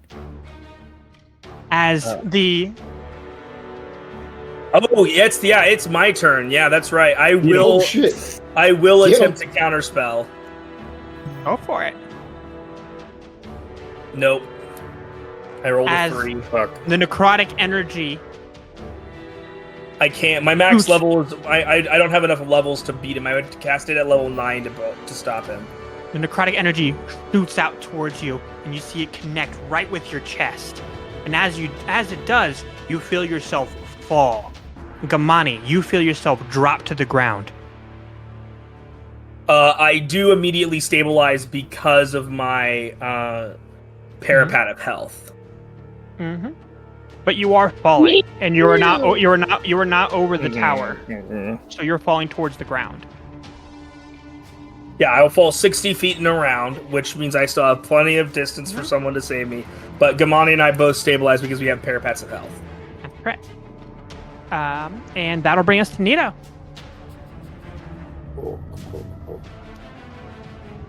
Okay, so first thing we're gonna do is we're gonna do a 7th level mass cure wounds over here on everybody. Okay. Nice. So 22 HP for everybody over here. What's the range of that? 30 feet. So sorry. Yeah, I'm fine. I was just wondering. Okay. What do we have for bonus actions? No, we're not going to need all of that. Bonus action. Tig's looking mighty hurt, I believe. I'm deceased. Well, no, you just got 22 HP. Oh, good. I'm sorry. I had stepped away from Yeah, that's me, you, Quincy, Nikita, all that. I'm assuming Aurora's not within 30 feet. Aurora is within 30 feet. Ooh, she got 22 HP. That Just helping. Sweet. We are going to bonus action pump 5 of these into Tig. Tig, you get another 16 HP and 5 temporary hit points. Wonderful. All right. And then with my hasted action, we are going to use 10 charges of the 20 charges on Deep. I see what's coming.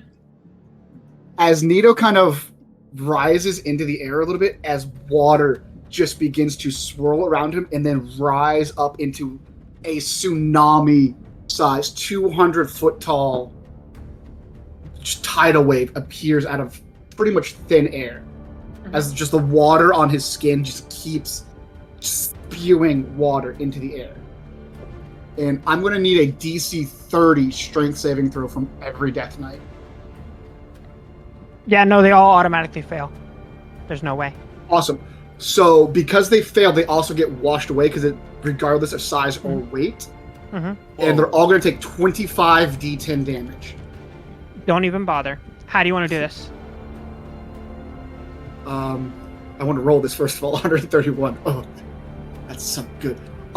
The wave just comes up and it doesn't even like move towards them. It comes up and then it curls down and it just smashes into them and just crushes all of the bones and separates them and then washes it all away. So that it's not even in the area anymore. You see that as the water kind of washes everything away and starts to fall off the edge, the shield busts and it kind of into a glimmer of like a shower of glimmer, and like a white glimmery substance. As you see Aurora standing there, pumping a ton of pure white energy into the tower below, and she looks completely beat. I'm gonna run over to Aurora, and is there any way I can help? Anything you need? Just make sure no one interrupts. I need to keep the door open. Okay. You'll hurt her. We can't let anything else come near her. Let's fucking do it. All right. That'll bring us to Inoki.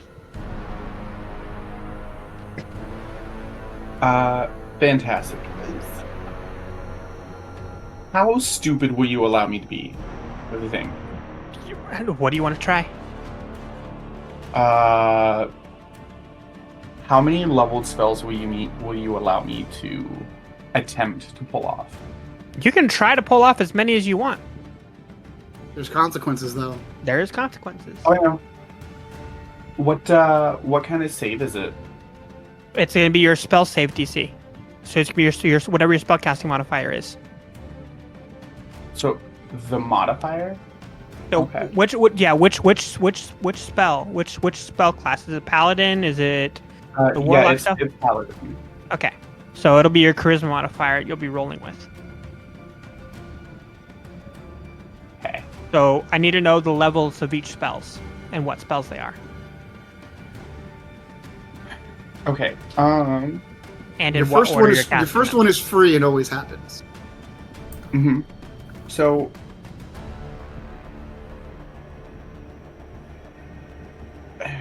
is Briar the only one that's not still nearby? Yeah, Briar's falling down towards the bottom of the floor.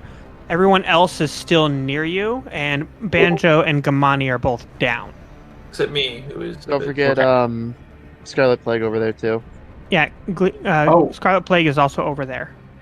Okay. Gamani is at 1 hit point. Yeah, Gamani and Briar are technically unconscious at 1 HP. Yep.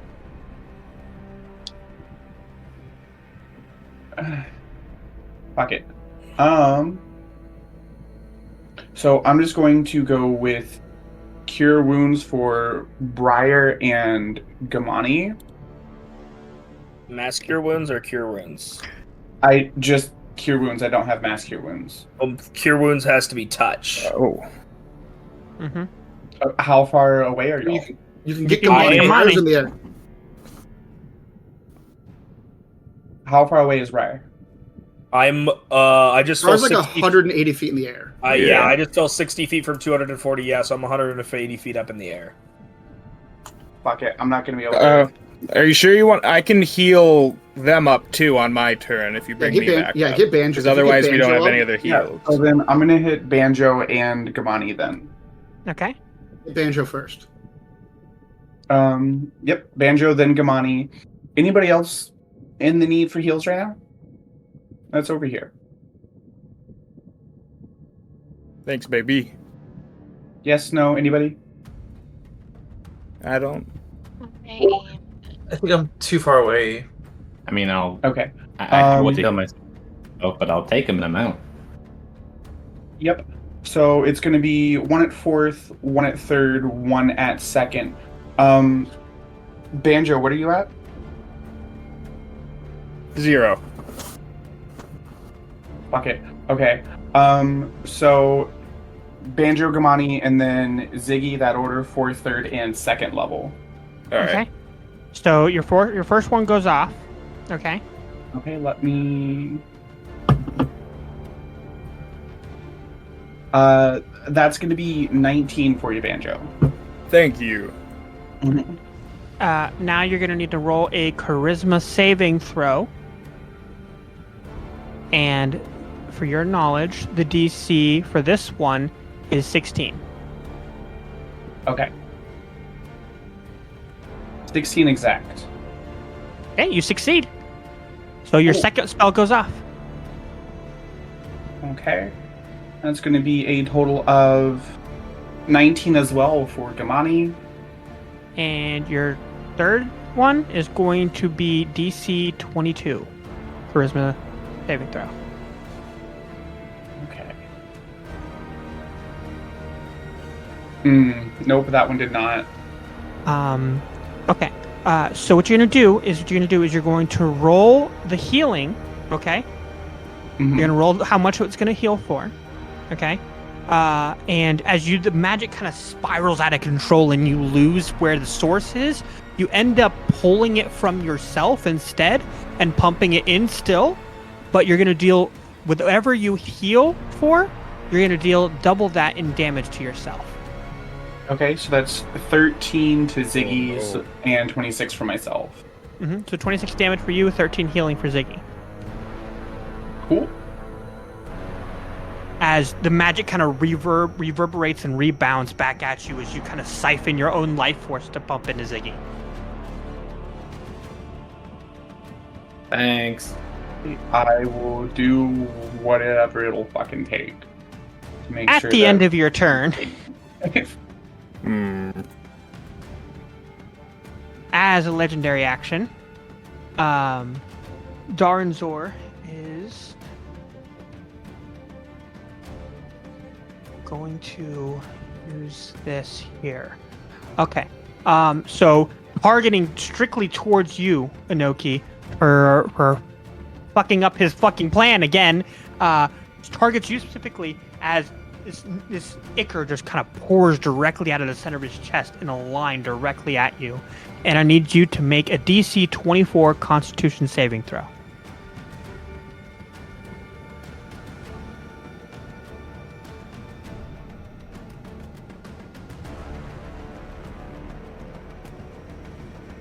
It's going to be a 28. Okay, so you're going to take half damage. Cool.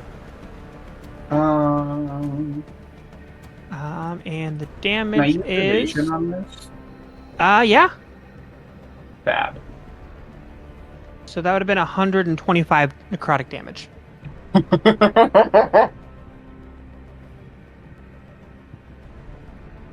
As just black ichor shoots towards you. You want to describe exactly what happens? You want to describe what happens when you use your evasion? Yeah. So at the very last second when I see this coming at me, I'm just gonna sort of leap sideways. I mean, I'm gonna end up falling face first into the ground. A little bit clumsy, but barely escaping all that fucking necrotic. Alright. That'll bring us up to Gamani. Gamani, I believe you're still unconscious. No, I just. Oh, got you were healed. Yeah, you were Yeah. healed. You were healed. So I'm back up. Mhm.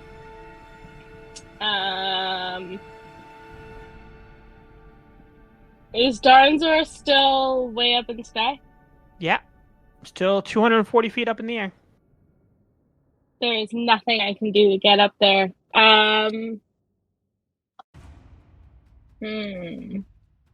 That's not true, Gamani. No, you are correct, actually.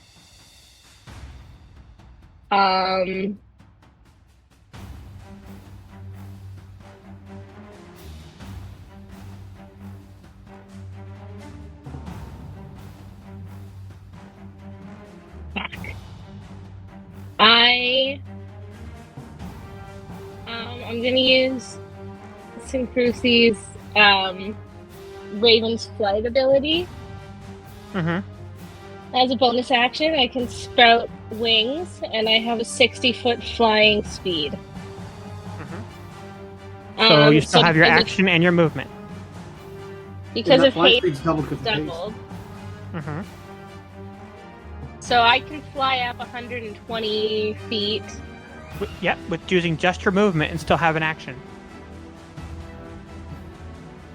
And he's what, 240?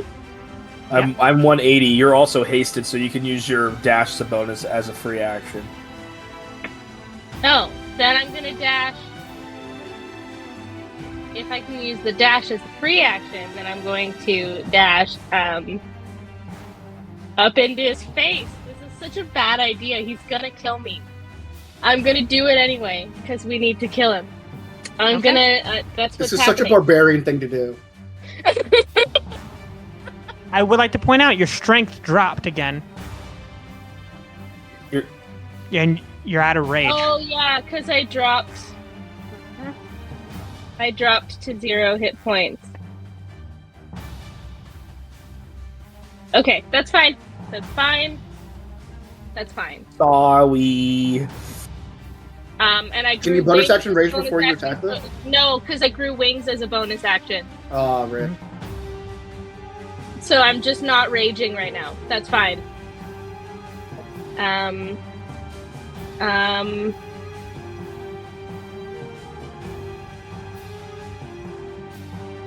Okay. 32 for the first one. Okay, that'll hit. And a 22 for the second. Damn.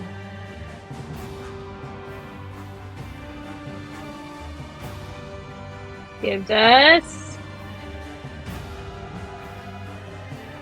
that plus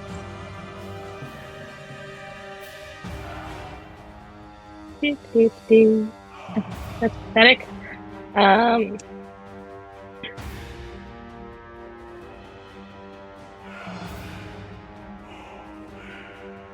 17 plus 1 plus. Sorry, this is so many different die that I need to roll. You're cool, no worries.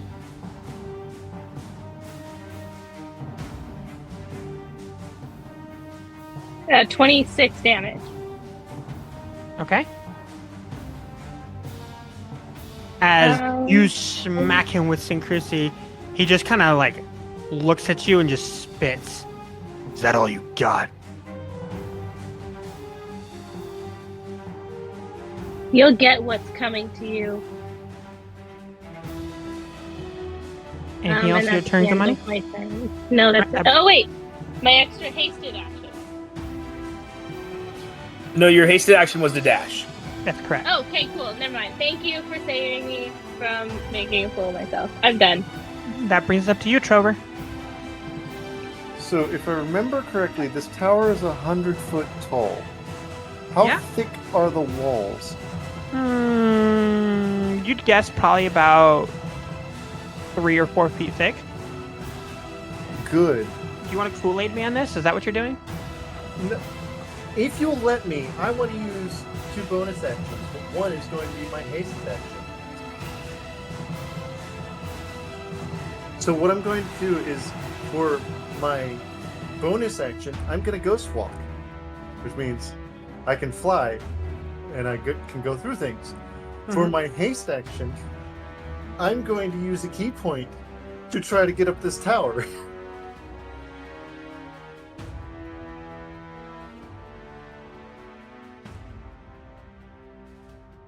Okay, so are you going through the tower or up the tower?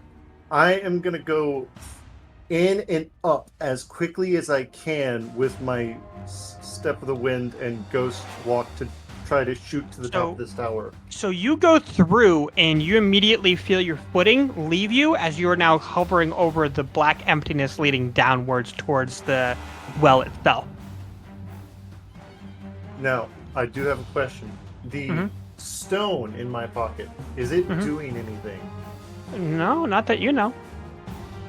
Okay, well, I'm going to head up towards Aurora as quickly as I can. All right, so you kind of like turn heel and start running up the side of the wall. Yes. All right, so you start sprinting up that way. And yeah, that'll get you all the way up to the top of the tower. For basically my action is going to be me turning back corporeal and then showing the stone to Aurora. You have it. Eve. It's a present for me. Do you know what to do with it? I have no idea. That's why I brought it to you. It's for you to use, Trover. When you're ready, break it. As soon as she says that, I'm going to smash it against the top of the tower. Okay. As you feel magic start to push out of it upwards and outwards. Lefren, your turn. My body is going to start glitching out as I begin to rush. And thanks to these boots, these fancy boots I have flying speed. I can move 140 40 feet with just regular movement. So I'm gonna move 140 feet up. Nobody is around him, right? That is correct. Awesome. But I don't know if I should. Yeah, I can do it without using the spell slot. I'll use HP for it. I'll take 18 damage here. Using the Staff of One. As at first, no, I gotta be within 60 feet of him. You can haste action if you need to. I have to. Wait, 1 second. Yeah, I'm probably gonna haste action and move towards him, and I've used a bonus action, but I'm looking for. Yeah, I have to be within 60 feet. I'm 100 feet away. So I'm gonna use my hasted action to dash, but I'm only gonna get, I'm gonna get within 60 feet of him. Okay. As I've done, I've kind of stabbed through myself with the Staff of One, and then around him, several walls begin appearing, and he is now trapped within 30-foot, like pretty much 30-foot spheres. He's going to dread counterspell that. Yeah, he can try. As I'll also throw out mine. Alright, so this is definitely a nice level spell. So I'm using. But I'm also gonna be using one of my counter spells. Well, let's make the roll for Darnzor. Actually, you know what? Do it. So Darnzor succeeds on his counterspell. Can I silvery barbs that instead? No, Sure. no, I'm gonna counterspell. No, I'm gonna counterspell just because counterspelling. Okay. I know I can know succeed that one. so I know where it goes.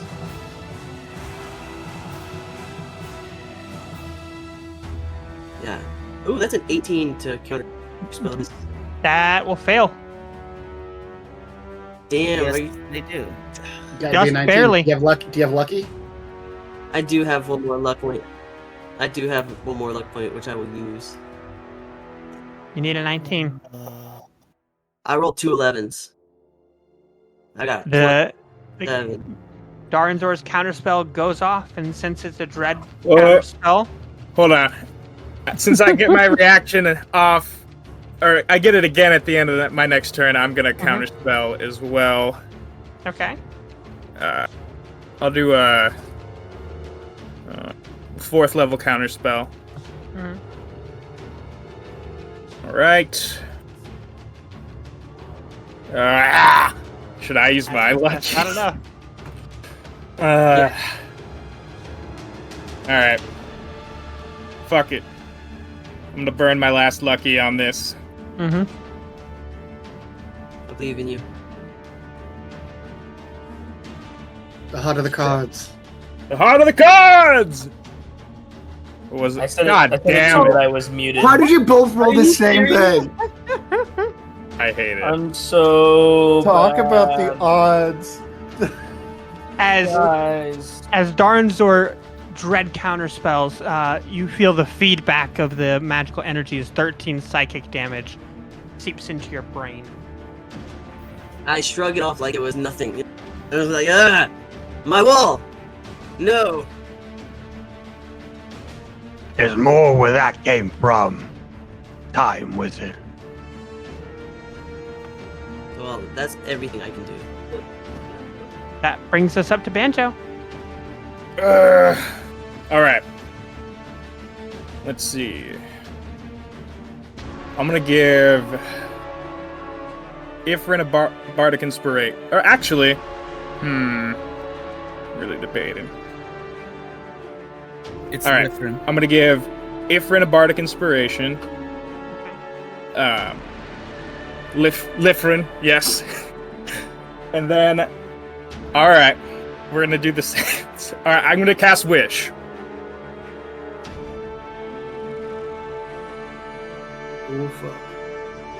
My wish is that all of my friends and I return to our peak condition, fully healed and fully rested. I can't not attempt to counterspell it. I have to. I knew we were gonna do the I have to. Yeah, I would too. Yeah. So I'm gonna attempt to counterspell this. I'm gonna counterspell the counterspell since my reaction's back. Let's make this roll. All right. That's 21, so it succeeds on the counterspell. All right. I'm counterspelling the counterspell here. Let's go. I burned my luck. So 17 plus my... So 20. Yes! That'll do it. Your wish goes off. Your wish is Are you fucking serious? Talk about RNG. Everyone, everyone long freaking rest. Everyone long rest, full Long heal, and Gamani, your boon from he who was formerly chained below is returned as you get that additional +5, and you're now raging until you're dropped to 0. Does Deep get its charges back? Yes. Yeah, it's essentially a full long rest. So. Oh my word! Yes, Banjo, you hero, you champion. Oh god! And don't forget to re-add your extra 9 max HP if you didn't do that. Oh yeah! And that oh yeah, sorry. Go ahead. Oh no! As I still have my haste as well, and because of the reset, I'm gonna look up at him again, and I'm gonna go for that solar flare using my other action. Okay. DC 22 dex save. What? So he's still 240 feet away. Just Oh yeah, it's only a 30-foot radius. Yeah. He's 200 feet away? 240. Alright. Yeah, shit. Don't forget you have wings now, Banjo. I do have wings. I'm gonna fly up, but I don't have anything else I can do. All right. Yeah. That'll bring us up to Zala. Yeah. It's the end of my turn.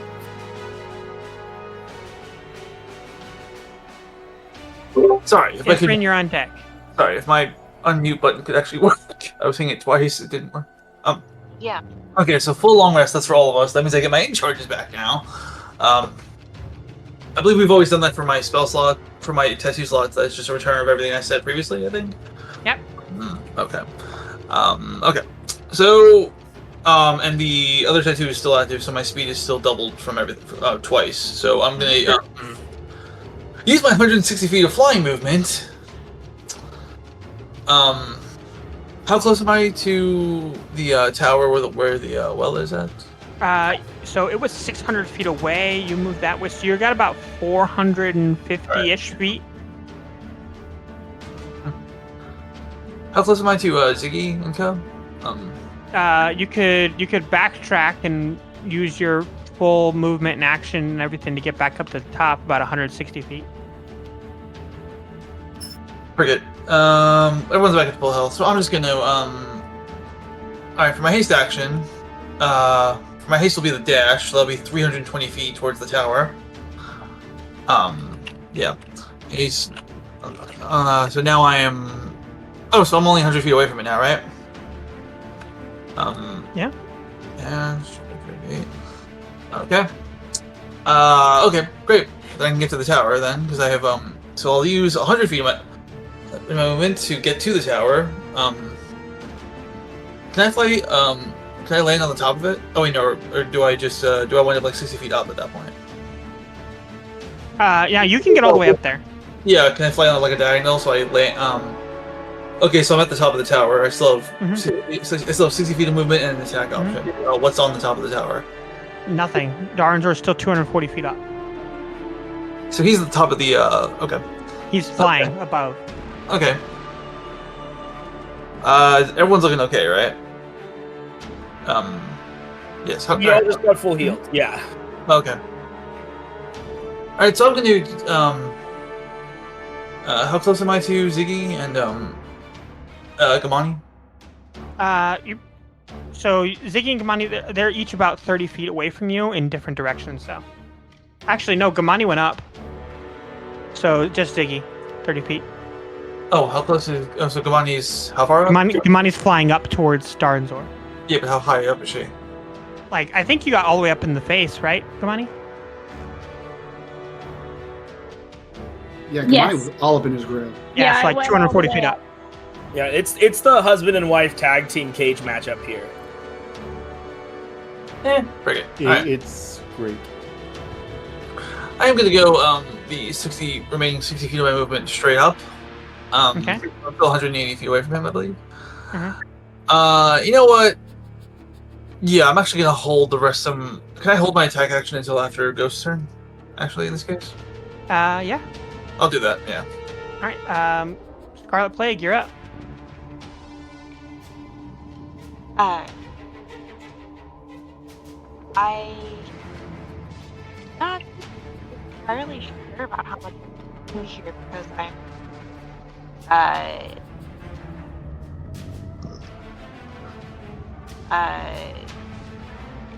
yeah, I only have basically at max 150 feet of movement because hasted and dash action and bonus action would be at 120 feet. We halfway there. I have to go for. So I think what I'm going to do instead is I'm going to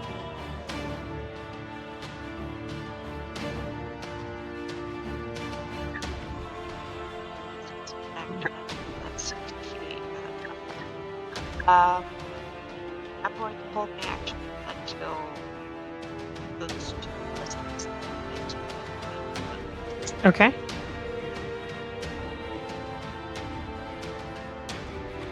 Okay. Then in that case, at the end of your turn, you see Darnzor up there, he's just fumingly pissed, right?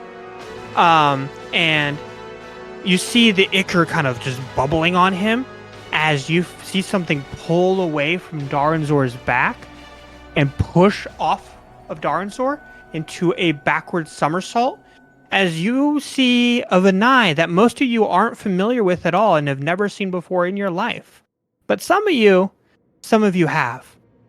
As a singular trident comes straight from his hand and hits him right in the back of the neck as he starts plummeting towards the ground. Wait, hits Darnzor? Hits Darnzor right in the back of the neck. Is this the real Alex? As you see, Alex has been completely separated from Darnzor. And begins plummeting to the ground after Darnzor goes skittering towards the tower. Gamani, you can make an attack of opportunity as Darnzor goes flying past you. I would absolutely love to do that. Is he gonna fall more than 60 feet so that I may as well? And he's going spiraling all the way towards the tower. So absolutely, I will take this attack of opportunity. Do I also get an attack of opportunity then? Because I am between Darn. Yes, you do as well. Each of you get an attack of opportunity. I 27 will to say hit. this. I will say this before you roll. If any of you would like to make, instead of an attack of opportunity, to try to catch Alex, who is now plummeting down towards the ground, I will allow you to do that instead. I just think I am not strong enough No, to do that. I will do that. Oh, all right. I already make an rolled. attempt. Viv, I already rolled before you said that, but like, If you want, you can try to go after him instead. okay, I'm gonna go after Alex. All right. So you go flying to the sky and manage to catch Alex. Briar, your attack of opportunity. 27 to hit. That'll hit. 10 plus 7 radiant plus 1 psychic energy die. Plus 6, so total of 23 damage. 7 of which is okay. big. Oh, Alright. and 6 Okay. more because of Hexblade's curse. Got it. I rolled Got it. I rolled a 20 to hit. Don't I get mine? Yep. You're Zala. Go ahead. Okay, hold on, just do my trident attack. Oh, that is a 28 to hit. That'll hit. That'll I hit. was actually not expecting that. Okay. Oh, can I just to try it once? Since he all right. Oh, let me roll damage first, then we'll talk about that. Actually, yeah. Oh, minimum damage, 4 piercing. Okay. But I will then reaction. No, because you can't. It's attack of opportunity is just an attack. Oh, I haven't used my reaction. No. There's this thing where I can when I hit a creature with a weapon, I can use my reaction. I can use my bonus action. Yeah. Yeah, that would be on your turn. Okay. And then Lefren. Ignore mine. I already used my reaction. I forgot. Okay. All right. As he goes clattering down towards the ground, Scarlet Plague. As you held your action, you see him skitter all the way towards your feet, and something kind of skitter out of his chest. A small black gem that kind of goes clinking towards your feet as he goes crawling towards it. And you know fear. You know dread. This is someone who's supposed to be unable to feel those things. But as soon as he loses that, he panics. And you feel and taste that dread and fear, as it is delicious, as he is super scared of you grabbing that item. Oh, I absolutely grab it, and I hold it above him so that he can't reach it. As you pick up this spark, it dissolves into your hand as you feel a burn sear through your entire body. As it dissolves in your hand, as he screams, "No! No! No!" Oh. No, huh? So yes. You- Now you know what no means. You burst into flames as you send forth a wave of fear. If you choose to, you can exclude people from its effects, but you now exude a 1 mile radius of fear. Oh, holy shit, dude. Yeah, I'm gonna exclude everyone except for Darinthor and his knights. Okay. All right. Man, this is what happens when you fight with gods. That will bring us up to Giffin. All right. Well, looks like everybody has got up. I wonder what happened on the other battlefield. But there's still a bunch of these other guys. There's still a bunch of these Death Knights here, right? No. Nito wiped them all off the face of the tower.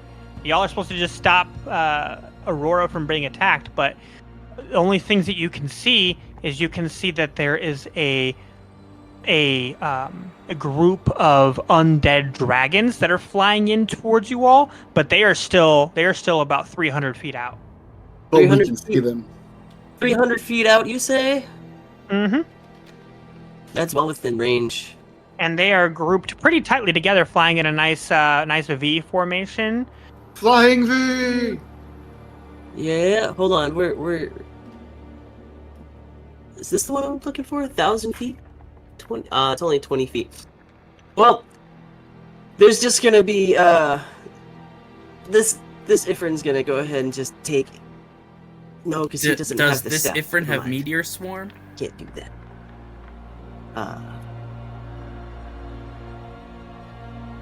No, not prepared. This one does not have it prepared. It's in a spell book, just not. Lame. Why is that only a 20-foot sphere? Don't.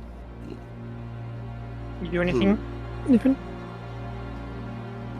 Well, might as well use the 9th level one. Yeah, I wish all of those dragons would dive headfirst into the ground. Actually, you know what?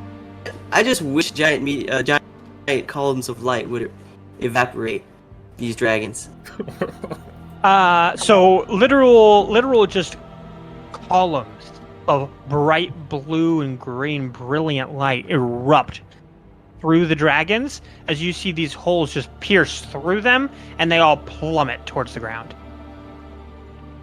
Good job, guys. I took the dragons out. Well, I mean, we have a lack of dragons to worry about, that's good. Actually, hold on. Give me just 1 second.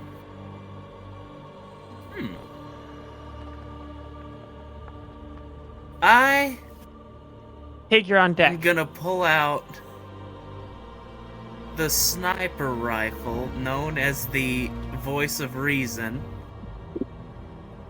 I'm gonna fly 120 feet over to closer to Darinthor, which puts him just within range. Oh no, the range is 400. Okay. So I can't do that. Well, yeah, sure. Okay. I'll tell you what. If you spend a grit point, I'll let you make the shot. I'll spend a grit point, and I'll shoot Darinthor.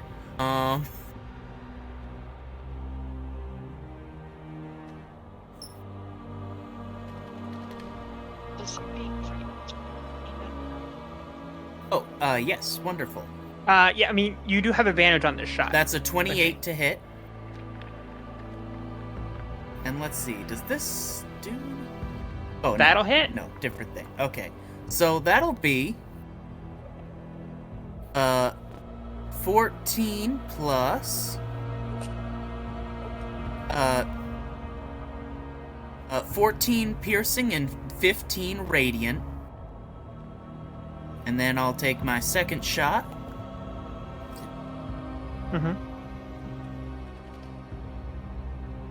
As you're taking your second shot, It's like you hear a voice talking to you from the abyss.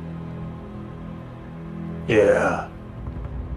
Yeah, take out I that piece of immediately shit, just witch. drop the And gun use my gun and for it, too. Thanks, fly pussy. back to use my haste action to fly back to everyone. I am not gonna use this gun for this. No way. Yeah, I'm fine. Yeah, Fritz, I'm not. Fritz, no, are you okay? I'm not, never mind. You seem a little shook. Never mind. I should have built my own sniper rifle. Yeah.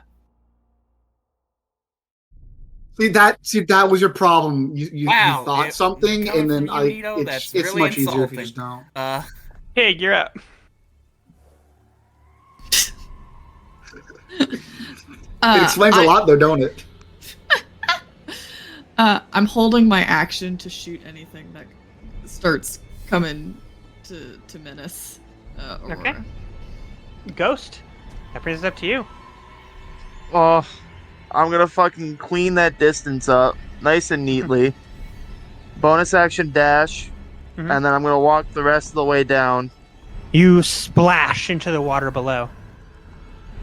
I'm gonna reach in my pocket for the scale, and then I'm gonna soul rend. I'm assuming I'm in the well. So you splash into the water, and as you reach the pocket and grab the scale, you see a small, maybe 12, 14-year-old girl reach her hand out towards yours, like to grab your hand. And if you'd like, you can make an insight check on her. She's got like this long brown hair. It's kind of sitting like at her mid-shoulder, and her face looks like it's really sullen and bruised and covered in ash. I'm famous for my insight checks. 7. You have a feeling you can trust this girl. You're not sure why. There's no rational explanation as to why, but you feel like you can trust her. Cool. She kind of reaches out to your hand and tries to grab your hand. What do you do? I'm gonna keep the scale in hand, hold out to her hand, and then soul rend. She grabs your hand, as you soul rend, she pulls you, and as you charge the ability, your feet land on solid ground. Is she making an attack or anything like that? No, because she if is so, not. she has disadvantage, and She I'm is not also make- invisible. She is not making an attack at all. Alright, I'm also invisible. As your feet land on the ground, you see this stone well at the bottom of this water, in like overflowing with black ichor, and your soul rend immediately feels magnetically attracted to it. Well, looks like this inkwell's about to dry up. Soul rend. All right. You want to go ahead and describe exactly what happens when you're literally soul rend at this well? I like to picture that the blade kind of glows and then becomes like clear, and it kind of like becomes like, you ever hold like a glass in the sunlight, or like trying to phrase it right. It's kind of like reflective. It's like a disco ball, but of like bright blue, like turquoise and cyan, and it just lights up the room Refractive blue. is the word you're Refractive, that's the one. And it just kind of makes the room refractive and nice and blue, and then, soul rend. As the well batters, black ichor erupts outwards and turns pure crystal white, shooting outwards. You see that this white ichor-like substance washes outwards and washes over your legs. It feels rejuvenating as you feel life enter back into you, as you are swept outwards, brought up the water alongside her, through the top of the roof of the tower, and are standing atop the tower with the young girl beside you. As you can see this pure energy washing over the spiraling black, turning the fields of flesh into grass. You can see the trees of arms and twisted severed limbs being returned into beautiful willow trees. You can see the rivers of blood being cleansed and purified into crystal blue blue water rivers until all that's left of the necrotic energy is the tower that they are all battling atop 600 feet away. As you feel the young girl start to try to regain her footing slowly next to you. And that'll bring us up to Ziggy. All Ziggy, right. you see Darnzor, just all the black ichor fizzles away until there's nothing left but the zombified husk of Darnzor. This undead-looking furbolg who looks like they have just walked out of a grave. There's barely anything left to him as he's struggling to try to get to his feet, obviously overwhelmed with fear at this point. I have a question. I held my tax ledger. Sorry.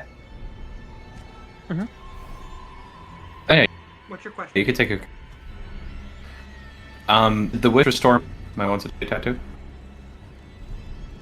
It did, yes. Rock and roll. I'm gonna proc it. Zala, what was your action? I was just gonna say I had explicitly waited to prop my attack action until after Ghost went, and he did just go. Okay. Yeah, go for it. How far away am I from Darnzor at this point? Darnzor is right at the feet of Glisse, so you'd have to fly back down. No, I mean, looking at how far away am I physically from him, though? So let's see here. You flew up. I was. And you were. Yeah, You were 60 feet away, and he flew back down, and from 240, so it'd be about 180 feet. Oh, God. Mhm. You know what? Alright. I'm just gonna... I don't have anything I can do at this range. Just at this point, skip my turn, yeah. Okay. Ziggy?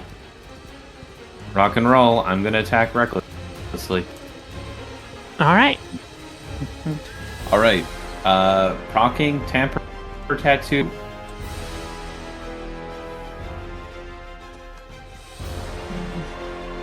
There we go. Right, so one of my attacks is an 11, but is automatically a crit. Roll percentage. Finish him. Let's go, buddy. 36. Fatality. 36, you said, on the percentage? Mm-hmm. Yes. 36 is going to get you double damage. Nice. And obviously I got my spell slots back, so I'm pumping a smite into that. Mm-hmm. Yes.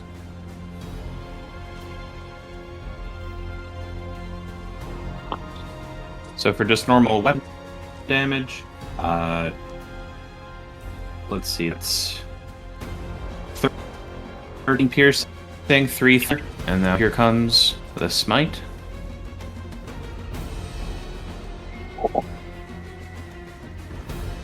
And that's 15 radiant for the smite. So 16 plus 15, 31 times 2, 62.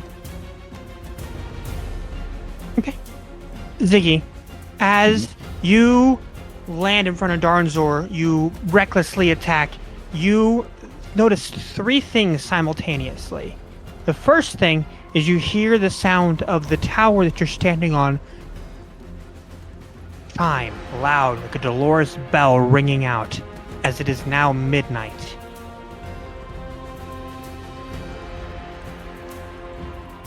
The second thing you notice is you're bringing your hand down with all of your might as you catch the sight of your ring on your hand blossoming at exactly this moment. And the final thing you notice is your DM asking you, how do you want to do this? I stop. Right as I'm down with all my might, alignment, I hold low and I look up and I say, "Sorry, I think Briar wanted to say something to you." You, Daranzor, think that you mastered all of death, but together, we are all that life has to offer. And I fall for the blow. As a very loud ring comes out from Dal Kalapaxa, Daranzor rumples straight to the ground. All power, all majesty that he once had, all the fear that he once gave, gone as he just crumples like any other zombie, any other skeleton, any other being, drops to the floor. A shattered husk. Gone. Destroyed. As a bright surge of white energy shoots outwards and washes over all of you. As you all sit, not sure how you got here. All of you sitting around a small table in a tavern in Douglas. Sitting at the center of the table, Daranzor's corpse. Oh, I'm not eating that. There are two people that are not here alongside all of you. As you notice everyone else around you, you don't see Trover. And you don't see Glisse.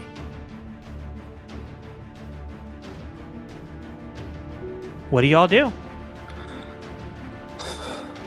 There's one thing left to do. There's one thing left to do. I think if everyone's okay with it. If everyone's okay with me casting a little bit of magic, I say as I look around. What kind of magic are you gonna cast? I have a wish. Don't worry. I cast wish. I wish for the memories of everyone who ever died to Daranzor in all circles to be merged with, to be restored, and for everyone who was ever killed in any circle to live again in their circles. For all circles to have been restored so that they all lived of old age. I restore all circles, all life extinguished in all circles. That is my wish. I am sorry, Zala. Wishes cannot extend beyond your time. Then, can I have an alternative? There's something alternative I would wish. If it is within the Palinirum's power, yes. I take one look at Daranzor's body. I wish that no power of any of you, no power in any circle could ever restore him ever again. Your wish is granted. There will be no more circles. We created something new today. We pushed history past a point where it had never reached before. So that there is hope for a future for our children and our children's children. Okay, but where's Trover and Scarlet? Trover went to where Eve is, right? That's what I have to think. And Scarlet's a fucking god somewhere. Trover's lived enough lifetimes for all of us here at this table. And then some. They deserve rest, right? The rest will do them well. I just want to double check. I Make sure he's okay. Oh, Well, then I'll pull out my crystal ball and I'll cast Scry. No, I've got it because I have my feature for my druid thing allows me to once a day cast Scry without any components. And it just scrying only works if they're on the same plane of existence as me. So I'm just making sure that he's not on this plane of existence and that he gets passed on, essentially. Over. Could you describe your dream date with Eve for Nito? So, Nito sees a beautiful garden filled with flowers, a picnic with everything in it, and the sun is setting as the stars start to come out. And Trover is just smiling. What are you smiling at, Trovy? A better world, Eve. I knew you'd find me. I'm glad I did. Hey, I know it's not Chrysanthia, but the Dreaming Lands have some plus sides. That is true. But I have a feeling someone's probably going to come find me sooner or later. Well, not before we have a honeymoon or two. True. Or 5. I get the sense that, I don't know, there's something else to be worried about.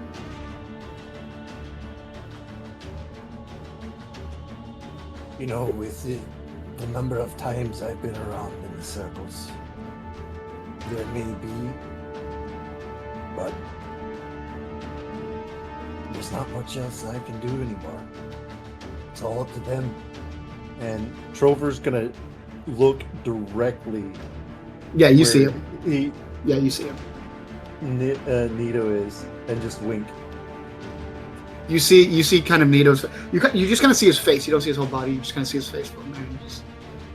Nito. Yeah, you just see me look at you and wink, and that's it. Nito cries a little bit and gives you a nod, and then he just vanishes. And where he was, though, a small wisteria tree kind of takes its place. Quincy, something is bothering you specifically. There was an image that you saw right before the flash of white light. You remember that Tig was looking down the barrel of Ro, being prepared for the fight that was inevitably coming. And when Soul Rend went off, there was a burst of blue light from the chamber, and you saw a face in agony shooting out of the chamber. But one thing caught your interest, and you caught it before you were brought here. And it was a piece of a tiny bit of paper. And as you sit here now and you unfold it and you're looking at it, you see a small, roughly done hand painting of Marcus Demon, of Marion, and of a small boy standing behind them with long black hair resting just about chin level and a set of black wings unfurling from his back. And as you all head for a long night and a well-deserved rest,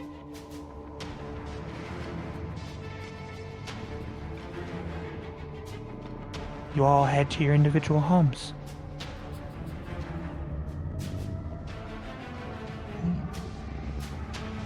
But something happens as you all heading towards your homes after a long conversation. Tig. Hi. You reach the front of your door. And you had Vant install that glass window on the door so you can see who's here through it. It's reinforced. You don't have to worry about stuff coming through.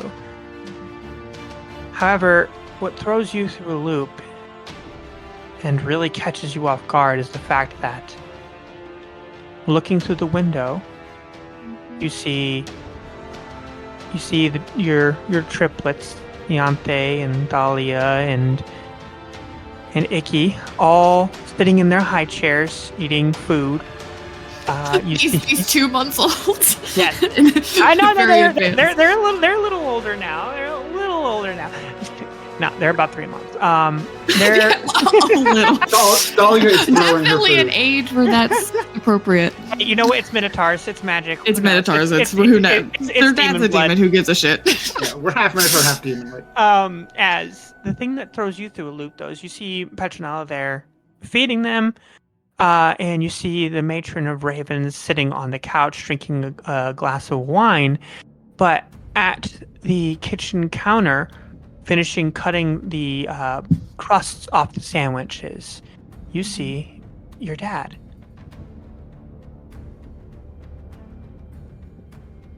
Alive as ever. Emma just like stroked out when you said that. Sorry. That's why I got really quiet. I mean, I go inside my house and I hug my dad.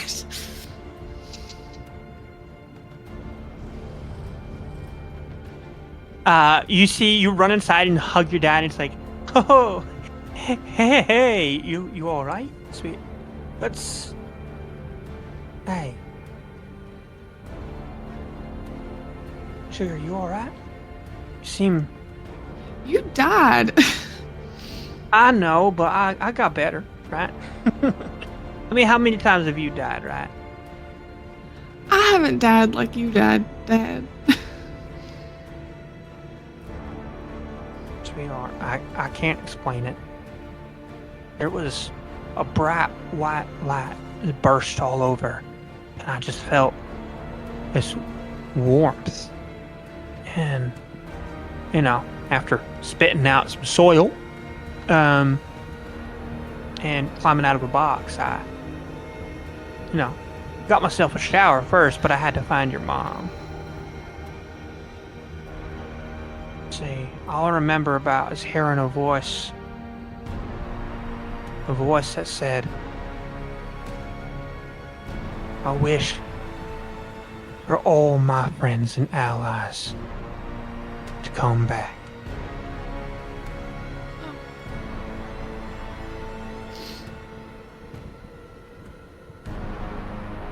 I remember it clear as the sunny sky. But there was another voice there too, a softer one. And I knew she said, on death is life, but life must live first and be full. Or something like that. I'm probably paraphrasing. I don't know. I was like still half dead when I woke up and heard that. So. Sure. You still like your sandwiches with the crust cut off? I do. Here you go, sweet pea. And there's your abomination of unsweet tea in the fridge. It's not an abomination. It's good.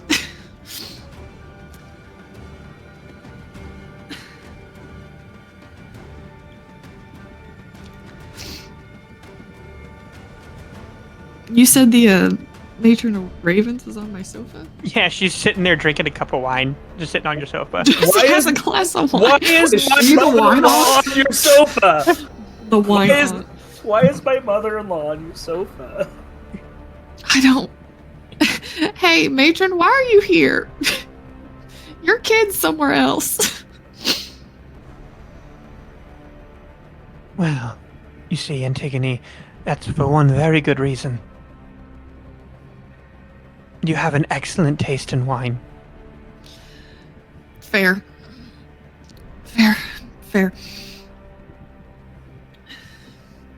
Monty only drinks the white sparkling stuff. I can't touch it. Ugh. Too sweet.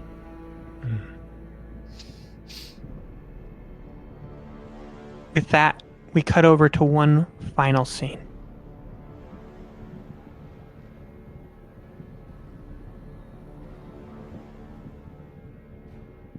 Zala.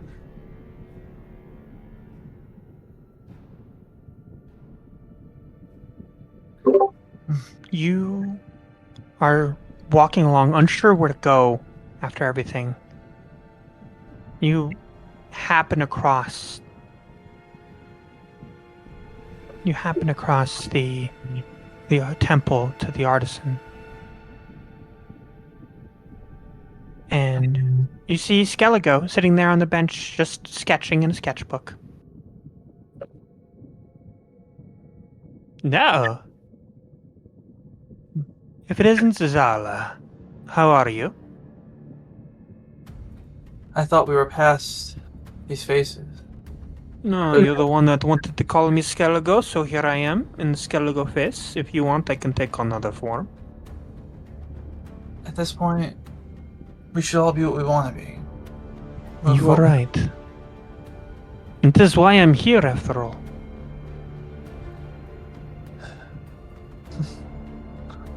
Which is? I have... You know that Jormungandr says there's no room for you on this timeline right now.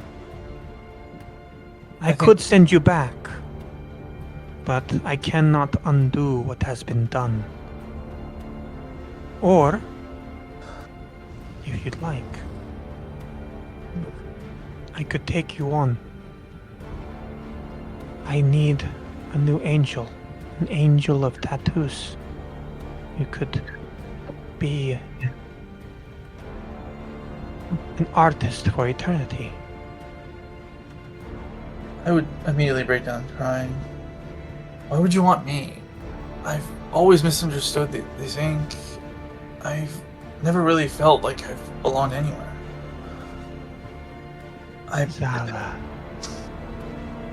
My dear disciple Zala. How many times have I told you? The beauty of art is not perfection. It's outside the line. And what you make Outside of the it. line. Everyone makes mistakes, Zala. But you turn those mistakes into masterpieces. Why not? I think this is what you and I were always going towards. I do have one request, though. If at all possible. I know what is lost cannot be returned. Sweetie and Urga await you.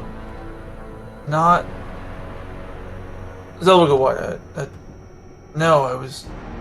You told me when we met last that you knew me as a cleric in another life.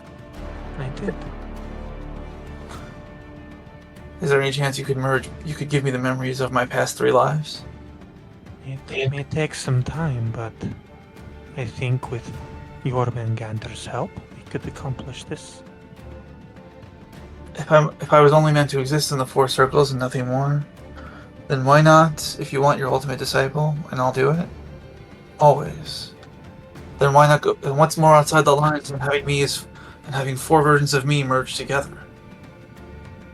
The true disciple that you've always wanted, that I was always supposed to be, I think. 4 sides of me, 4 circles, let it be one. We will try this, but it may take time. If we're doing art together forever, then what is time? Come, Zala. It is time for you to head home. Sweetie and Urga await, and I think Pallet wants to meet you as well. Pallet? Where did you find him? That's a tale for another time, Zala.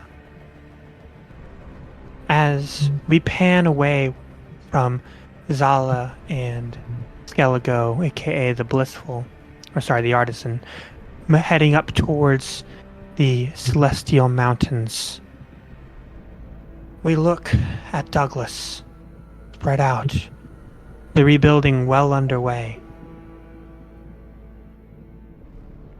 And we know that while this may feel like it, it's not the end.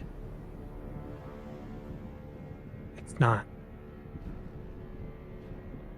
The end may come soon.